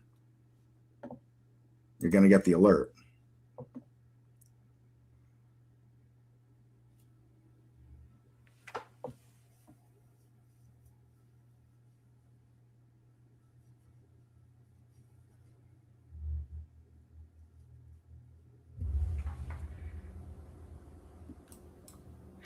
Hey, Chris, let's try this but again. Can you hear me? If we made a high here, right, and then it was a long, so let's see, 5, 10, 15, 20, 25, 30, 35, 40, probably 40 minutes or so before we made the next new high. So like, what's the difference? I don't understand, I'm trying to find, there's no way to do it, but I'm trying to understand the logic that you want it to alert. If it doesn't alert here, you don't want the alert for a new high afterwards. I'm trying to figure out why. And then maybe that helps me to a reason of that. Also, I still can't hear Barry, and this really annoys me.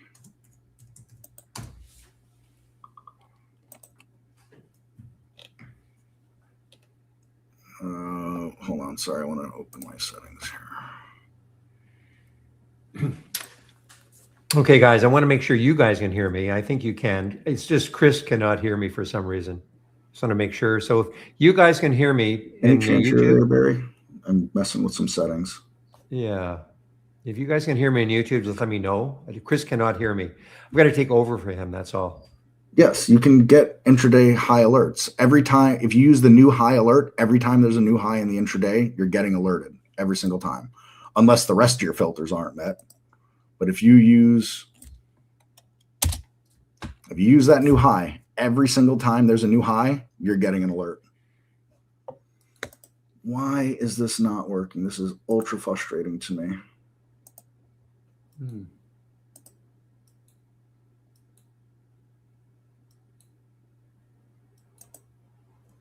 Still nothing. All right, Chris.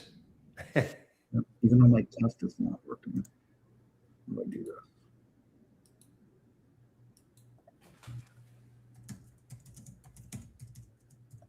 Also not working. Aye. All right. That's going to wrap it up for me. I'm going to stop my screen sharing so Barry can take over. I know he can hear me, even though I can't hear him. I'm going to linger in the background, Barry, till I figure out why I can't hear you. So I'll be in here, but I'll be removing myself from the mic. Thanks, everybody. We'll see you on the next one.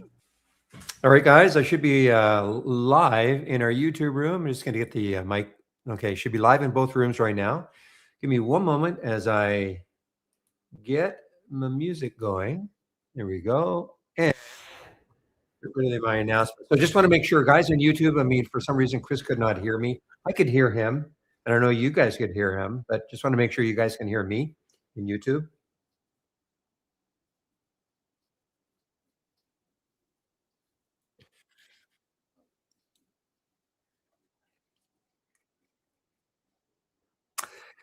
All right, guys. Well, at INBS, holy smokes, is it ever still?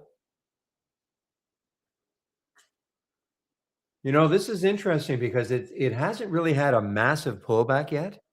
And I mean, it's got that crazy low float, still has room on the weekly chart, still has room up to, nobody's saying it's getting to 19, but that is the next high.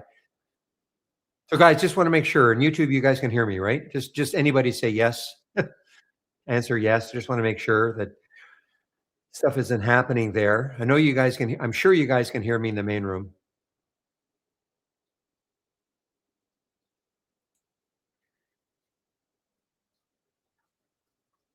Well, a gap fill. Now, again, I'm just looking at the weekly chart, Nagira. Okay, next high is 19 something or other. I'm not saying it's getting there, but that is the next high on the weekly chart.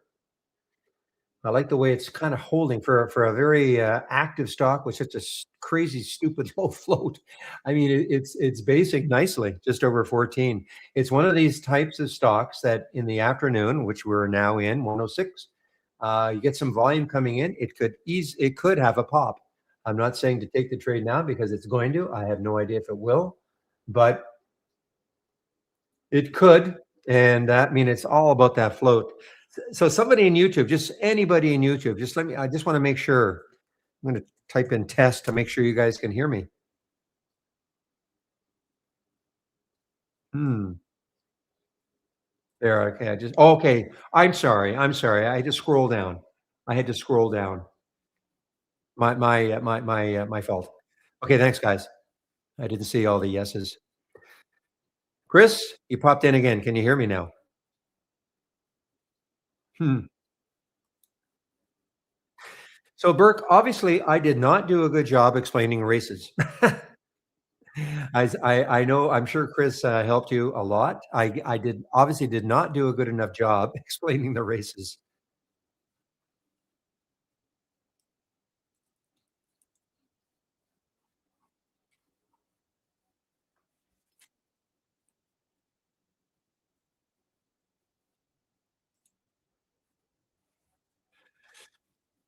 All right. Well, you know what? I mean, 1407, 1416, not a terrible spread for a stock that is, pretty, very volatile.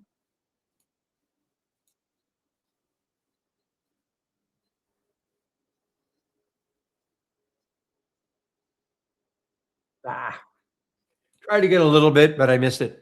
I just missed it. Might be a good thing.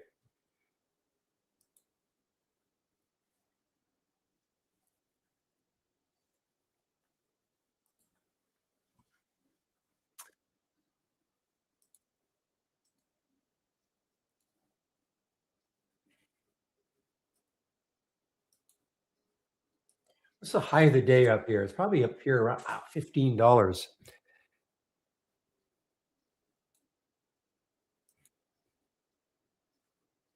Still holding nicely over 14. That's it's not bad. Just holding over 14. Still kind of hugging the wave.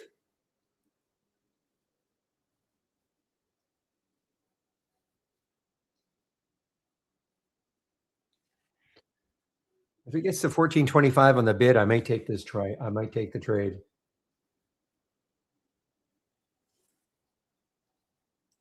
And not a recommendation to do the same thing.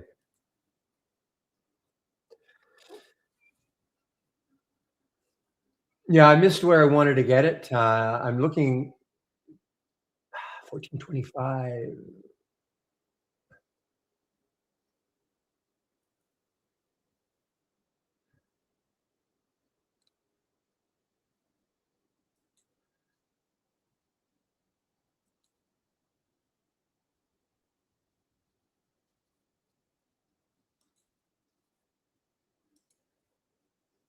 Oh, long, yeah. In fact, there are no shorts available for me at Interactive Brokers.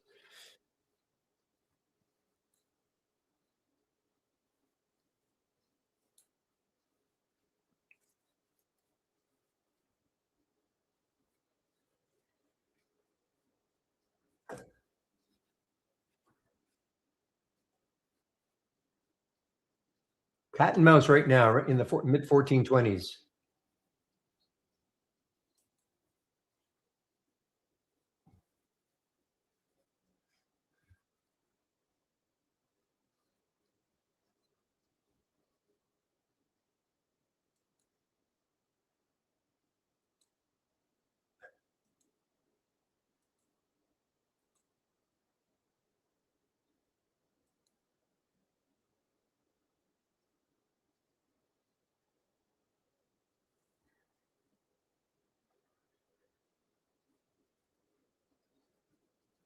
Sorry, guys. All I'm doing right now, I'm just watching this, the time and sales from Interactive Brokers. I like to see it firm up.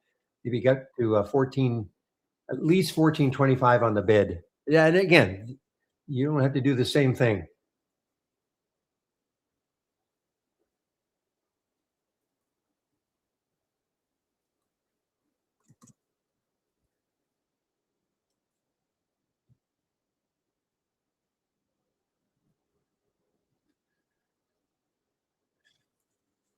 All right, guys. Well, I took some. I don't love the spread, but we'll have to just want to keep a close eye on it. That might be a quick scalp out. I don't know.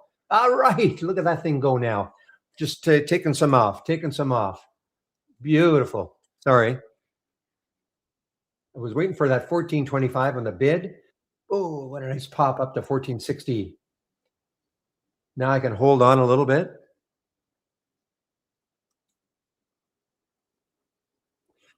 All right, I've taken more off, guys, in case I cannot get through 15. As you know, I don't. The whole number is a real. What did it get up to? Got up to. Didn't quite get to 15 earlier. Position buttons in Brokerage Plus. Okay, I wish you had. I really wish you had gone over to see Chris. But let me, because I just don't use Brokerage Plus at all. But let me see if I can try to help. Chris is really the expert, in Brokerage Plus. Position buttons. What are you talking exactly?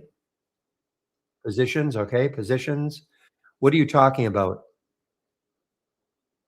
Not here. So okay. So what are you talking about? How to edit them? I've got to keep watching INBS just in case it takes up 15. Well, I waited all day for a trade. Well, second trade, but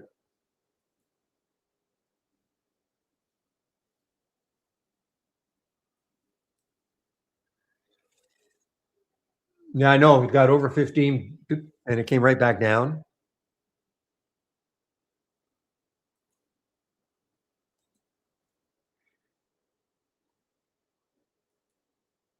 I don't have very much left.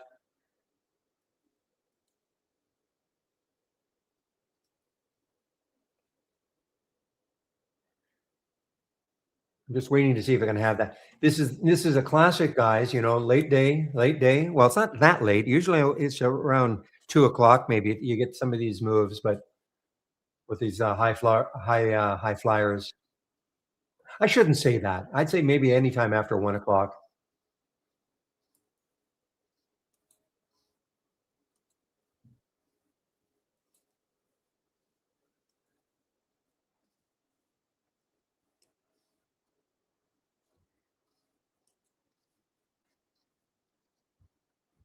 Yeah. So 15 looks like, yeah, 15 looks tough. Totally out of it, guys. Totally out. As I say, 15. I know it popped a little bit above it, but I will take a look at it again. Believe it or not, if it takes out the high again, which is 15.26, I have a price alert in that area.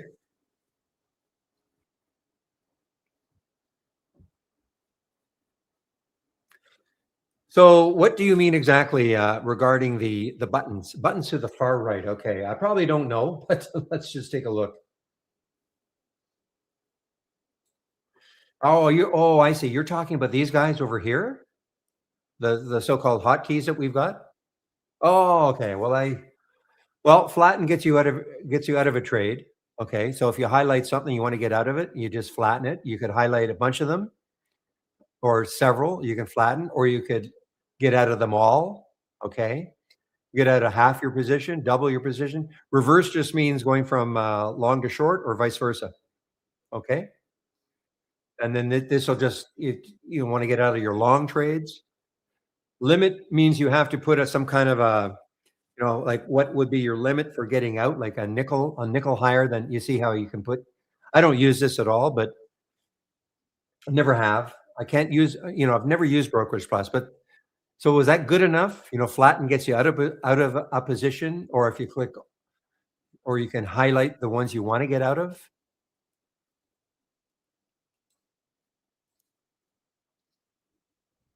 So flatten is get out a half, double your position, reverse just going from long to short or short to long. And then limit out means you want to get out of, almost everything, but put a limit on it. Like, oh, you cannot edit. Oh, I see. You cannot edit or add. I see. Now I understand. Very limited the number of hotkeys we've got here.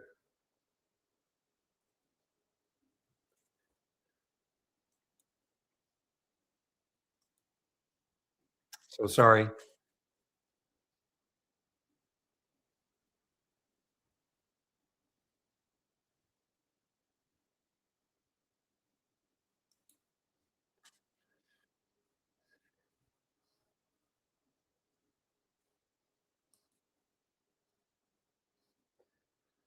Well, this has been a big reversal, guys. CRNX, big reversal.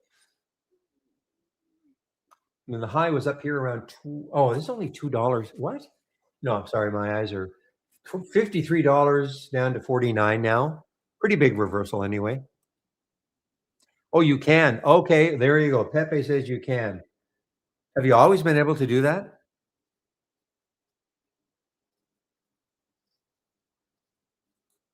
Don't listen to me.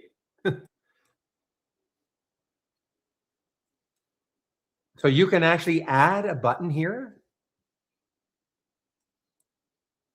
You can add something.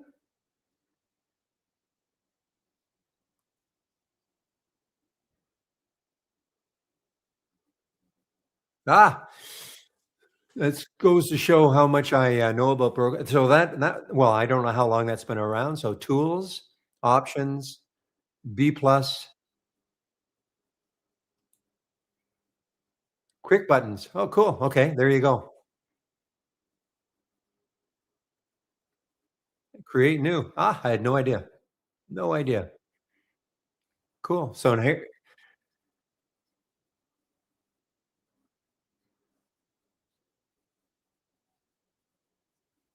there you go. So that's how you do it. Don't ask me how to create a new one, or I guess you just create a new one and however you want to do it. I had no idea. This I know wasn't around when it first came out. Thank you, Pepe. As always, I shouldn't have said that without 100% knowing.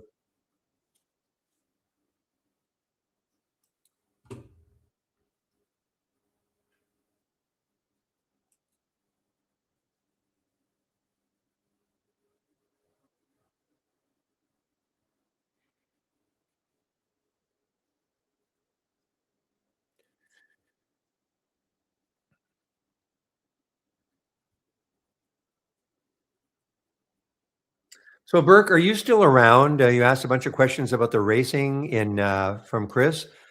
I guess I did not explain it well enough, because I know you said you were talking about the time frame. And does that mean after 4 minutes, or like what does that mean? Again, it just means that all races start from a top list window. All that percentage means is that in this list of stocks that make up I've got a certain list of stocks meeting the filter requirements in this list of stocks. When you see a percent, it means it's moving in this list of stocks the most since the race started, percentage wise. That's all it means. There's nothing magic about 4 minutes, really. I do 4 minute races. You can do 3 minute race, but there's nothing magic about the time frame.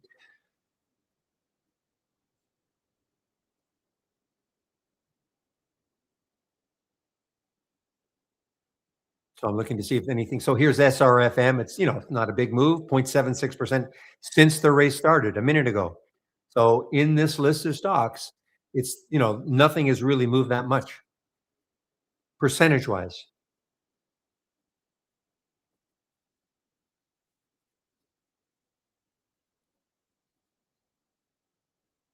Doesn't mean out of nowhere something could all of a sudden have a big pop, but that's what that means right now.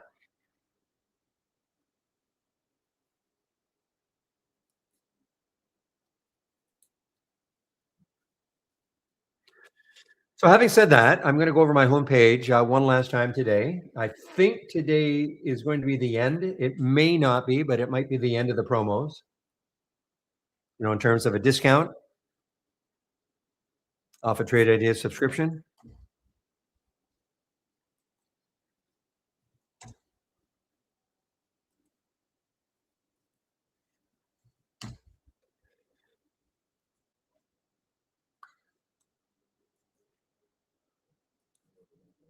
All right. So if you click on my homepage, like this is what I'm saying though. This promo may be over today. Sometimes they extend it for a day, but I know it's still active. But I cannot guarantee it's going to be around tomorrow. So if you do want to take out a premium subscription, a premium annual subscription, you can use Barry 28. Make sure you want the program though. So you can get 28% off a premium annual subscription. Otherwise, All the other three subscriptions, you can get 25% off. The other three subscriptions, the premium monthly and the standard monthly, and then the standard annual. Okay. Now remember, if you take out a monthly subscription, the 25% is only for the first month. Get a lot of people upset. They say, "How come I'm being charged full price?" Well, I mean, if we weren't going to, obviously, the reason people take out annuals is to get a better prorated monthly rate. Okay. Otherwise, why would anybody take out an annual if you're just going to get the 25% off every month? Anyway, that's the reason. And all I ask, if you're going to take out a subscription, please use my code. I'm moderating two trading rooms, the YouTube room, and then those of you in YouTube, the trading room. So if you're sitting in YouTube and you want to get into a more active room, this is it. It's free. Same thing. They hear me. See my screen. There's no delay though. There's a slight delay in YouTube. That's what YouTube does.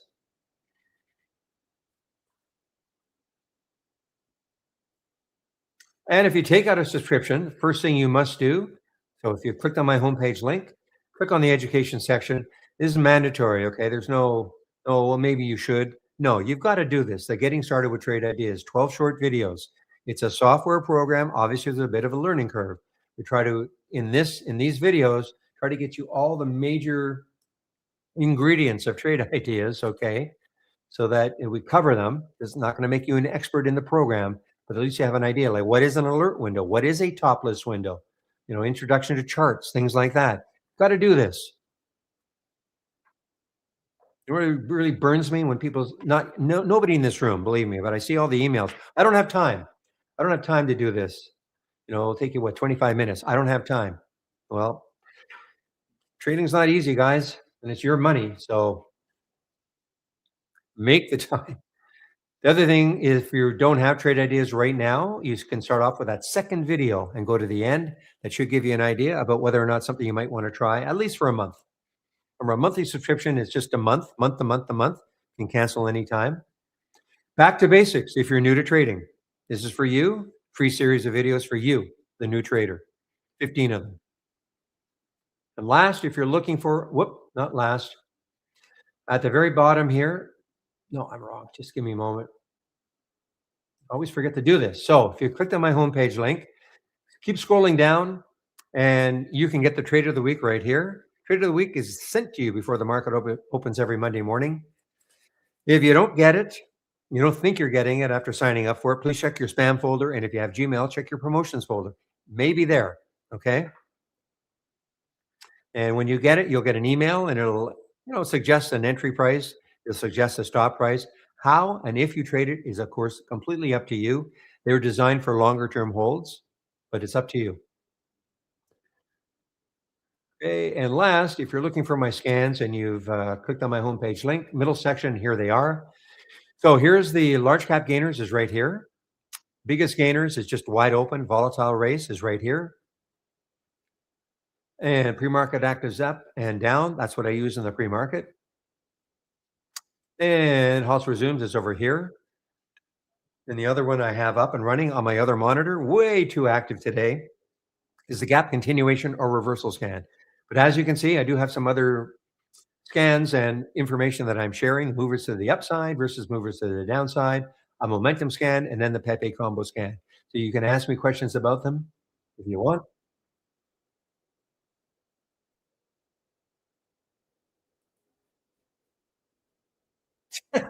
William. Oh, man. You're out OCG for minus 0.004 cents.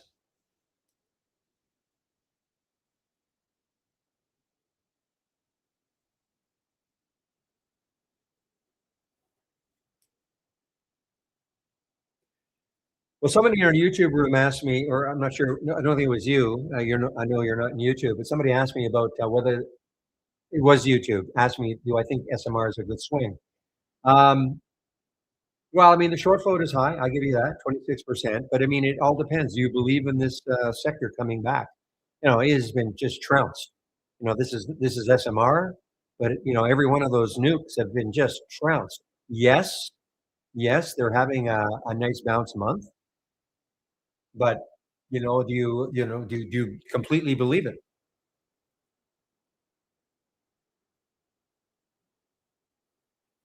So I mean, do I believe? I mean, I don't know. I mean, it's had two good days. It's coming into SMR. To me, it's coming into maybe some resistance around 21. So really, it's all to do you think the sector is coming back?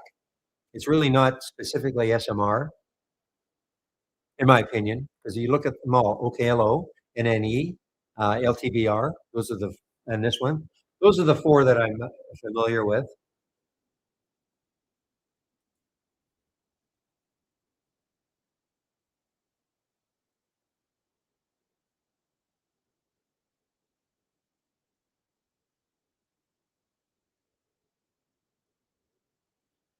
Well, that's why I haven't said this for a while, but boy, if you're in a low float stock, guess what? Don't leave your computer. I know you could put a stop in. Yes, I understand you could put a stop in, leave. But sometimes with some of these, especially with that sort of a float, you might put a stop in. Maybe you had 1,000 shares. You want to get out at, I'll just make up numbers. You wanted to get out at 14 you may not get out. You may get out 10 shares. It depends how fast this is pouring through 14. And you could be in a long list of people who want to do the same thing. So I would never, ever, ever leave my computer if I'm in a low float stock, even if you do put a stop in.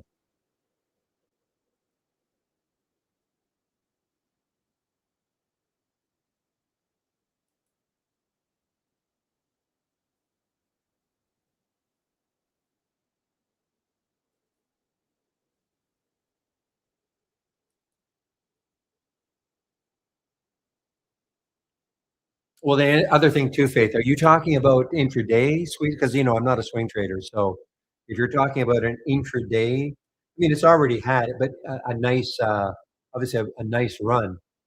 But at this point, for me, it's just too up and down.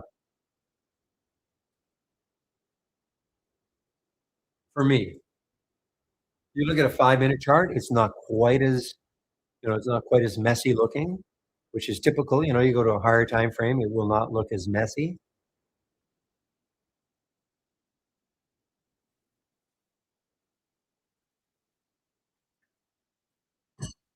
So, William, what is on the agenda for you today in terms of if you're going to keep the room open? Try leave.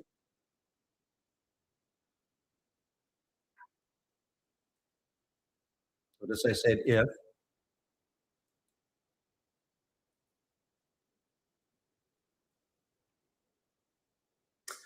All right. So William, we'll keep the main room open till 3:45 ish, as he says. I'll be leaving sometime between 2 and 2:30, unless there are questions. I'll keep here if there are questions. But William will keep the room open until 3:45 ish. YouTubers, I do have to shut you down, but I will put the link to get into the trading room if you do want to still want to talk stocks with people, because I do have to shut YouTube down completely.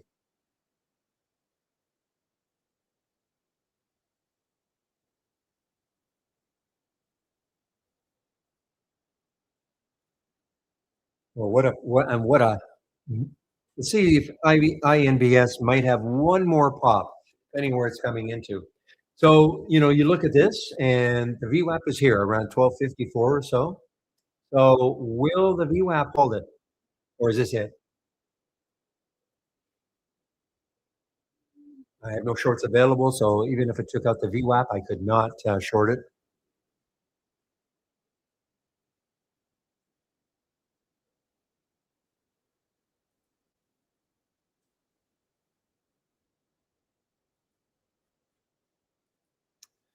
Crocs, okay. Something I've never worn before, but I am a huge fan of Skechers.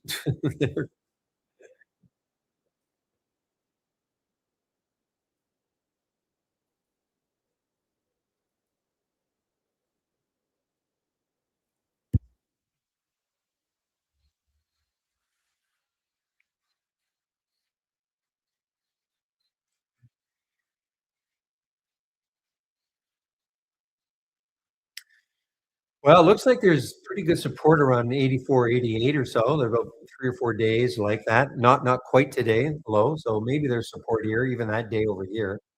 So maybe that'll be a good support area for Crocs.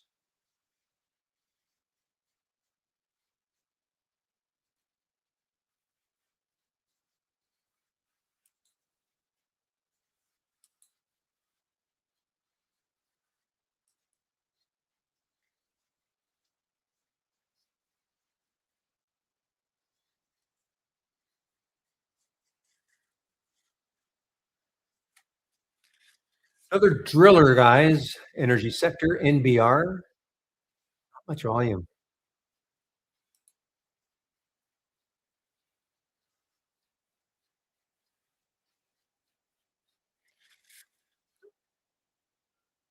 What is it? What are air tags? What does that mean? They them trades January 2020. You might as well change your name, okay? It has come. Okay. But what do you mean? What are air tags?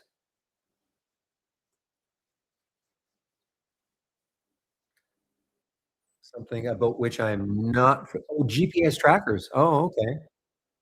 That's for the parents. Where is my kid?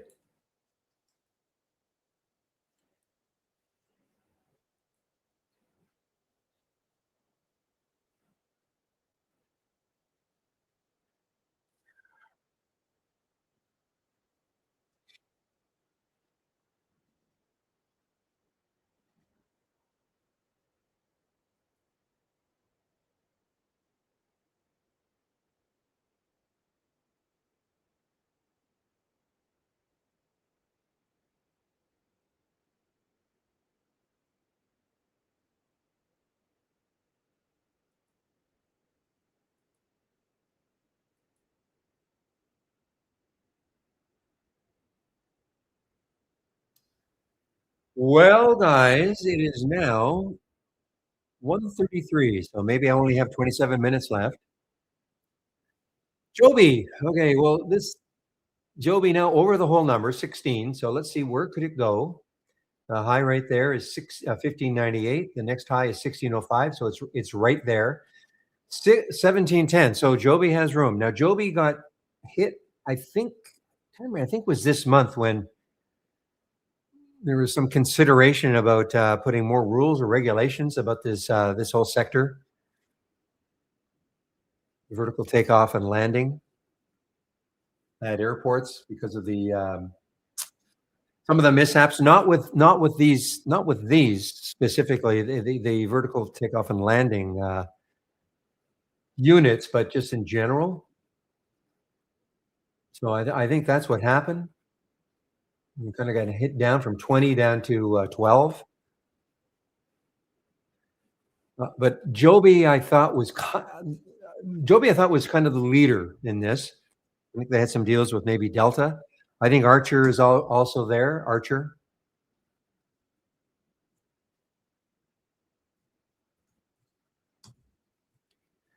See what Archer is doing. Archer is also up. So maybe the sector is coming back a bit. ACHR.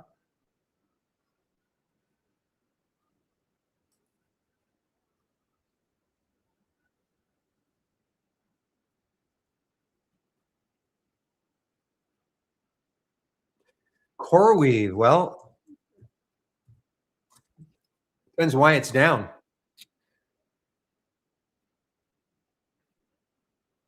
So, to me, I mean, there's really no huge, it got up here, it pulled all the way back down from $90 down to, wow, 64. Yeah, it had a nice pop up to 86 and then back down to 70.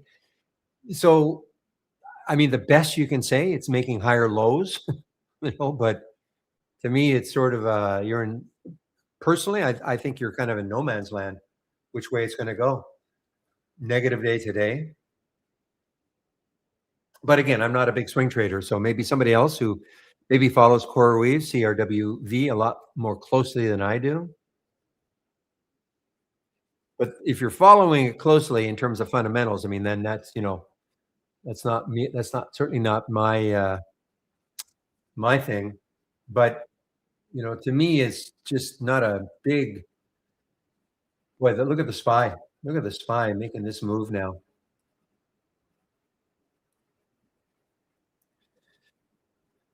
Oh yeah, I mean, but we're talking years and years and years ago, Faith. Years and years ago, like 20 years ago.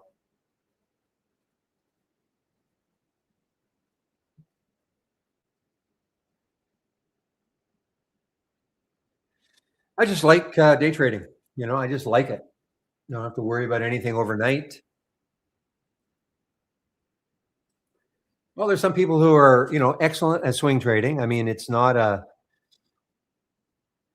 I would never tell anybody not to swing trade, but I never really I can't say when I was so-called swing trading, these were the days where didn't have trade ideas. I was working on a tip, and sometimes it worked out really well, sometimes it didn't. It wasn't there was no program I was using. It was just, I heard something but, I mean, that's those days are long gone.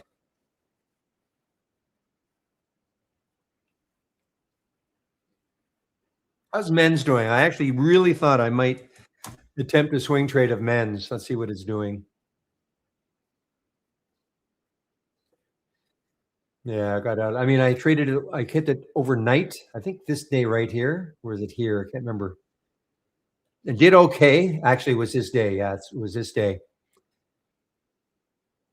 And I was bound and determined I was going to swing it just because of what had happened, but I didn't do it, which is good.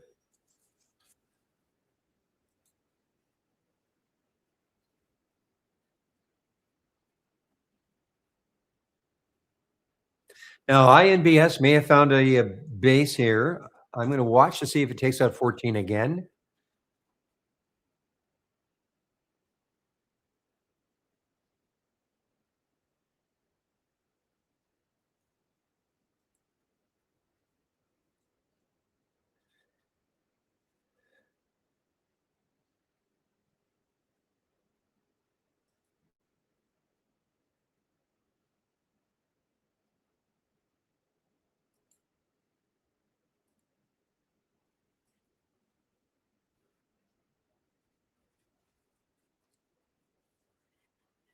So here's the other one, guys. Well, one of the other ones, Lightbridge, LTBR, the cheap one of the nukes.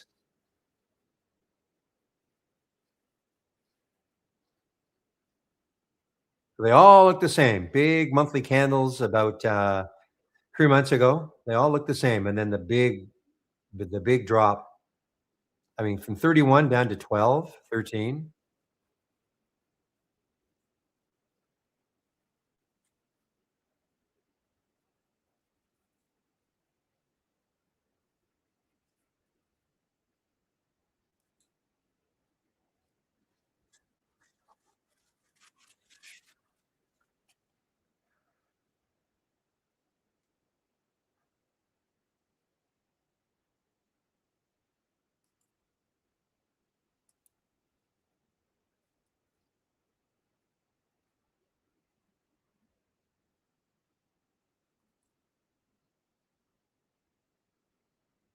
All right. Now, ZLab, little break underneath the whole number.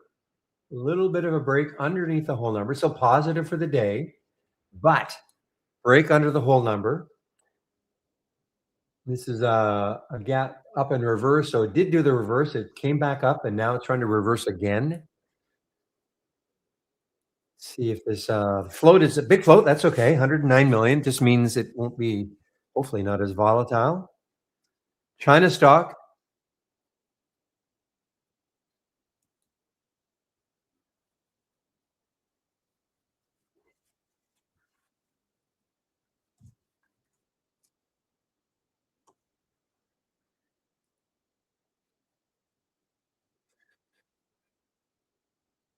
Yeah, I don't know though. 1782. This may have too much support not that far away. I'm looking at this 5-minute chart. So 1784. So it might have too much support there. So it becomes something I don't want to trade.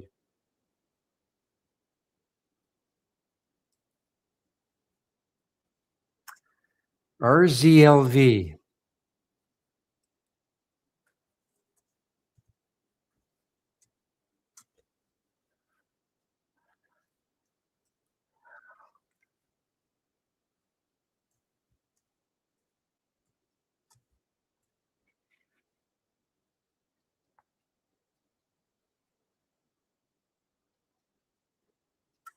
When did you say that? 131? I have the VWAP way down here. So, oh, the 200-day. Excuse me. Excuse me. Now, don't tell me I don't have the 200-day in my charts anymore. Hmm. Okay, I've got to do something. Okay, first of all, I want to get rid of the VWAP. Okay, I don't know what happened. I must have. I know what happened. I duplicated a chart and without the 200-day. So give me a moment.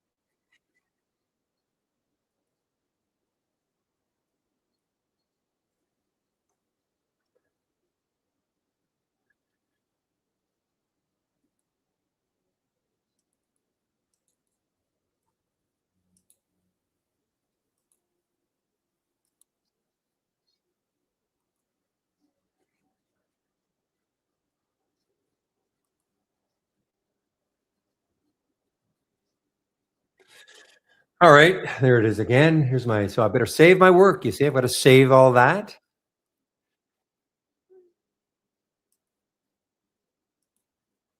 So that's what Obi was talking about through the 200-day moving average. Green line on my chart right there. That's the 200-day. Next high looking left, 348. So it's got a little bit of room.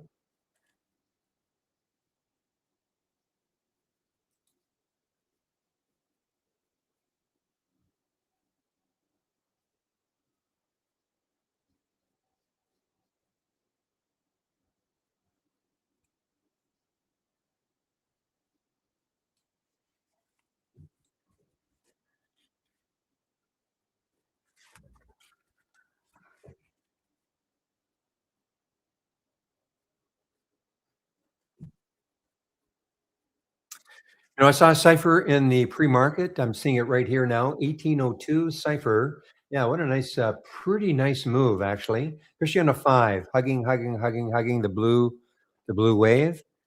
CIFR. Next high on a daily chart. Yeah, it's got room. Look at that. Got room, guys. 1916. Next high looking left. Not saying it's getting there, of course, but it does have room. That'll be the same, a little more room on the weekly, but the daily is right there. Yeah. 1916. So Bitcoin is having a day, definitely having a day. So, you're going to trade Cipher. You probably want to see Bitcoin on your side. And IBIT, looked at this in the pre-market.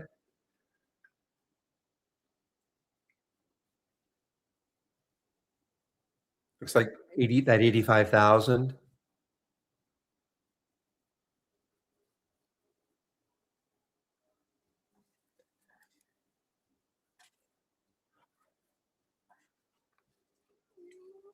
You actually got out. Okay. You're in for a swing. So what are you trying to do? Swing it again?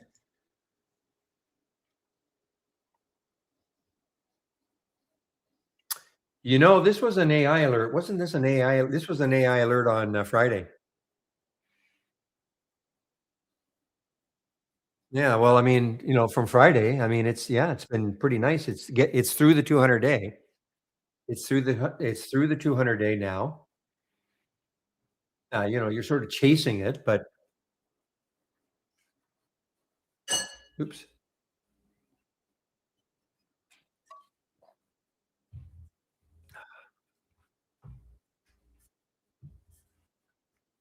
I mean, to me, you'd be chasing it, I mean, looking at the 5, looking at the 2, but it's through the 200-day moving average. The next high in a weekly chart is 190, so it's a little bit close, 30 cents away.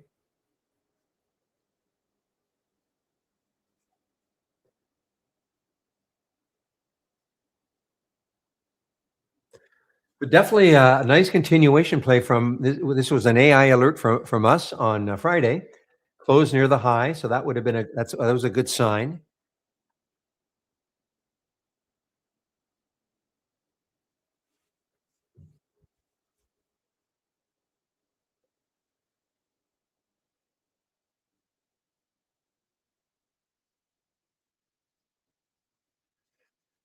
Yeah, this was the one, guys. Instead of the SMR, the NNE was a little bit wavy, but still, the NNE to me was should have stuck with that one and started with that one instead of the SMR.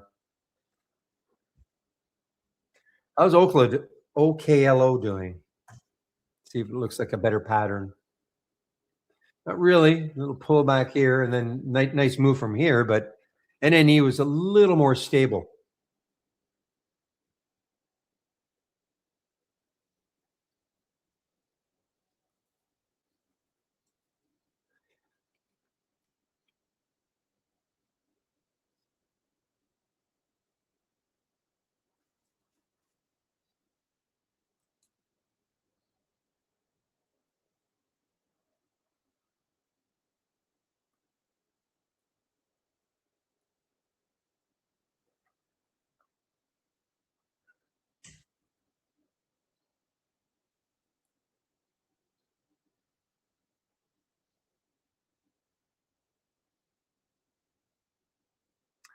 All right, guys, I've got about 10 minutes left, or later if there are questions.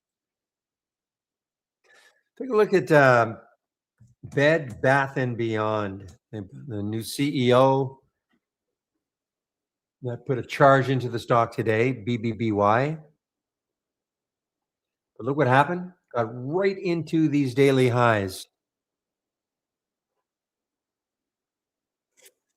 Boy, a lot of shares available to short also. 2.4 million at Interactive Brokers. Whoa, okay, now the SMR is moving. Yeah, you're right. SMR is starting to move in a big way. Why didn't it do that when I was in it?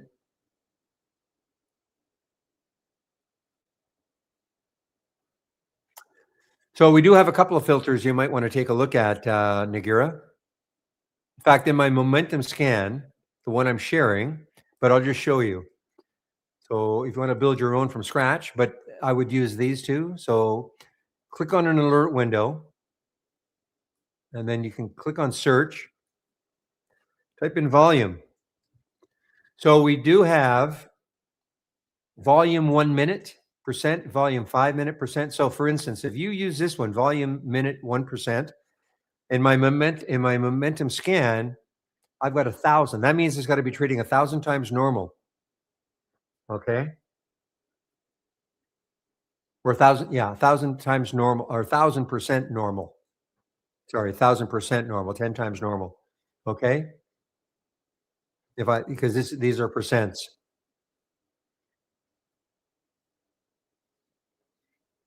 So for instance, if I load my momentum scan, which I don't have up and running. Yep. Just go to my homepage. Go to my homepage and go to the scan section. Right here, scan section, view scans, and here it is, open scan, the momentum scan. You'll see, I think I've got 1,000 in the 1 minute, 400 in the 5 minute. So generally speaking, when you get an alert, you're going to see a volume bar. Okay. I don't have it up and running.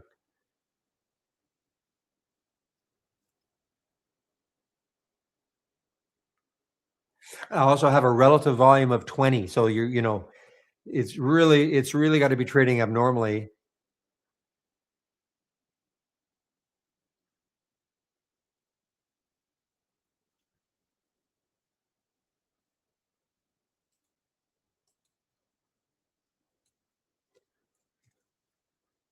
Let me see what it looks like. Now, when you load it, you'll see the last one. Okay. What time is it now? 1:23. So that's the last time anything triggered from that was at 1:23. That's the last time. It's called Momo. My homepage. On my homepage, right? It's called Momo. Momentum.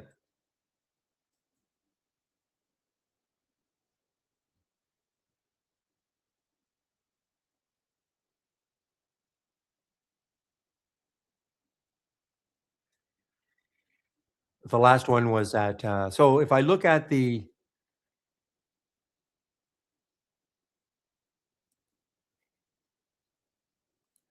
so it's looking for stocks between 1 and 100. Current volume is at least 20, so it's really trading abnormally. 500,000 shares minimum. This is what I mean. The volume in the last minute is 1,000% of normal, 5 minutes, 400% of normal. And then the price has got to be up 2% from yesterday's close. Those are the filters I'm using. But you're asking for volume bursts. These are the filters.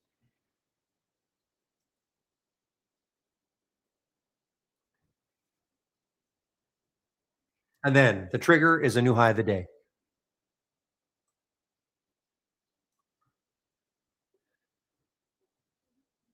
But that was the last one. The only reason you're seeing that, look at the time, okay? 1:23. Okay, we're at 1:53. So that's the last alert that happened in this scan.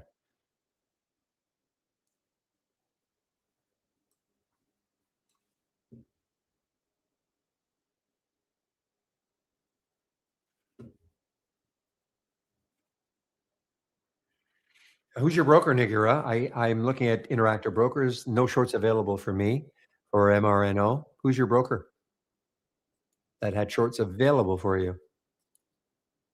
Ocean? Ocean, not familiar with them at all.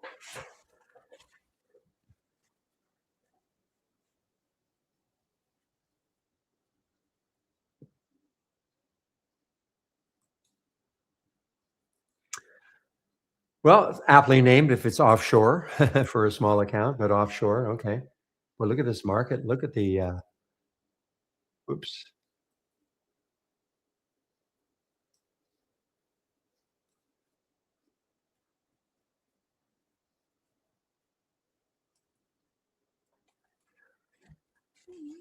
How are they about getting money out of the account?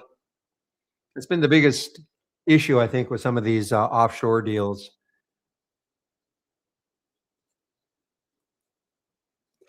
I don't have to worry about PDT. I live in Canada, so no PDT.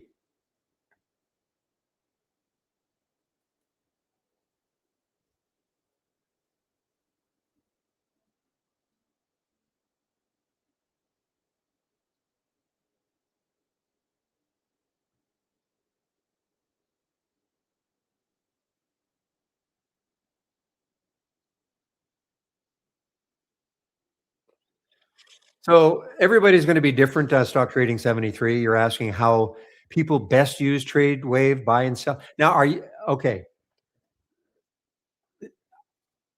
Are you talking about from here, or do you know this exists? And it doesn't matter who your broker is, but are you talking about clicking on new and then Market Explorer window? Do you even know this exists?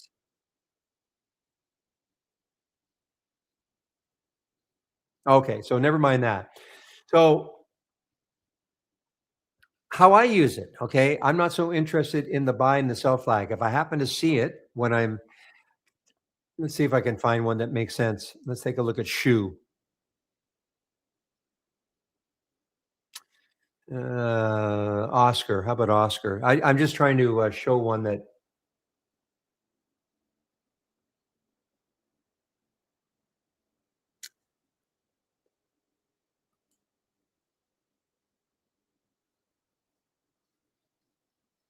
Hmm. Wouldn't you know it? I'm not finding one that. Okay.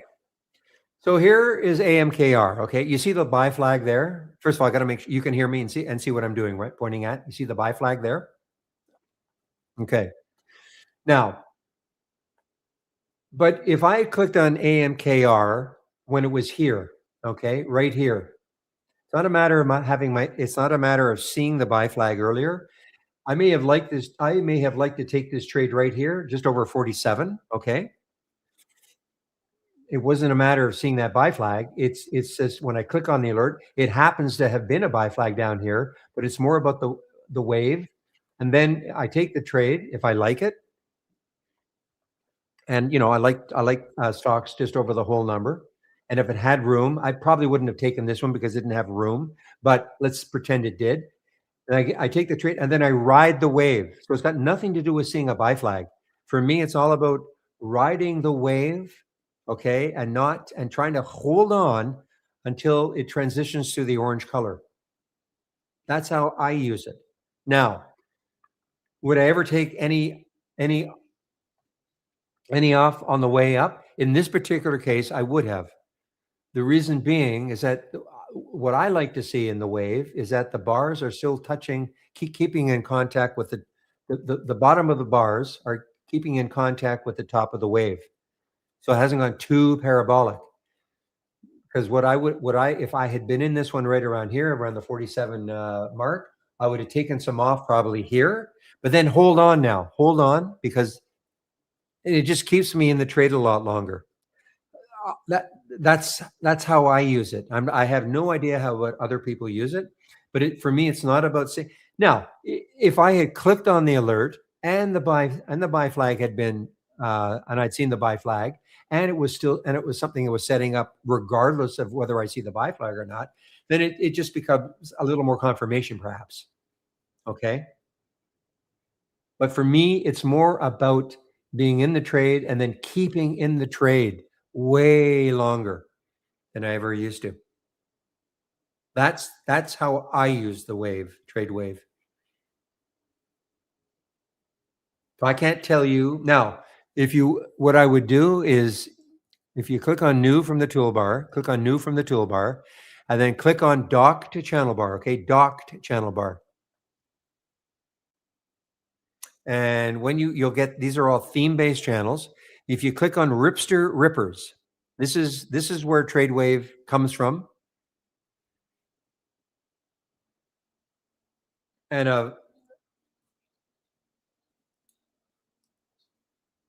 a video will pop up. Okay, this came on my other monitor. But now, if you don't see the video, it's possible it's hidden behind your channel. Okay, but assuming you can find the video, then play the video. It's about 5 minutes long, and it gives a pretty good description of what trade wave is all about. Okay, I would. It's only 5 minutes long. Okay.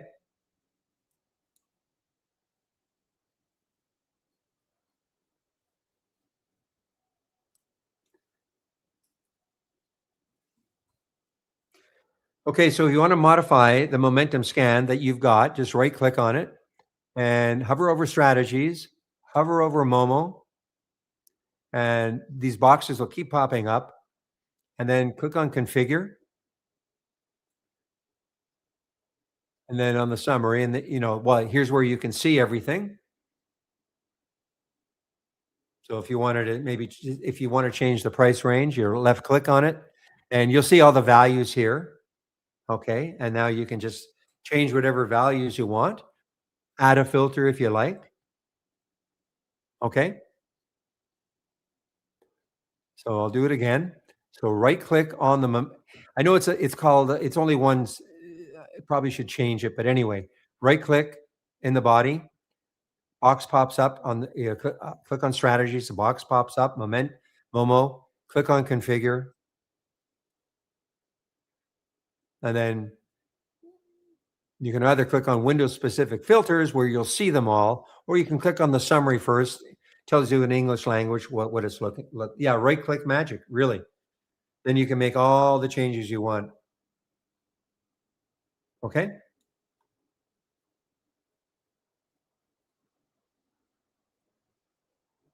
And as you can see, the last alert was at still the last one. Now, the beginning of the day, you'll probably, now I think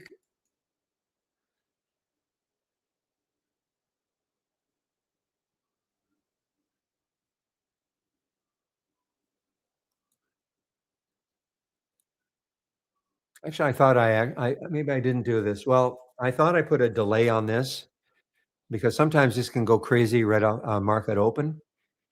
So when I say delay, I don't mean delayed, like delayed quotes. I mean putting a delay on when we start seeing the window, but or the scan.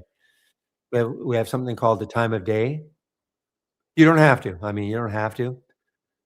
But I think I'm surprised it's not in here. Because this can get really, really active right when the market opens.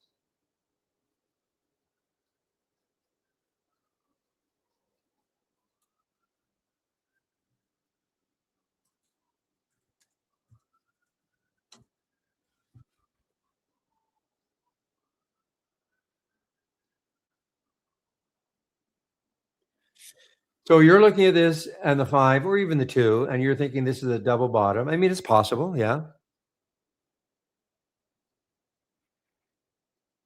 Well, the race, of course, is looking at stocks that are, really starting to move. The race really, stocks that are really starting to move, you see a big percentage increase, that means the stock is really starting to move. You click on it and just see what's happening. But, I mean, that scan is pretty darn the problem with it right now is that, it's very active in the morning. So, you know what, you might wanna have it part of your layout and take a look at it in the morning.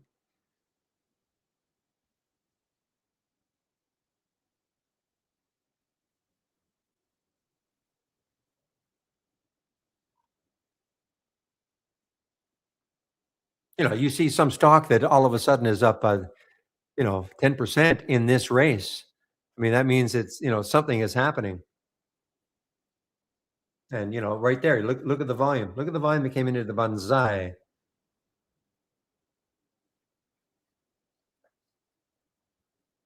Now, does it mean it's gonna continue? No.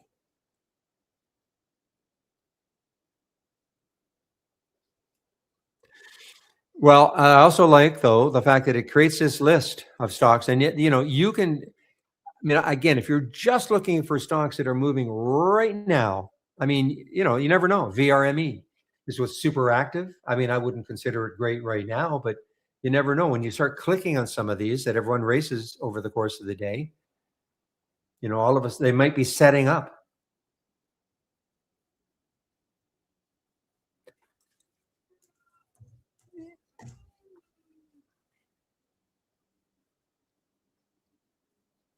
So if you're 162, if you're talking about, so I mean, it's possible you're going to buy because it is turning blue, but there's no buy flag. Now, understand that it all depends on the time frame you're looking at. I could be looking at a 5-minute time frame and not see a buy flag. I could look at a 2-minute and see a buy flag. It all depends on. Not in this case, you don't see that, but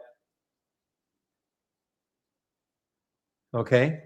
Well, it may have been, but what time frame were you looking at? The 2 or the 5, 162? Because you might get a buy flag, and it might have been a buy flag that the previous candle, but see how it's orange now? So, maybe when it was blue, moving higher, maybe, but if the buy flag should disappear, though, if it comes back down, if that makes sense. Understand, because the candle could be moving higher and you might get the buy flag, but all of a sudden, if they're selling and the candle, closes at the bottom of the buy flag could disappear. It should disappear.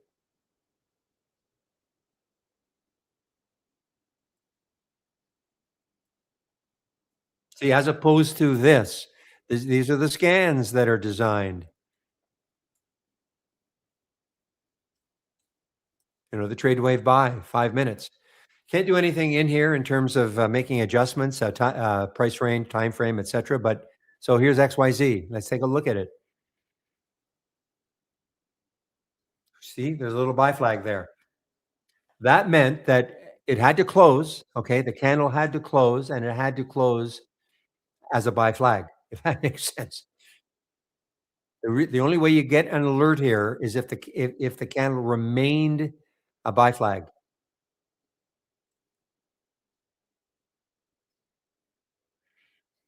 Here's the SK. Now it's funny because it looks like it shouldn't have, maybe, or maybe no. I can't explain that exactly, but Boyle was something we looked at earlier. I had a buy flag, but you see, this is to me too choppy. You get a buy flag, then you get a sell flag, get a buy flag. Now at this point, yeah, it did move, but people, you can look at this. You can have this up and running, and you notice that you usually get an alert every 5 minutes.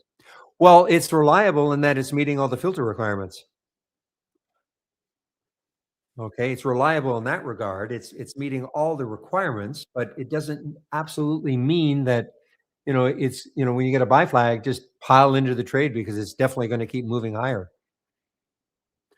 Well, some of them, but there's nothing there. 162. There's no scan out there that that you're going to say to yourself, well, every time I take this trade, it's going to work.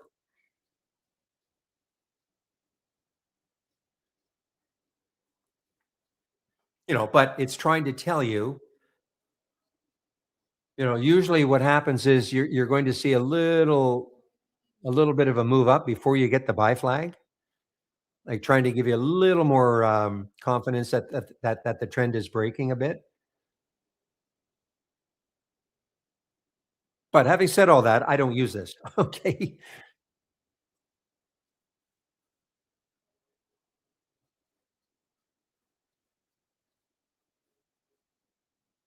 you still got to follow it. Well, you got to follow it after the fact. Yes, you get the buy, you get the alert here, then you follow it after the fact. And then it has to make sense for you if you wanted to take this trade. It makes sense. Okay, where would you put your stop if I took this trade and I sort of believe in this? I don't see the buy flag now, but and then okay, where are you going to put your stop? Where could it keep going before it hits any resistance? See, I wouldn't take this trade because the VWAP is at 140.81. First of all, it's not the price range I like, but even if it were to go from 140.26 to 140.81 is not enough for me percentage wise. For some, it could be fine. That's good. I'm not saying it, we don't know that it's going to get stopped at the VWAP, but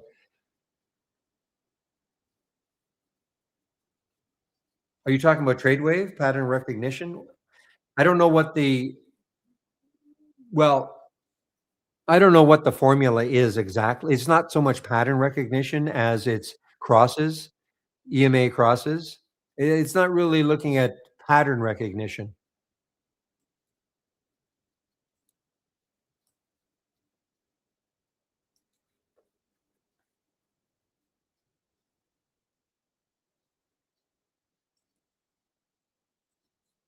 See, and you can adjust all this.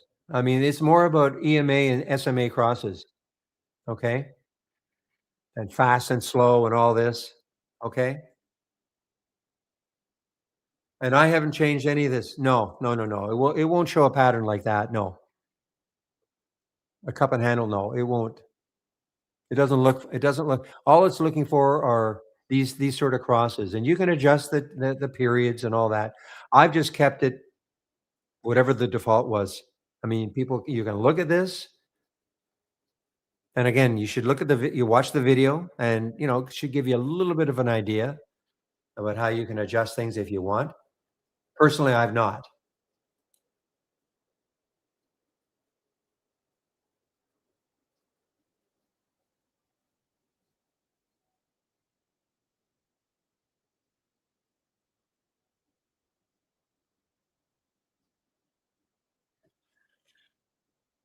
So, Nagara, are you talking about that volume, the 1 minute volume spike?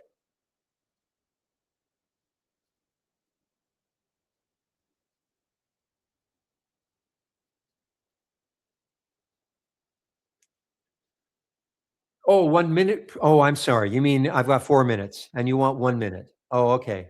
Okay. You want 1 minute though instead of four. Is that what you mean?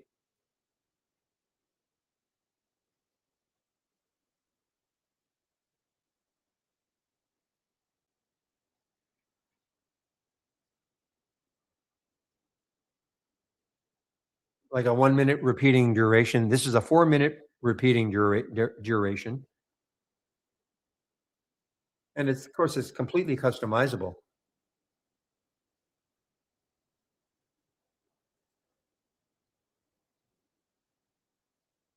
Well, that's what the race can do. Okay, regardless of the time frame. Okay, let me again try to explain what the race does. So you start off, yeah. Well, you'll start off with a top list window with what you want in terms of price, minimum volume. If you want to have the price being up from yesterday's close, you want to add some filters in here, go ahead. You want to add that volume 1 minute percent, go ahead. You can add. This is just what I'm looking at. But what the race does, granted, it's going to, because these are stocks. These are stocks that are very popular. These ones that have been moving the most, big percentages. So INBS, you probably could win another race. But I think what you're asking for though is, what if Joby down here?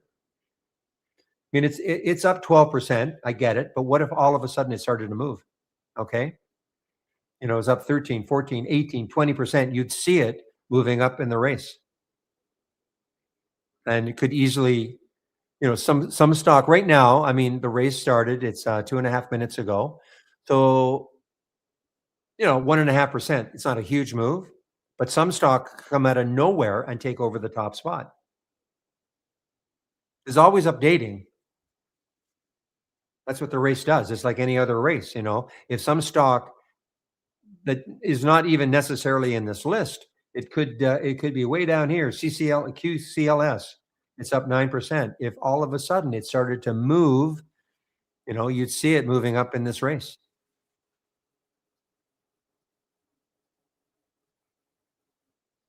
Well, again, if you watch the race, you'll. I mean, it's very visual. You're right. It's very visual. All of a sudden, you see some stock just exploding to the top.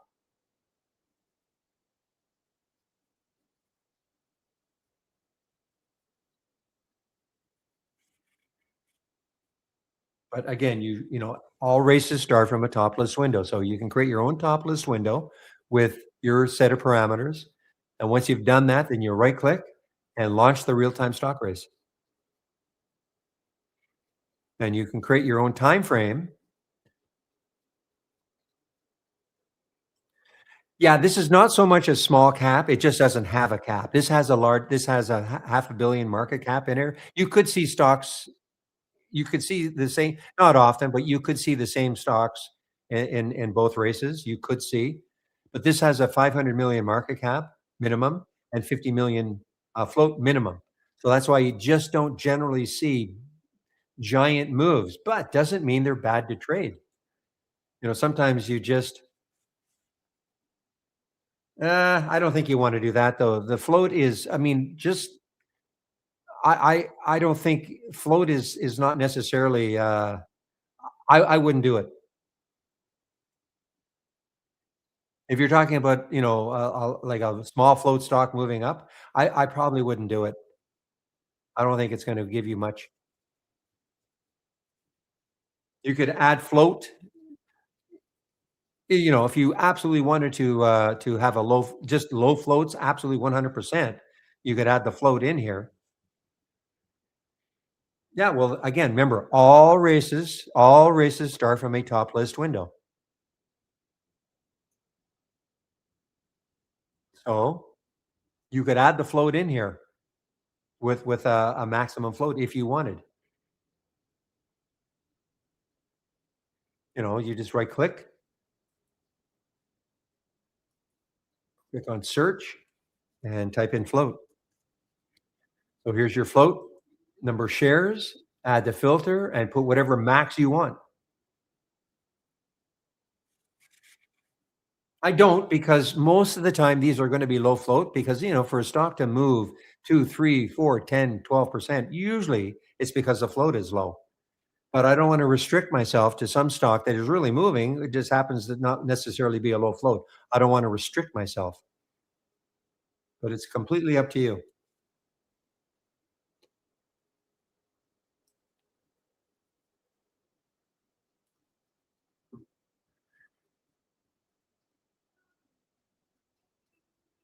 Yeah, I mean, the AI is not other than, RDW has not had a great day. You're talking about, these are the ones that, were alerted to today. A lot of them got stopped out, but, RDW still pretty good. Entry time was 10:10, 963, so it's 8.9%. If you're looking for history, you can right click, previous trading day, last week, last 30 days, last 60 days, or put in a time frame. So you can get history, yes. I use the AI like a watch list, though. I don't really, what whether it's positive or not in terms of right now, but it could be like I could click on a symbol and say, "Wow, it's setting up. It's below the alert price, but it's setting up beautifully." So I use it like a watch list when I can pay attention to it.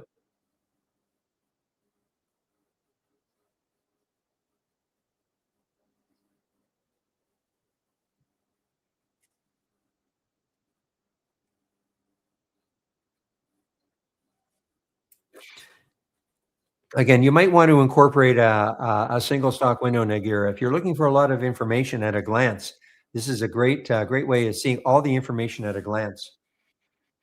I've got the float information. I have the information I want. This is all customizable. H&R Block. So again, you would think that H&R Block, because we're getting into tax season.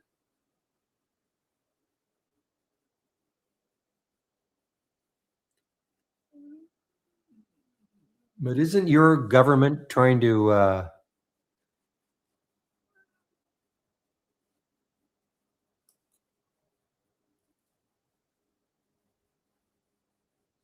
No, am I wrong? So you're asking me? No, I don't mean no taxes. No, no, I don't mean no taxes. I mean the way in which. Oh, got rid of free tax filing. I think in Canada we added it for a while. Oh, I see. So the H&R Block should still. See. I thought all that news was bad for H&R Block because it's been in a downtrend. Anyway,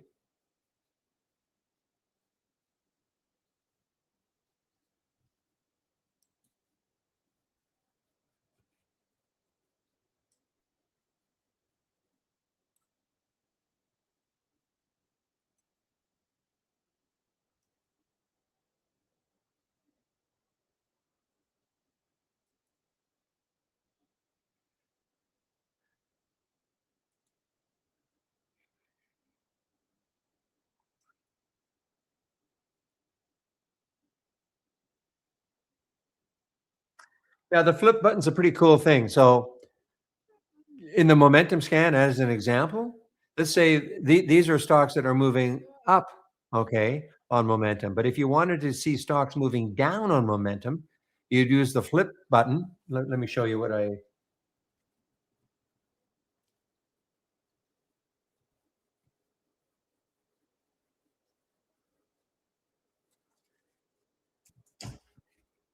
Ah, oh, actually, it's okay. Just give me a moment. I don't have it up, but I'll show you. It's a time saver.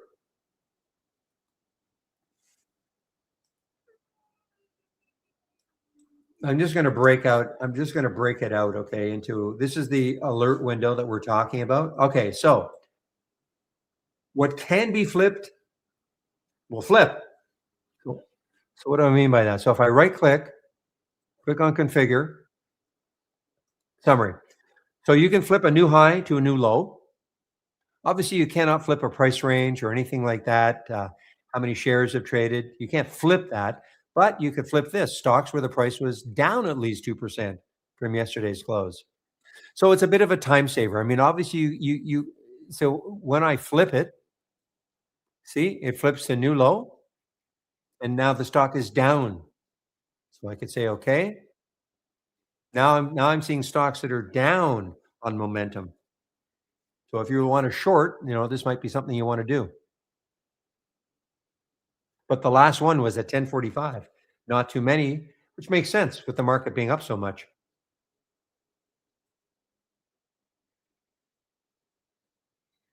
Well, whatever can be flipped. That's the only way I can explain it. You can flip a new high to a new low. You can flip stocks that are up to stocks that are down the same, like a similar percentage.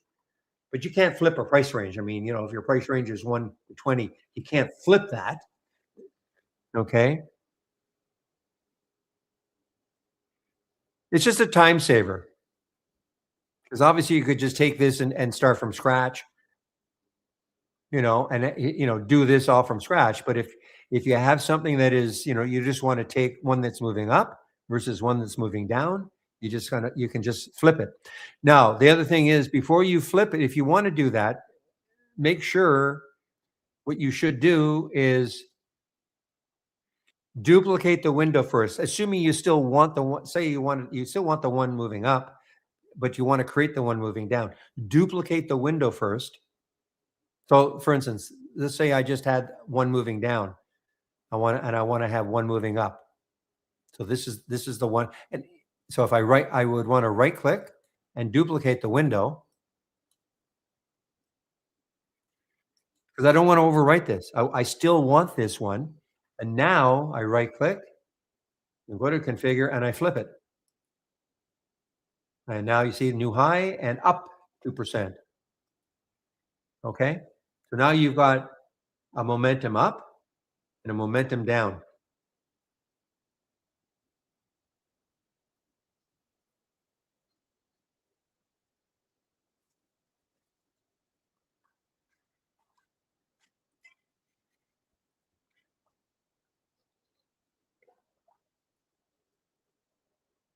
So you see the J, right here you can see Nagiro. Look at this, JCSC showing up here in the momentum and also leading the race.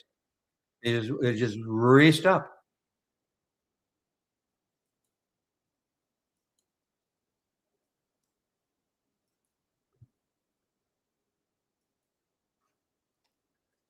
And I'm sure it's going to be on some volume. Yeah, you can see. I mean, it's not a ton, well, it's a lot. It's the volume. See how there's a difference. I mean, the volume really did nothing for quite a while. There was volume here, but what I look for is something that is standing out, a volume bar that is standing out. So you can see you have one there. You do have one there starting to stand out. It doesn't mean there was no volume at all, but they weren't standing out.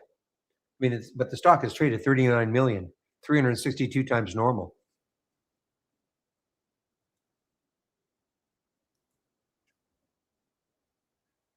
Yeah, sort of a double top. Yeah, a double top on the right here. Yeah. No shorts available. So if you've got shorts available, I don't know, maybe that's what you're looking for. So just because it's a stock so you could actually look at things like this. You could actually look at things like this and say, okay, it's gone parabolic. I'm going to short it. Yeah, there's no sell flag here, but I mean, again, if you're one of those, if you're the type that looks at something like this and think, well, that's too parabolic, I'm going to short it. You don't need to see a sell flag.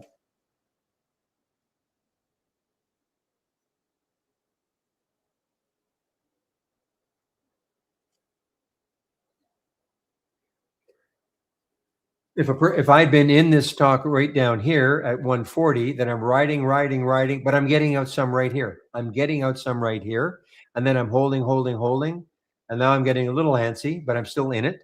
If I'm in it down here.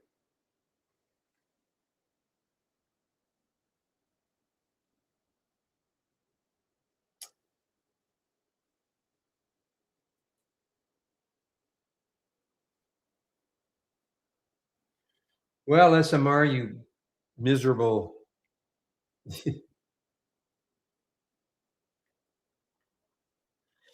Well, again, let's see if we have a third day for these nukes.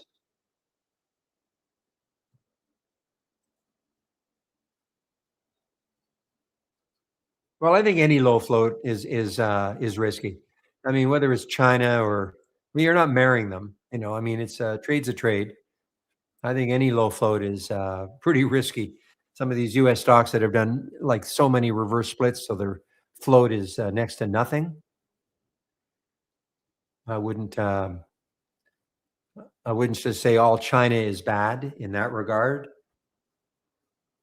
But you know what? If you have a personal something personal that says, you know what, I don't want to train or trade the China stocks, fine. That's why you can have the single stock window is going to give you the flag, show you the flag, the country flag.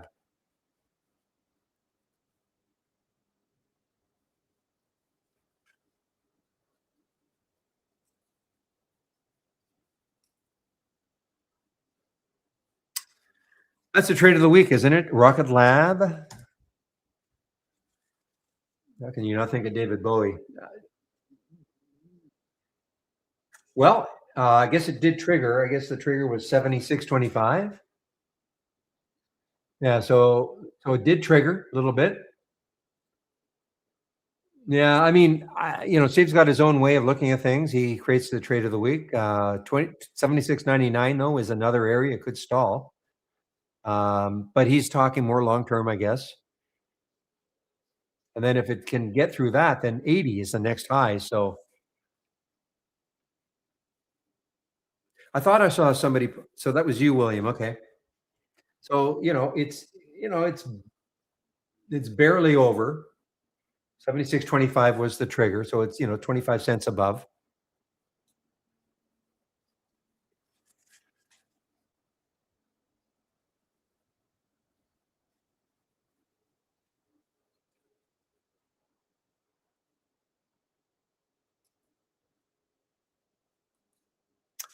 All right, guys. Wow, it's 2:30 already. Great. Love the questions. If there are no more questions, I think I will take off now.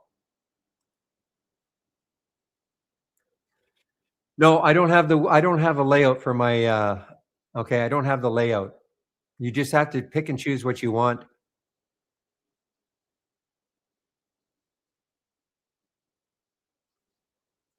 As far as adding the 9, 20, 50, and 200 on every single chart, or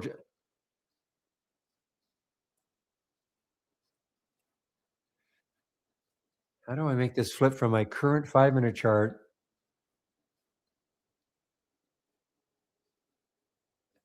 How do I make this flip from my current 5-minute chart to a 15? Ugh, I'm not sure I know what you mean. You're talking about this. See, you're talking about this up here. This is like an insert, right? It's not an insert. You're talking about the little insert chart that shows up sometimes. So I don't like it because I don't need to see it, but I see it went to a daily chart when I did that.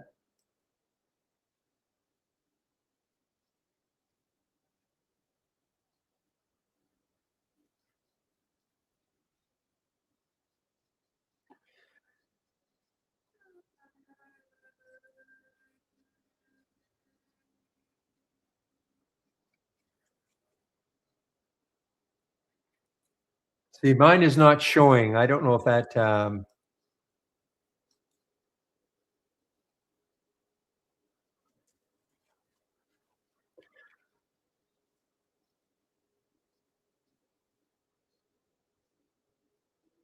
No, I see. I see what you mean. So you click on this, and it's always going to a daily chart. I don't know. I honestly don't know.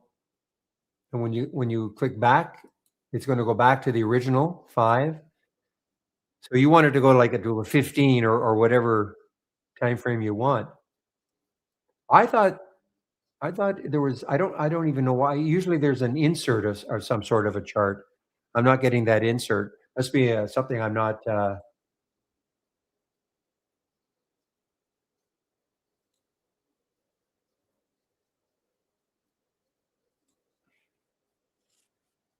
I don't know. Maybe Pepe knows. I don't know. As you can see, I don't use this. But yeah, it goes to a daily chart. I don't know how you would adjust it so it went to like a 15-minute chart. But what are you really trying to do?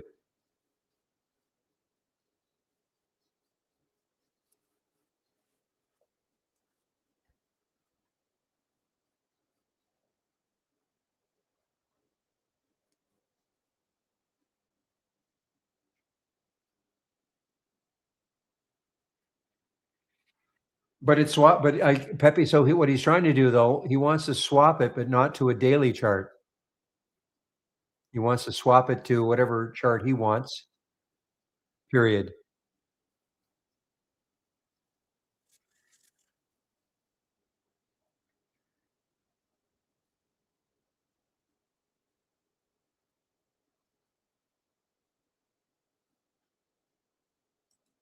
Ah, I see. I see. Okay. Okay. Yeah. You see, for me, this is way too. I see. Okay. So that's the daily. So what you want? Oh, okay. Hmm. How would you change that to say a 15? Is that? I think that's your question, right? Only higher time frames are available. There you go. So you only have 1 month, 6 month, year to date, 1 year, 5 year. So you cannot select 15. I see now what you're trying to do. Swap whatever the current is, put the 2 in here and the 15 here. Can't do it.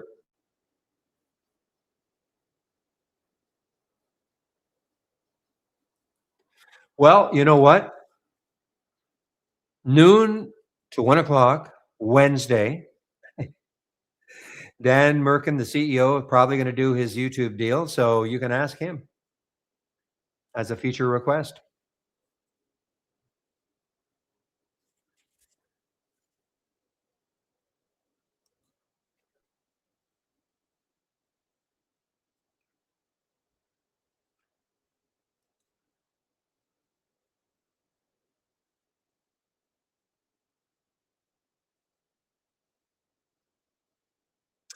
So Nagira, if you want the 9, 20, 50, and 200, well, you've got to add them. Okay. Just go to, now, did you want them on every single, on every single, that's going to be a lot, but you want them on every single chart?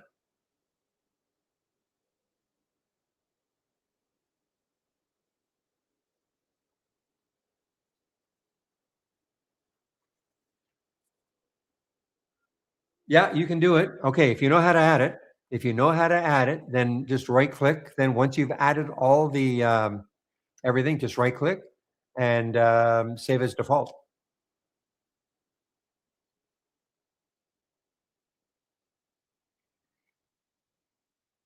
Okay. You can do that, or you can save as default. Okay. And of course, also though, if you want different time frames with all those things on it, so say you've got the 5 minute chart, you've got everything you want, and you want that on a 2 and a daily and a weekly and a monthly. All you have to do is just keep duplicating. Right click and duplicate the window. Okay, and then change the time frame. Okay, and then everything you've done in that 5 minute, you can change it to a 15 minute, and everything is, assuming you want everything on all your time frames. But you can definitely save the chart. Right click, save as default. So when so if you open a new chart, it would look like that. Okay. But you might find it easier just to duplicate the chart. I mean, if what you got on one chart is what you want to see on all the charts, and it doesn't matter what time frame. To me, it's just as easy to duplicate the chart, and then when it says duplicated, just change the time frame. I mean, you can go here and new and chart, and your default chart will come up. I suppose but it's maybe a couple more clicks. But it's up to you. Well, you can have these two races. No problem. You can have the races. You want the Halts resumes, you can have the Halts resumes. And then I think I've shown you how you make your charts. It's pretty simple. And then you can also add the momentum scan. I don't, as you notice, I don't have it here. But if you want, you can add that momentum scan, the Momo scan, to your layout. And then don't forget to save your layout. Always save your layout to the cloud.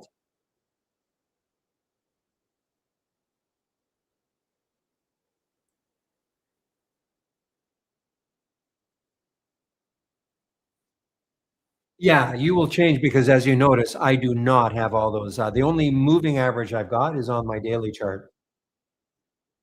I have the 200-day on my daily chart, and that's it.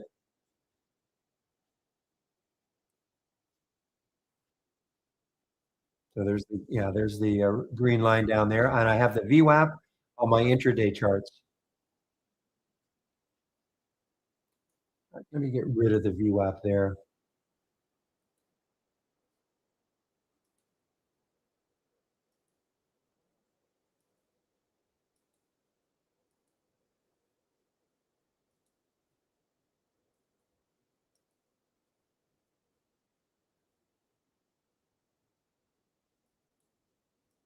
Yeah, I mean, I like, well, for decades, I used candlesticks. I'm just growing really accustomed to using the bars.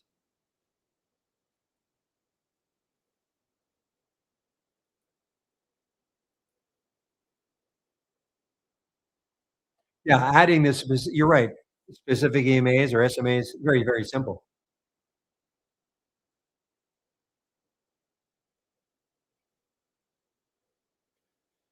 All right, guys, I think that's it. Thanks for all the questions. I really enjoy. It keeps me engaged.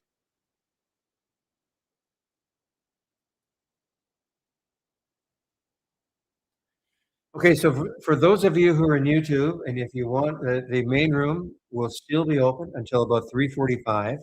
We'll talk a little over an hour, even though I'm going to leave. So this is for the YouTubers.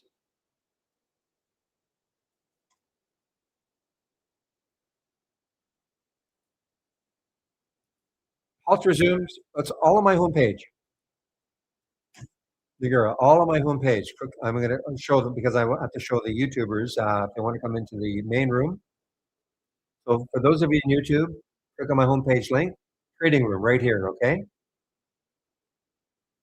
And for you, Nagira, just click on my homepage link, scroll down, custom scans, here they are.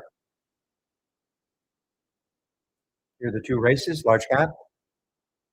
This one, the biggest gainers, just with nothing to do with cap size or float size. Pulse resumes right here. Okay.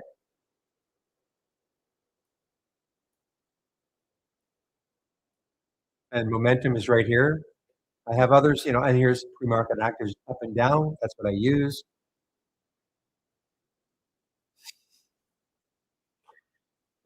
William. Okay, guys. So what I'm going to do, I'm going to take off, but I'll keep my screen still up and running. So you'll see the race, and I'm going to mute myself now. So again, thanks a lot for all the help, all the questions. Love the questions. The main room will open at 6:45 a.m. tomorrow morning. 6:45 a.m. tomorrow morning. I open YouTube at around 8:30. Get on both. I get on the mic for both at 9 o'clock. Okay. So see you. See you tomorrow.